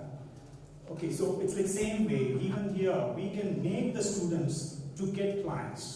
Though thereby, it's like just a suggestion, it's like it's not the requirement. So by that way, it's like they are exposed to how to go and talk to a client. At that level itself, it's like they will be able to get that exposure. So that is one question. The second question related to expected outcome is employability. So the expected employability. I answer the first one yes. From my experience. Yes. Because he's pushing me. Don't compare us to lawyers, doctors. Yes, I second that. Don't ever. Yes, I'm not comparing, but you are. We are taking on the positives. According to me, what were we discussing whole morning yesterday? even after you finish 5 years, you must at least do another 5 years with another architectural firm or consultant or something else before you can practice that. Now, if you say the student can do design, God bless you. No, sir. The God reason, is not there. The reason why many students or many... you can put them on a project. You can go with another architect. Go during summer. Go every morning. I used to spend 6 years every Saturday, Sunday with architecture. Many people just learning from them. Let them do. But they will not design. They will not practice. What I understand from Professor Giri is, I think the thesis could be the railway project, which could be given as consultancy and take a, instead of giving the hypothetical line on the library, it could be railway one. That could be done like that. No, it's like mine. See, every year the students should be exposed to the practical projects. See, now They are it's like exposed. Even the students Sir, one of my students, he said it's like after finishing 5 years of architecture, it's like 5 years. Yeah, that's what it's like. That is where it's like it is making them not to join architecture. See, material, that is their problem. Yes, that's why it's like we are not growing. See, by that way, it's like we are not growing. We are small. I feel already architectural education has this. Already architectural education has that kind of framework. We have to have a practical exposure. Because when I was in my already architectural education has that kind of framework. That is visiting faculties, visiting the colleges for every year. And then when we were in our school, the school encouraged us to actually work with the visiting faculties. Yes. We were always working with the visiting faculties in the evenings. Yes. That is what I think. I mean, already council has this kind of, our architectural framework is already very equivalent to what is there in NEP. And I will follow up with this question from, you're going to ask that? Yes. See, it is not that like, see, in architecture, if there are 80 students, say 20 students, definitely they will go and practice outside, or it's like they will work in a real-time project or something. What about the remaining 60 students? See, until otherwise we bring it into the system, into the education system, it is like not all the students are going to get exposed to the live projects. And even the syllabus. That is the part of the academics. No, it's like every year project itself I'm talking about doing a live project. See, it's there in the system. We have a visiting faculty. Please, I'll answer this question in one line. The movement you make a student get into the practical reality of work. He's no longer a creative architect. He only understands what's something there, or he put the brick there, I will also put the brick there. Many of the top architects in the country today, I do not consider them as architects. They only got architecture, they got graduation. Sir, it is because today civil engineers are doing the buildings and the lead architects is like we are not taking the lead. See, this is what will happen to the architect, they become civil engineers. No, it's like, see, because we are backing, the civil engineers are taking the front role. That is where... Can't help.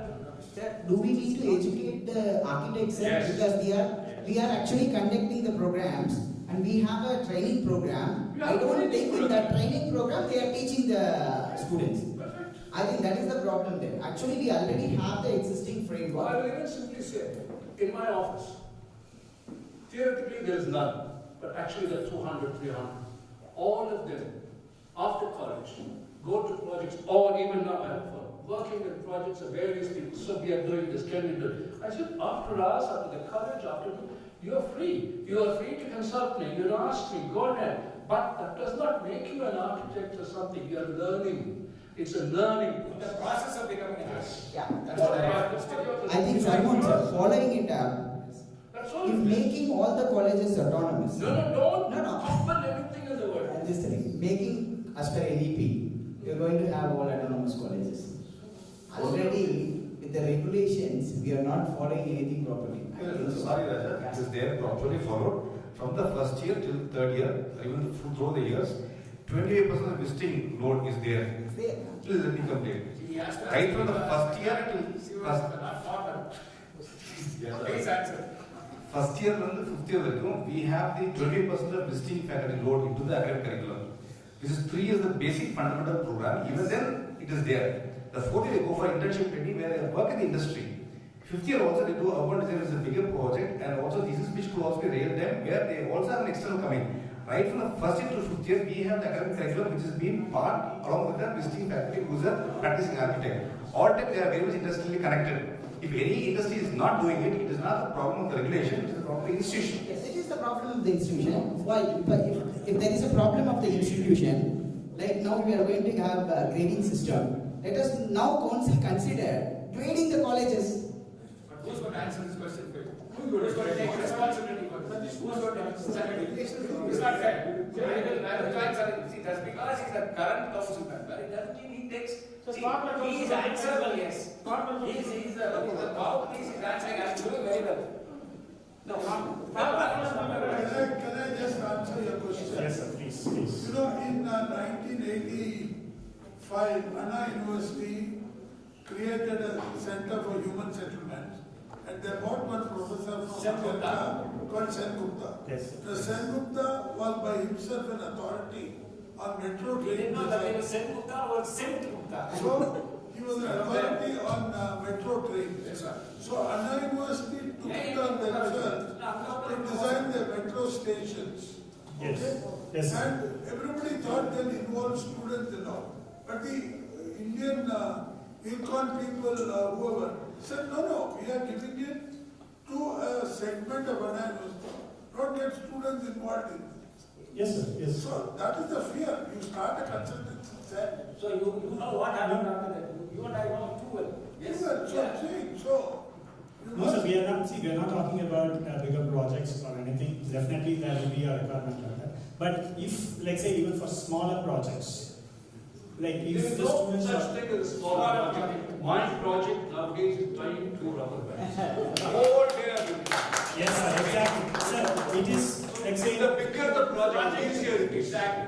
I can design an urban bigger 300 acres, I'm finished on my phone. Whereas my house, somebody's house, I'm taking whole morning, evening, checking water. Exactly, sir. Sir, I am coming to that point only, sir. See, your way of practical exposure, that is practically experiencing everything and teaching everything, is what needs to be integrated.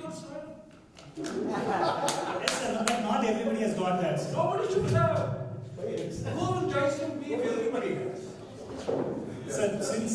Excuse me, ladies and gentlemen, with due respect to all that which is happening around in terms of question and answer session, and there is a paucity of time because the session started a little late, and I have one request. So now we know who the moderator is. Yeah, and can we have a quick round of question and answer session, which is purely related or contained to NEP, so that the session can be closed a little early, please. Thank you. Yes, I think it's related to NEP only. No, I'm not talking about you, Giri. I'm talking about, if at all there is to... Paucity of time. Yeah, paucity of time. I think, Giri, sir, you asked that question which you wanted to answer. Employability and, yeah. Please. Yeah, so the expected outcome is employability. See, today it's It's not actually finished there only. Employability and socio-economic. That is very, very important, right? Yes. I'm not a socialist, neither am I an employee. Yes. Neither am I an employee. Yes.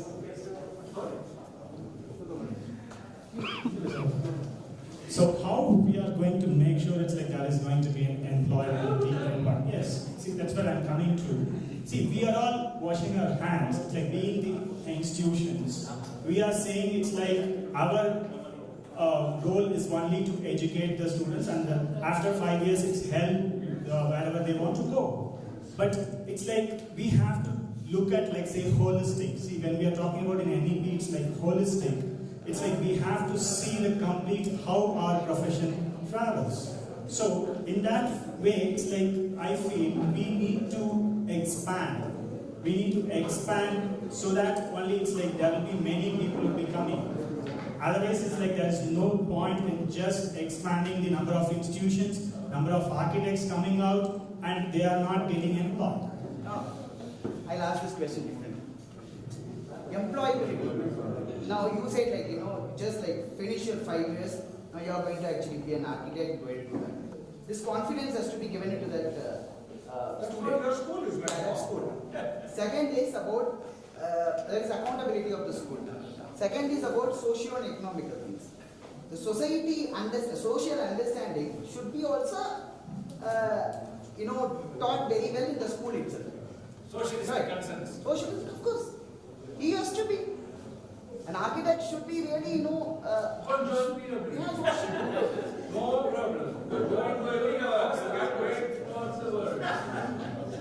He should be concerned about the society. No. Ultimately, we are serving the society. So the reason why I was asking this is like the way we need to expand is like we need to have many specialities.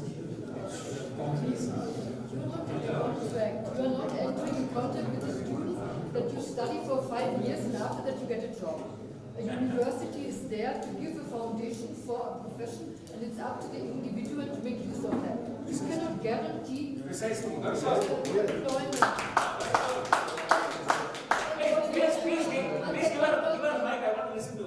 One more thing. I think what you want in employability means we are further educating draftsmen. Because I'm really a little bit annoyed with the practicing architects who say the people who are coming out, we cannot use them. They have to be employable. They have to be. What are we doing? Are we educating people who can think and ask questions, design and are independent, or are we educating draftsmen that can be picked up at the office at the low cost? I'm absolutely against the thing that after 5 years of education you have to be employed. What does it mean? You are not an IT. Look, this full employability comes from the fact that this policy is catering not only for architecture, but for all other professions. And you have in the engineering side, you have an over-education of engineers who are actually not employable because of the education. You have triple E and engineers and I don't know what, and they don't find a job because there's over-education. Yeah? But in terms of architecture, I really refuse to say that an architect has to be employable at the end of 5 years. It's like, how do we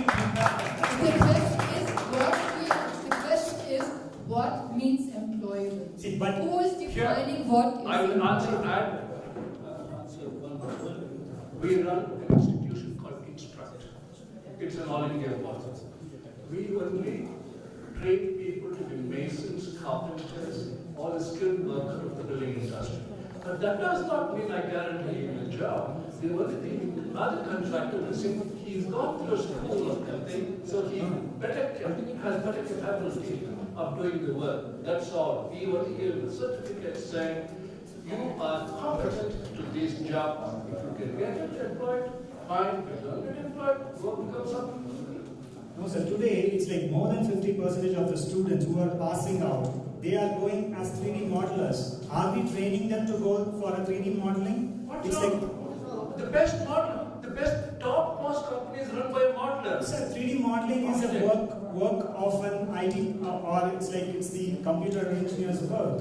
Why we have to make, it's like an architect to do a 3D modeling job? No, sir, it's nothing.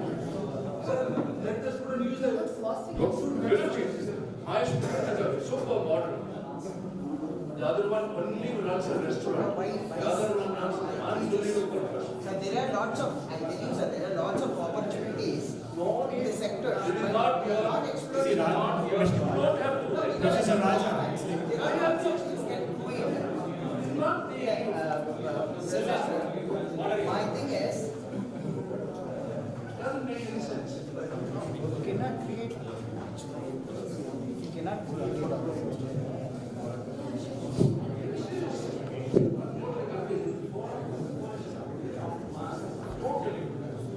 You want to play hockey with the So does NEP allow two different professional practices? Let us assume it is divided into 1 + 2 + 3. At the end of 3rd year, I get my diploma in architecture. So which means I am allowed to practice as an architect. No? After 5 years, Can I practice as an architect after 3 years? You're not an architect after 3 years. Sir. You are No, it's small. Yeah. Can't diploma architects practice? No. You have to register. Even 5 years we are not practicing.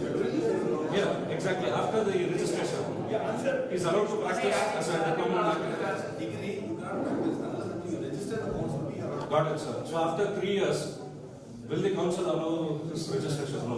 Only after the degree is given the registration. So let us assume I complete my architecture and I am interested with a different profession in law. You're free. Law. Will the council allow me to practice as an architect as well as an lawyer? No. No. It doesn't. Unless you. This NEP doesn't provide that. Different You can't practice. You can't practice. You can be qualified, maybe certified, but you are registered. If you are a registered council of architecture, you practice. Only you got interested in law or medicine, whatever. You are allowed, who are get educated. If you want to practice that, cancel this registration. Register there and practice. So it doesn't allow. The NEP doesn't allow. If you want to come back here, cancel that again. No, here I will differ. If I have the... Thank you, sir. I know, here I will differ on this.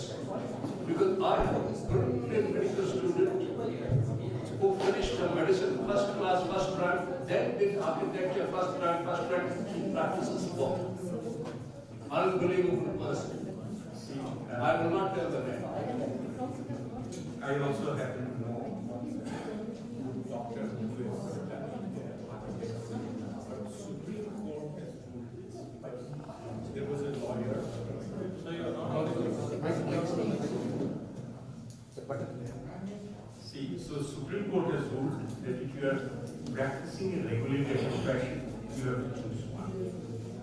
At the same time, you cannot be registered with professional councils and hold licenses for practice of professions. That's all. So simply we will go by that, and competence may be there. Competence may be there. This comes back to the basic question: what steps the council is going to adopt with regard to the safeguarding of the profession of architecture? We are all talking about the students.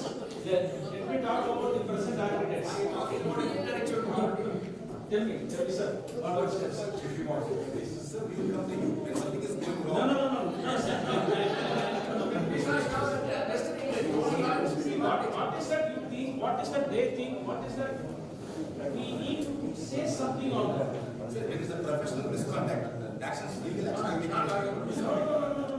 See, I am on the issue of the Supreme Court decision which ruled two things. One is everybody can practice architecture, number one. Number two, they said it is for the parliament to make an amendment if they want to save the practice of architecture and confine it only to architects. Now, what are the steps that the council is going to take or what they have taken? Save it from who? Save it from who? Maybe it's a good thing. See, people... No, see, I'm answering it. No, hold on. Sir, see, it's a regulated profession. What the amendment is coming about, sir, it's a regulated profession. You have been given, it's a regulated profession. Let me complete. A regulated profession, and you undergo a specialized study with minimum standards. You fulfill that, and you get registered with the apex body. Then even thereafter, if your profession is not protected from others practicing it, is it not vulnerable? What are the steps the council has taken? It is, we agree to you, but here that says that the title is protected well. I don't want to take away my title, protect my profession. No, title is protected. No, take away my title. I don't want my title. Then what? I want money. When you want money, you go only with that. See, there are a lot of engineers who want to be an architect. Sir, give a suggestion. Let us see what it comes to. What suggestion you want to make? Tell us. As a member, as a past member, what suggestion you want to make? I'm not a farmer. He only raised the question But already municipalities have got mandate that that they can't give license to people unless you have a COA number.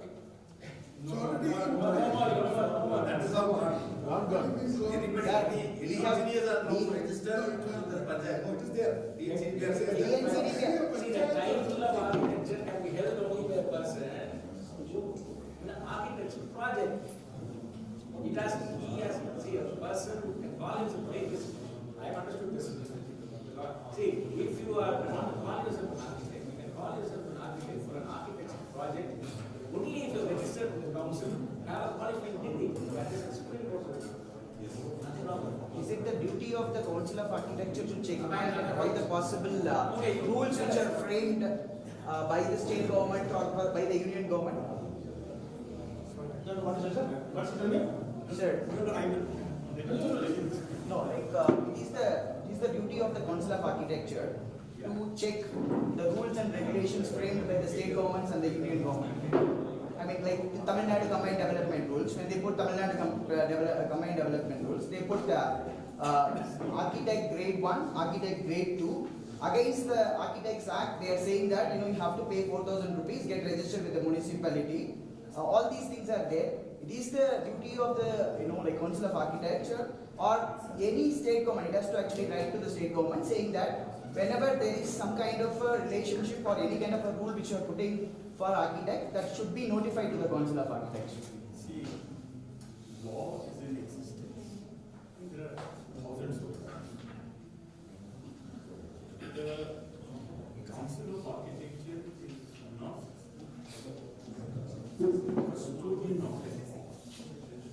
It is a body created under law and it has been given a specific task.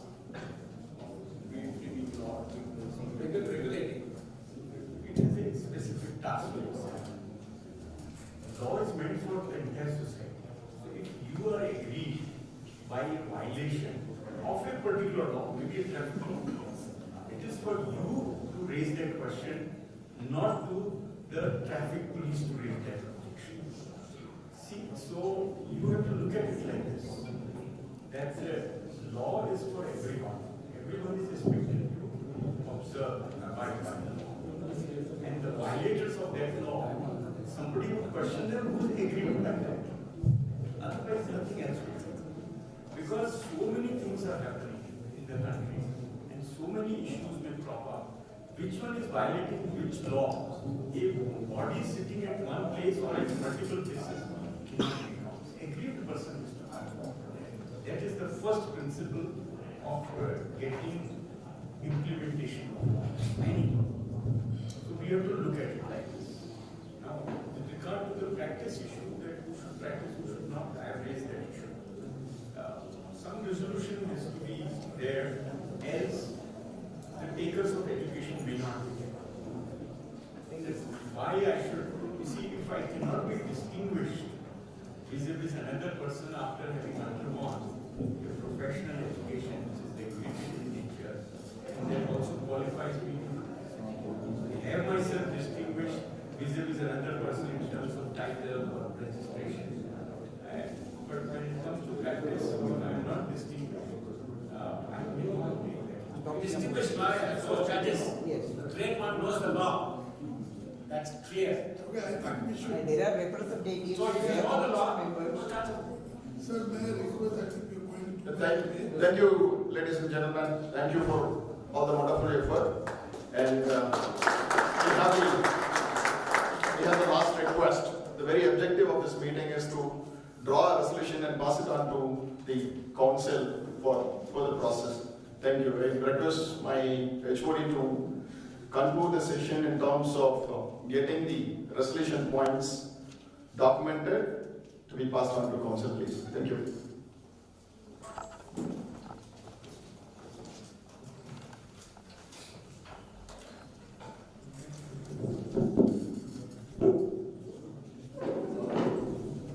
To all the guests and to all the people on the dais, there were a lot of thoughts which were being discussed.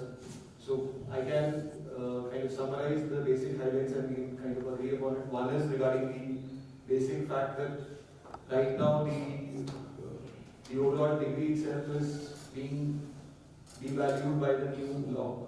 So one thing is that we can put across an objection to it. Would that be right from this forum? Can we put across? How can No, it should be a resolution. The resolution is you can discuss with the members of. See, the resolution, if everybody seconds it, the resolution should be on the practice issue.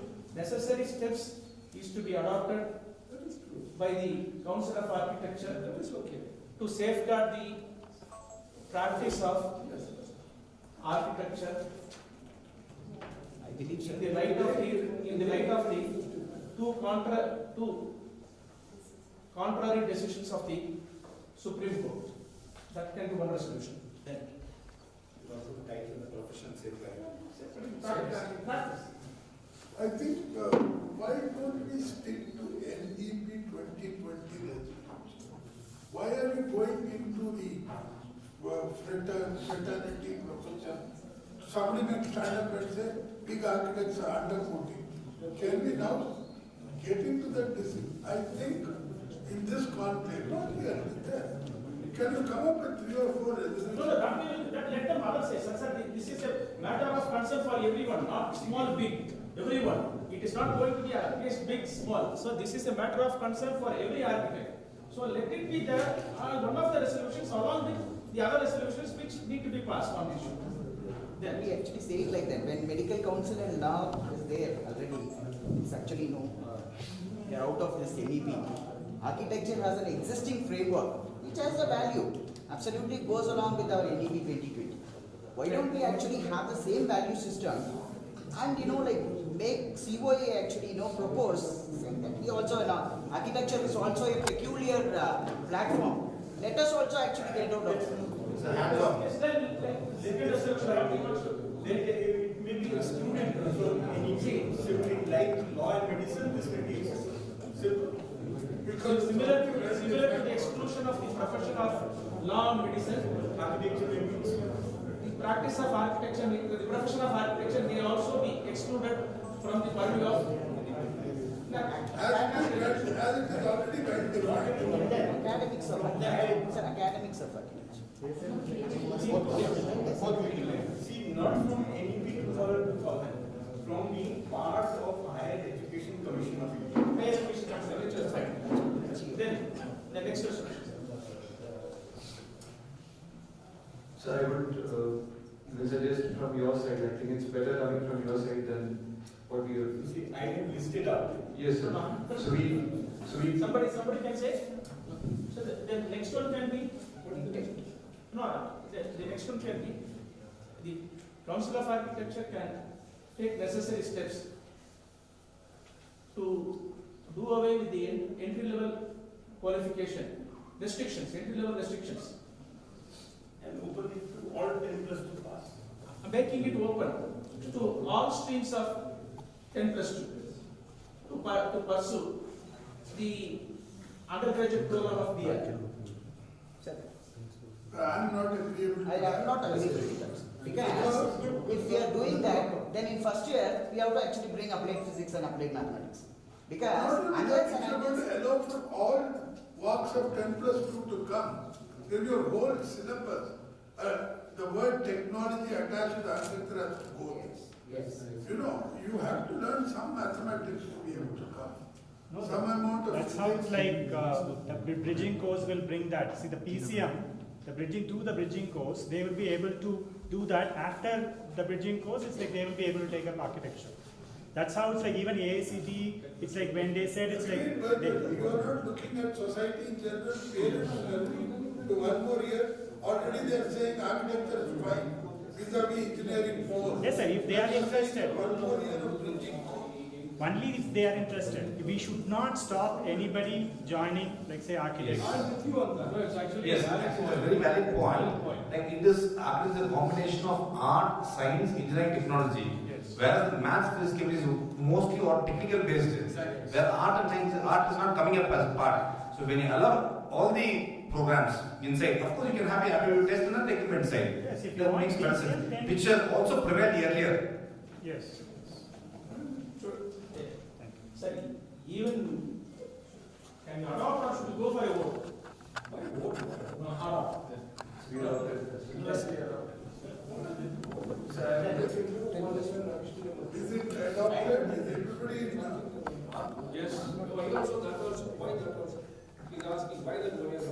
Which one, sir? Not 1 year, sir. No, 1 year. 1 year. So my point is, if a person has talent enough to crack a mathematics exam with his 10th class background, they are able to write the mathematics exam after 11 and 12. Even if it's from history background, he should be able to. See, what is happening with NTC? Okay, the National Testing Agency allows 10 plus 2, sir said 10 plus 2. Now, in NDA exams, JEE main or JEE paper 2A, you must actually have a good mindset for physics, chemistry and mathematics. Then a person who studied 10 plus 2 with PCM only can actually do it. It's okay with a mindset, it's a set mind. That is it. Yes. That is the problem. It's a set mind, I said. It's a mindset. People are not learning physics, chemistry, and maths. They are only studying physics. That's why they develop an aversion. His daughter, my daughter. See, they are personal.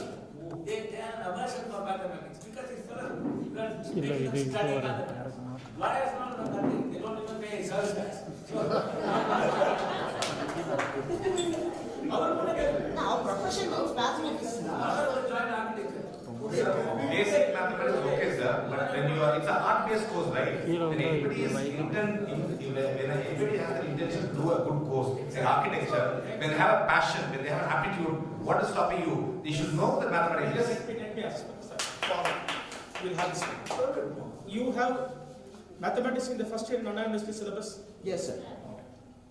The student who has not done mathematics in 10 plus 2, okay, if he passes the first year exam, is he entitled to have a credit and a degree? Absolutely. Fine.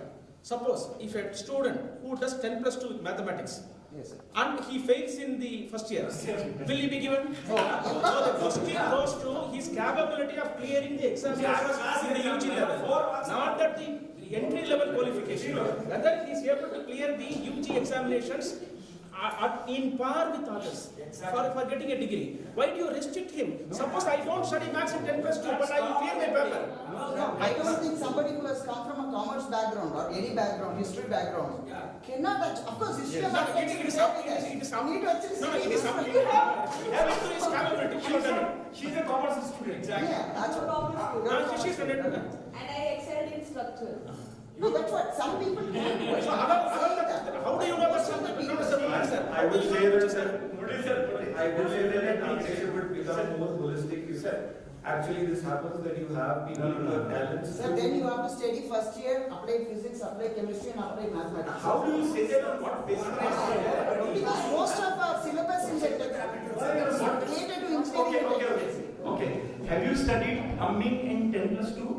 No, I'm just asking you. No. Have you studied plumbing? No.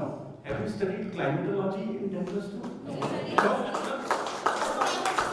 I have some questions. Just simply answer. Have you studied history of architecture in 10 plus 2? No. History we have studied history of architecture, I said. History of architecture. Have you studied theory of design in 10 plus 2? No. By chance. By chance.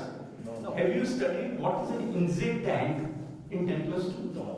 How could you study them in architectural program in BR? No, I just want to understand that these subjects were never ever introduced, taught, but they were introduced in BR's program. No, so how do you think you are capable of studying INSEE tank, grid structure, steel structure, that King Post Trust, whatever? You have never studied in 10 plus 2? You did not study carpentry in 10 plus 2? How did you do King Post Trust? We are part of our... No, what part? So anything I put in your syllabus, you are duty bound to pass that if you want that degree. That's it. So you study and pass. So my BR's program would have what is required to make a competent person who can be awarded BR's degree. So in 5 years, you study this, you pass these exams, I give you degree. If you don't pass any of these exams, I don't give you degree. Great architect. Sir, I will take it. So perfect, sir. So simple.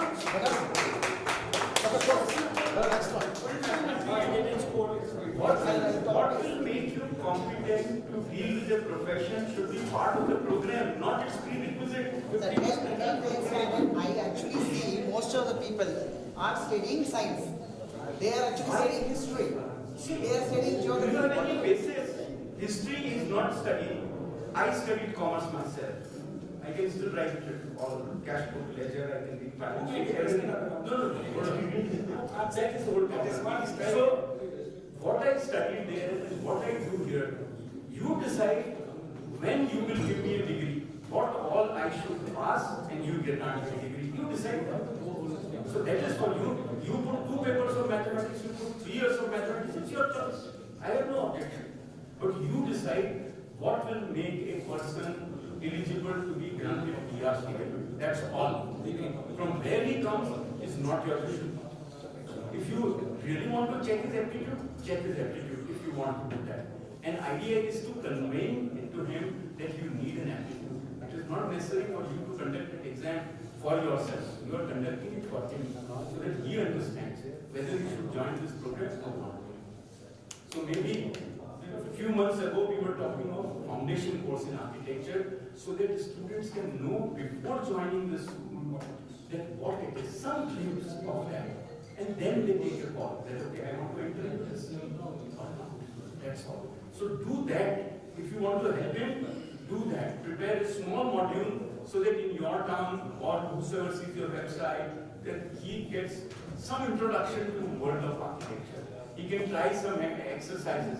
You offer him some exercises on net that okay, try this out. And if you think you can do it, you have a chance. When we actually start doing that kind of foundation programs, yes, the concept says it very clearly needs examination, entrance examination. So that's a separate issue. Again, you are mixing up.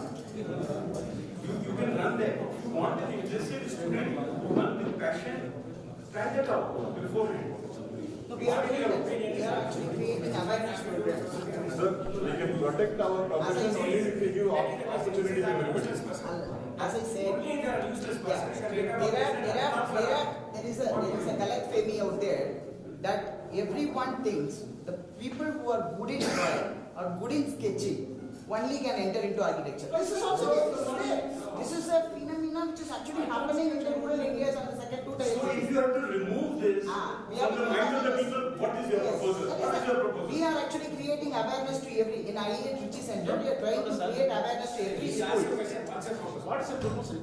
Give us the proposal so that can be a solution. No, COA can direct itself through the IEA centers. What will you do? What is your proposal for yourself? My proposal is we create an awareness program every year, sir. Wonderful. Every year. Dr. Satish Kumar was there last time. Share it with others so that they emulate you. I mean, we have awareness program every year. In that we call upon all the schools and we tell all the schools that this is how you have to actually move it on. Many people are not aware, we are not aware. So can this be included in proposal? What is proposal? What is it? Decisions. That's what he says in creating awareness.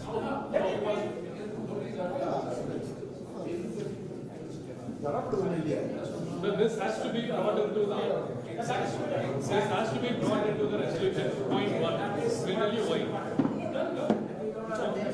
Then only if we open up the architecture to every department, every other 10+ stream, only then we can avoid the architects and it will protect our profession. Yes, sir. That is so next question. We'll accept this resolution. Next to 10+2 all the streams. With an aptitude test which is conducive to entering into architecture. That is fine. Next resolution, if any, sir, from your side? From the audience side, any resolutions? Any resolutions from the audience side? From the panel members? The Council of Architecture may also explore the multiple exit and entry.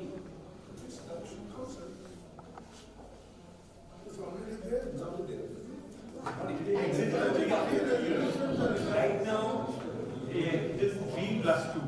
So it is 3+2. That is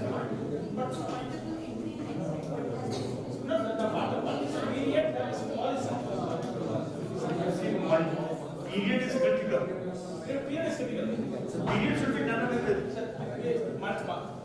multiple entry and exit. With no time limit. With doing away the upper time limit. A minimum you can. Anybody the audience who just completed architecture, who's in the master's program, do you have any opinion here? It's very relevant for you guys. If there is a provision after 3 years joining in the 4th year, continuing the profession, continuing the education, is there any opportunity for other streamers, some other disciplines to join? Because in many countries, there is no Bachelor of Architecture. There is a diploma in architecture, and they can join the masters later. And at the same time, those who worked in the architectural discipline in any chance, they get a chance to work along with them. Even they get a chance to join MRT. So, is there anything that can be included? Are you talking about the postgraduate program where the entry levels are cut, or you are talking about the UG program? So, I'm talking about I'm talking about abroad is the master's degree, but in this one, we are continuing the 4th year for the bachelor's. So, even in some other discipline, let's say they have a diploma in civil, they are in the same line. They can even join the 4th year for the BR degree. In that case, you miss out on a lot of subjects which are critical in the first 3 years. That's the overlap that is required. But still, if you do it in the postgraduate program, that's still. But still, this is happening in the Western world. So that's what my point. Yeah, that's up to the institution to. First year we are get into the foundation program. With that, they should get it inside. Here comes taking the 4th year. You are talking about the lateral entry program. Lateral entry, even though they have completed some the lateral entry program, if they have that aptitude and the passion to continue. One point you have to See, when we talk of master's degree in India, a lot of experimentation has been done. Like, let's say in town planning, we say eligibility is civil engineer and architect. Somebody who comes as a PR, somebody who comes as civil engineer. In transport planning, they say even statistician. Town planning, there was a time when they used to say even person in sociology and law, even he would be accepted. And I have classmates, batchmates who are lawyers, who give geography, and so on. So but the objective that time was that they will deal with geography in town planning. They would not become interchangeable. It is the first degree which was actually deciding their profession, and they were given appreciation of town planning. Similarly, in landscape architecture, we had a pre-landscape course where horticulturists would come, do their 1-year program, and then enter. Your idea in a very broad sense is correct. See, that if I want to change my stream from one point laterally into another, so what NEP provides is that those credits which are relevant in this program will be given credits. So if you have done, let us say, a civil engineering program, you have done building structures, which is also offered, or a prerequisite in a BR program, you would get credits for those. But the rest you will have to do. Now that is the expectation of NEP.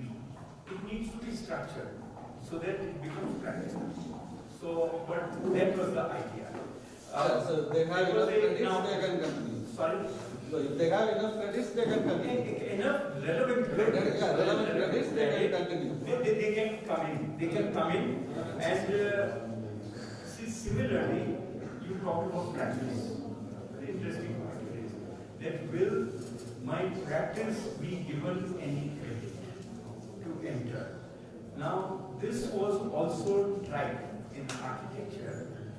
We had a program called NDR, evening 7.5-year program at SPA, where they would say that the prerequisite is maybe you have done only ITM, you have not done 11th at that time.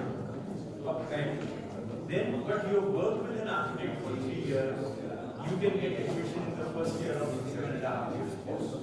So, this is like recognizing credit, but we also said that the employee right. Yeah, this may change case to case. So case to case, but NEP says create a room for this. Yeah. So Now, that's a somebody has provision. to work on the practical side of that, but it does talk about this. So you have another one.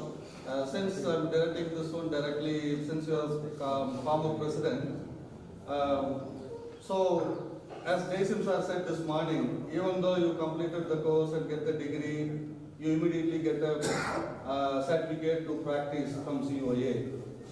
But practically, in the reality world, they might not have enough competence to survive. So in that way, is there any provision in the NEP to actually think about or have a panel discussion before how long they can wait, or they need to have some more experience to provide the certificate before they start their office? That NEP is dealing with education part, whereas a statutory body like Council of Architecture or Medical Council, they are dealing with the prerequisites of education. Give granting you license. One of the prerequisites is educational qualification. They are free to introduce more prerequisites, which can be passing of another exam, another examination. Sir, you want to understand that after completion of the examination and obtaining a degree, whether there can be any qualification that is required to enter into practice. See, in law they have introduced professional examination. Yeah. Sir, I think there was a proposal to introduce professional examination course in architecture. Yes, I mean, sir? yes, sir. Yes, discussion. Discussion after for many years. Many years. So whether we should have a resolution on that a professional examination has to be conducted. See, before if we restrict ourselves to NEP at this moment, it will be so it is a part of that we have discussed. Sidetracking, sorry about that, but this is a question that I want to raise. Question, Satish can take it to council. Yeah, this is the one I want to raise. Yeah, actually, it is very important. As the days to come, it should happen. There will be no, you can have better people to, of course, as you know, we have 1 lakh architects registered, but you see only 10,000 are the practitioners and about 13,000 are into academics. And rest of all, we don't know. So unless until we filter all the things with the, as how you have entry-level test, the same way you get entry-level professional examination should come. As how it is in the international forum. It could be done, we propose. So I have a question, sir. So, like in England, after they finish 3 years, they're given a BA architecture. And after that, if they want, they can pursue 4th year and 5th year and become an architect. Else, after BA architecture, they can pursue a master's in architecture. So probably my question to the council is that if that could be considered as part of multiple exits, if See, two institutions I know which offer a BA degree after 3 years in architecture program. SPA now, all SPAs, and Chandigarh College of Architecture. Chandigarh College of Architecture offers this for almost 30 years in my knowledge. SPA has done it about 2 years ago. That if you wish to take an exit, you can also carry it. But will they be eligible to do a master's program? No, independent means you don't have a BR degree at all. So where eligibility is BR, let's say for doing urban design, you are not eligible, you are only 3 years, and you are a Bachelor of Arts or Bachelor of Architectural Studies or something like that. I do not know. So probably could we bring some provision because abroad they have MA urban design, so people who finish BA architecture can take up MA urban design and become practicing. See, if somebody would offer that course, it is for him.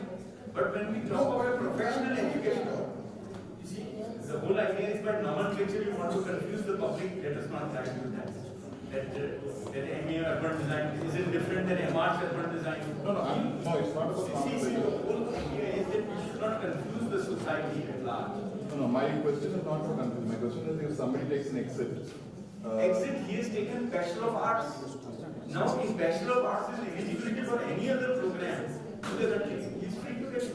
Any other masters, but nothing pertaining Yes, to. let us say MBA, he can do MBA. Why not? That's the whole idea. Okay. So if there are no more comments from the audience or the panel members, we will conclude and we will prepare the resolution, get it to you and get it signed by you.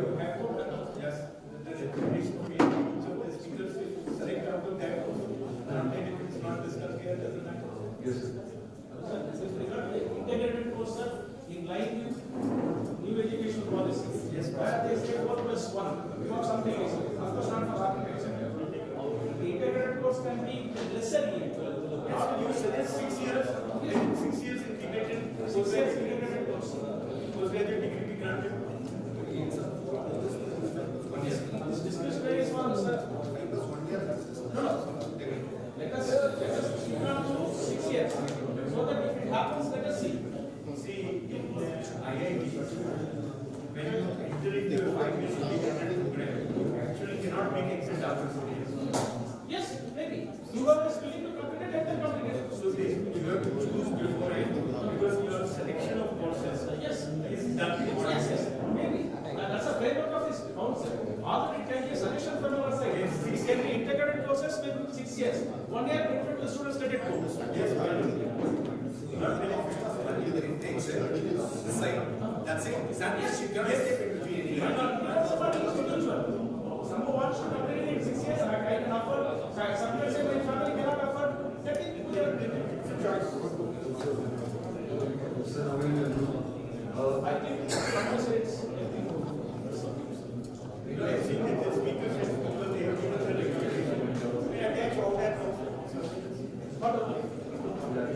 So we'll add that to the final one. Get it circulated from all the speakers.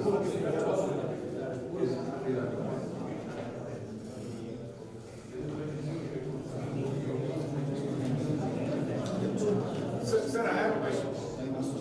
Sir, why can't we civil engineer guy can join second year architecture? When they can join. You explain why you should not join. I said I'm an engineer. That's my question. Why can't they join BArch second year? Because when they do diploma in civil, and then they are able to join B second year, later entry is available for engineering. Why it can't be done here in architecture? That is a technical program. No. Right? It's a technical program. Our first year of architecture is about creativity and visualization. Because the fundamental basis has to be studied in the first year.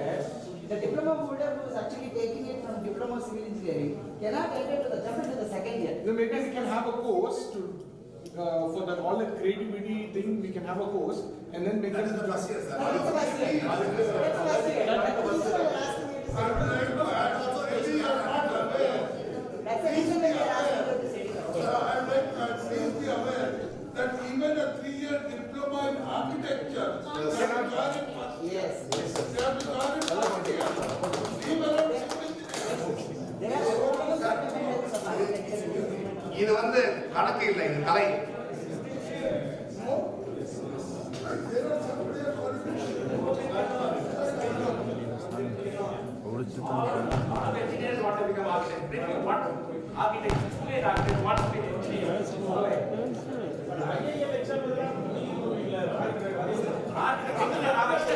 We don't want to be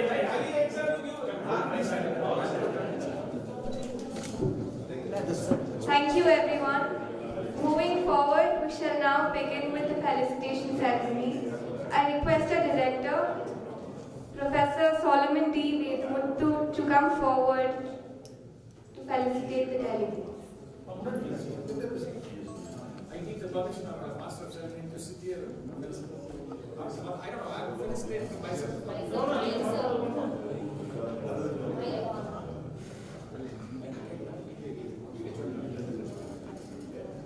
Sorry that I'm addressing you sitting down.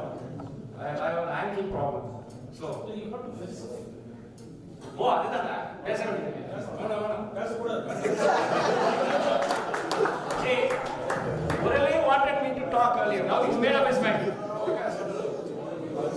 See, Jason, don't take it. What? Cover Jason the shawl. I don't want to do it. Who are good? See, felicitation. Architect Chittarasan K. Am I cutting the cake? Yes.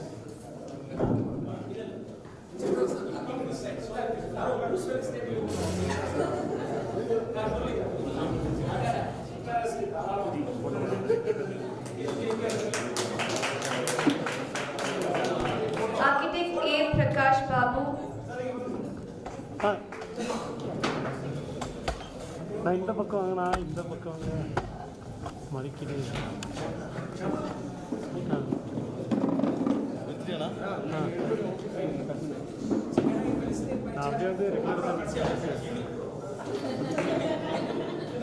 Architect Architect Lakshmana Raju.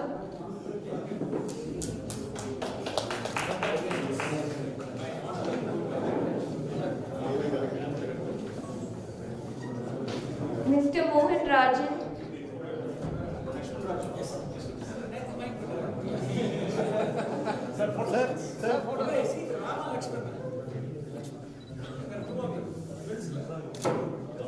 Engineer Karthikeyan.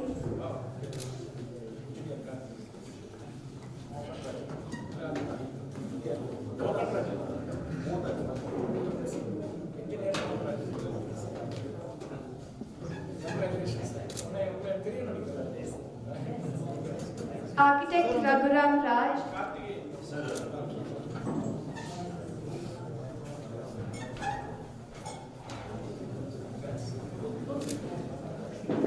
Architect Rajiv Kumar.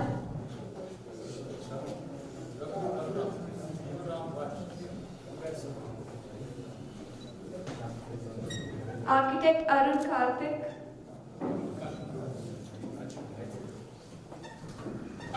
Ajay Kumar. Oh, I saw second person. Architect S. Senthil Kumar.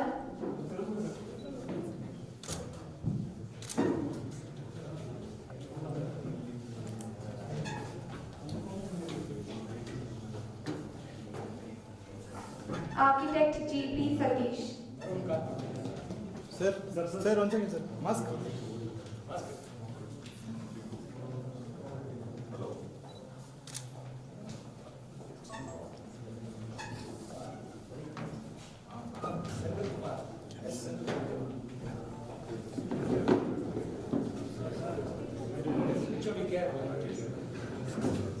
Principal care, sir.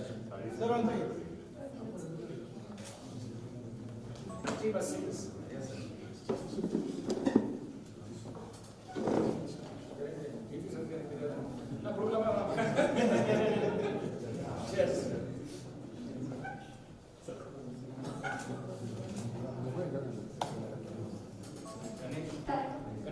Thank you, sir. I now request our chief guest to felicitate the remaining. Architect Ganesh G. Ganesh J. Ganesh J. Architect Ganesh J. J. Architect Kishore.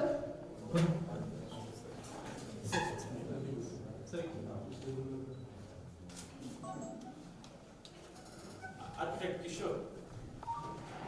Architect Ganesh Babu.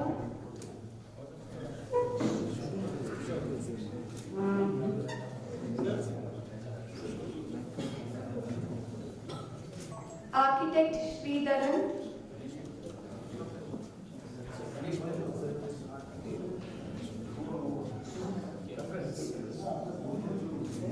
Sridharan, sir, is not there, ma'am. I picked that. Bureau of Sridharan.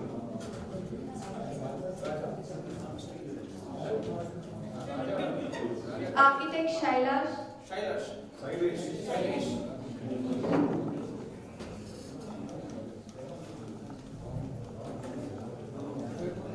Architect Kirsten Frick.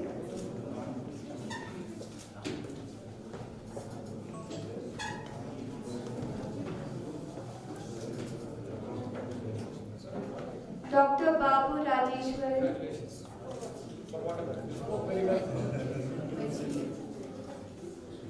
Architect Manikandan.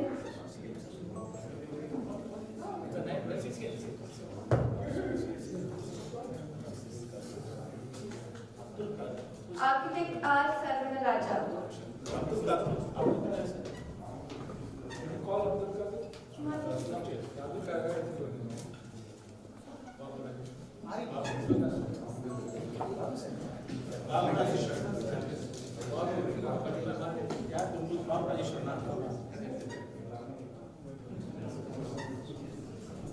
Thank you, sir. I request Professor K. Jason to felicitate the team.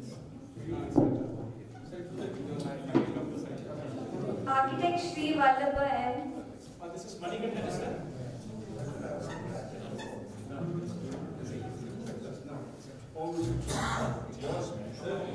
Architect Anup Melin. Architect G. Raja, Architect Shekhar,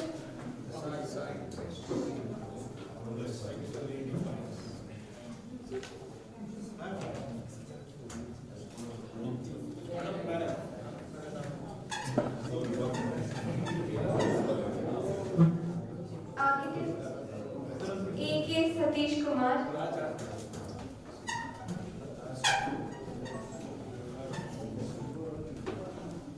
Architect Prabhakaran K,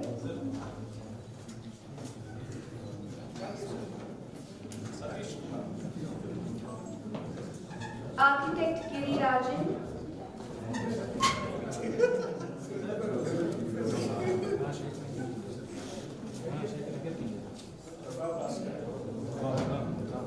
Architect Venkivet Kumar N,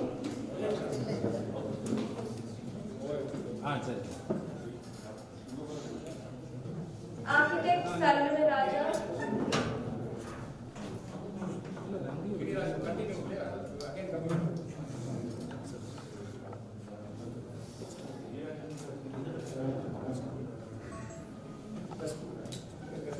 Architect Sri Shakti,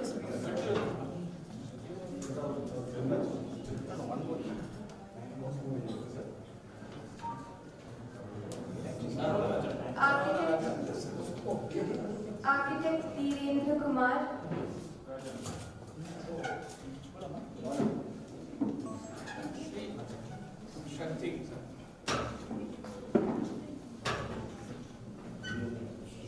Architect Satish Kumar B,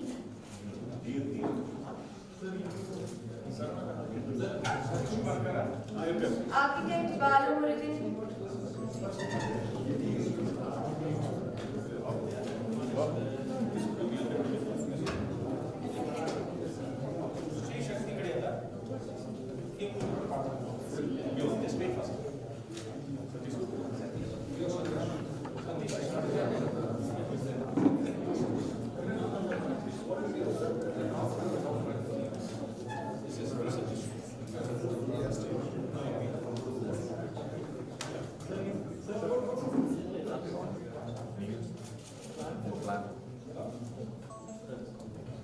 Thank you, sir. I request Dr. Satish Kumar to direct the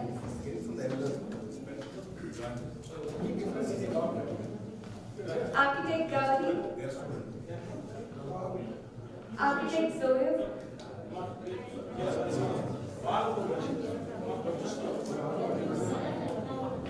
Architect Balu Murugan,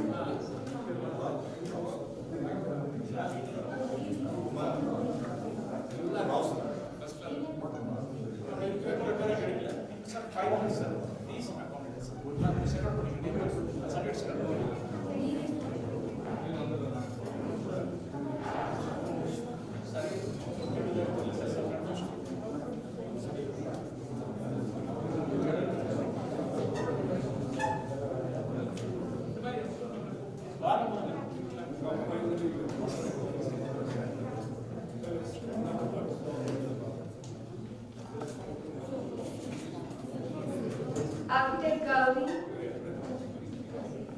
Architect B.M. Chandrakishore,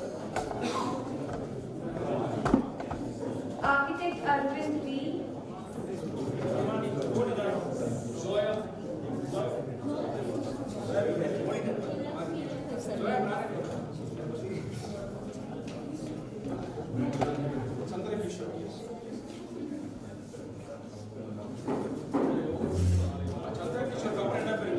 Architect Arvind V,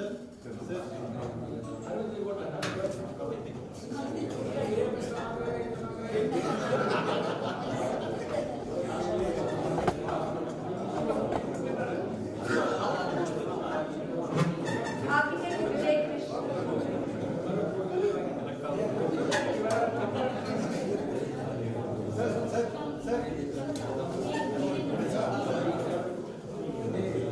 Architect Dhirendra Kumar. Thank you.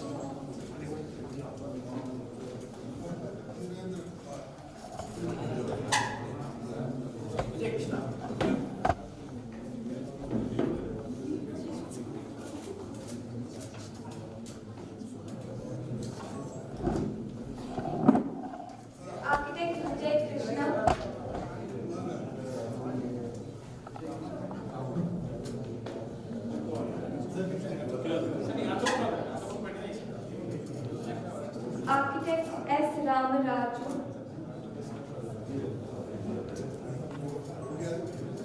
Architect Mohan Kumar.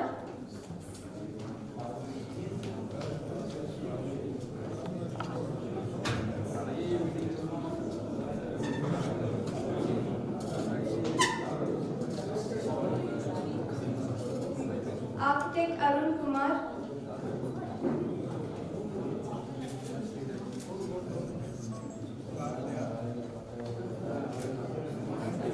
Architect Parisutharaju.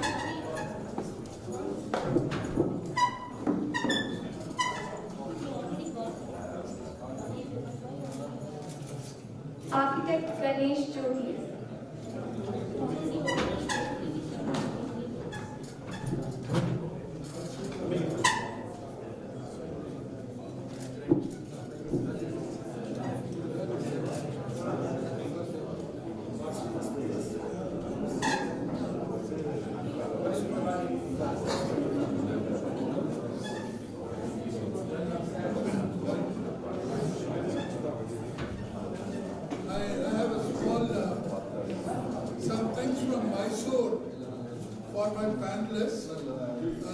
Popularly known as Mysore Park, and little book brought out by my father. Come, Sundar. So, I'll come there and. No, sir. No, you be there, sir. Okay, so you start with Professor Saravanan. Give. No, you can take it. I can just pass it on. Thank you, Satish. Thank you. Solomon Ange Amchana.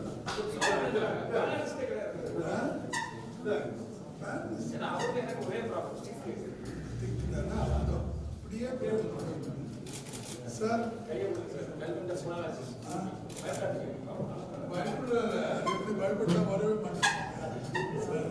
wonderful arrangement. Thank you.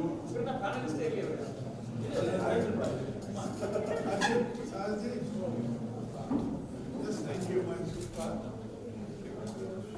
What is that? Mysore.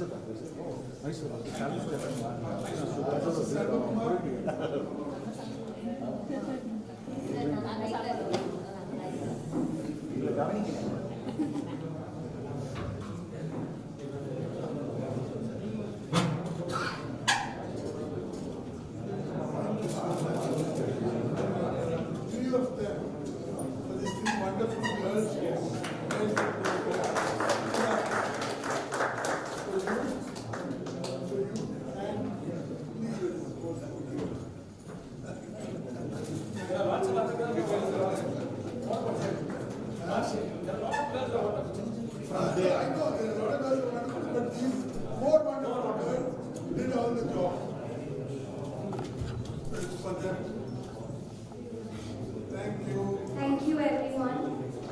We call upon our HOD, Dr. Sanil Kumar, to deliver the vote of thanks.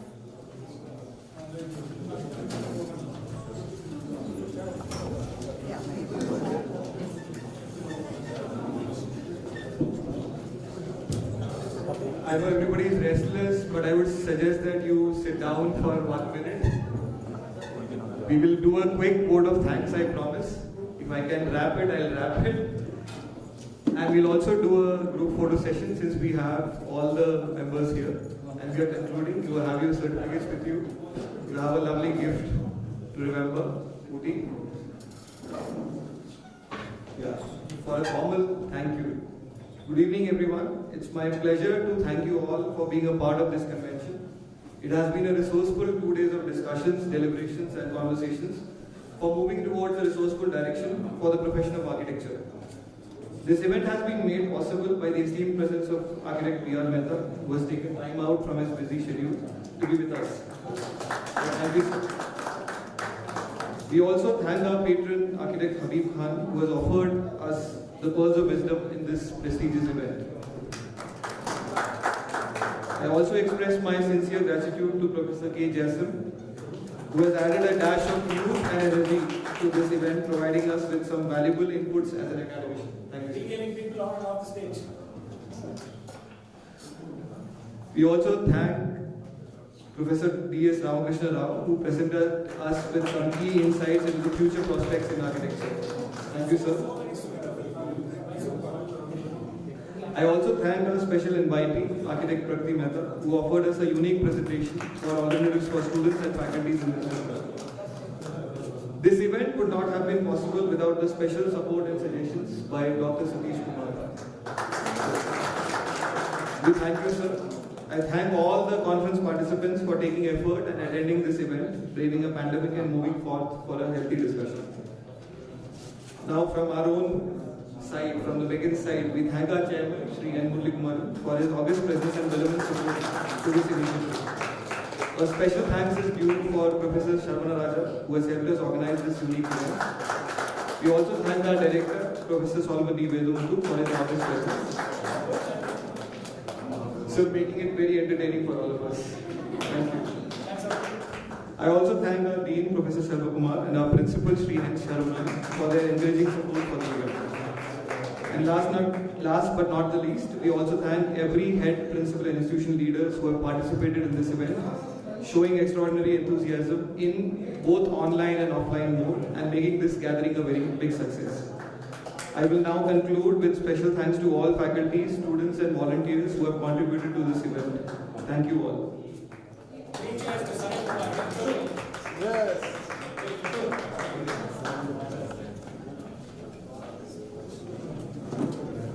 Let's all raise for the national anthem.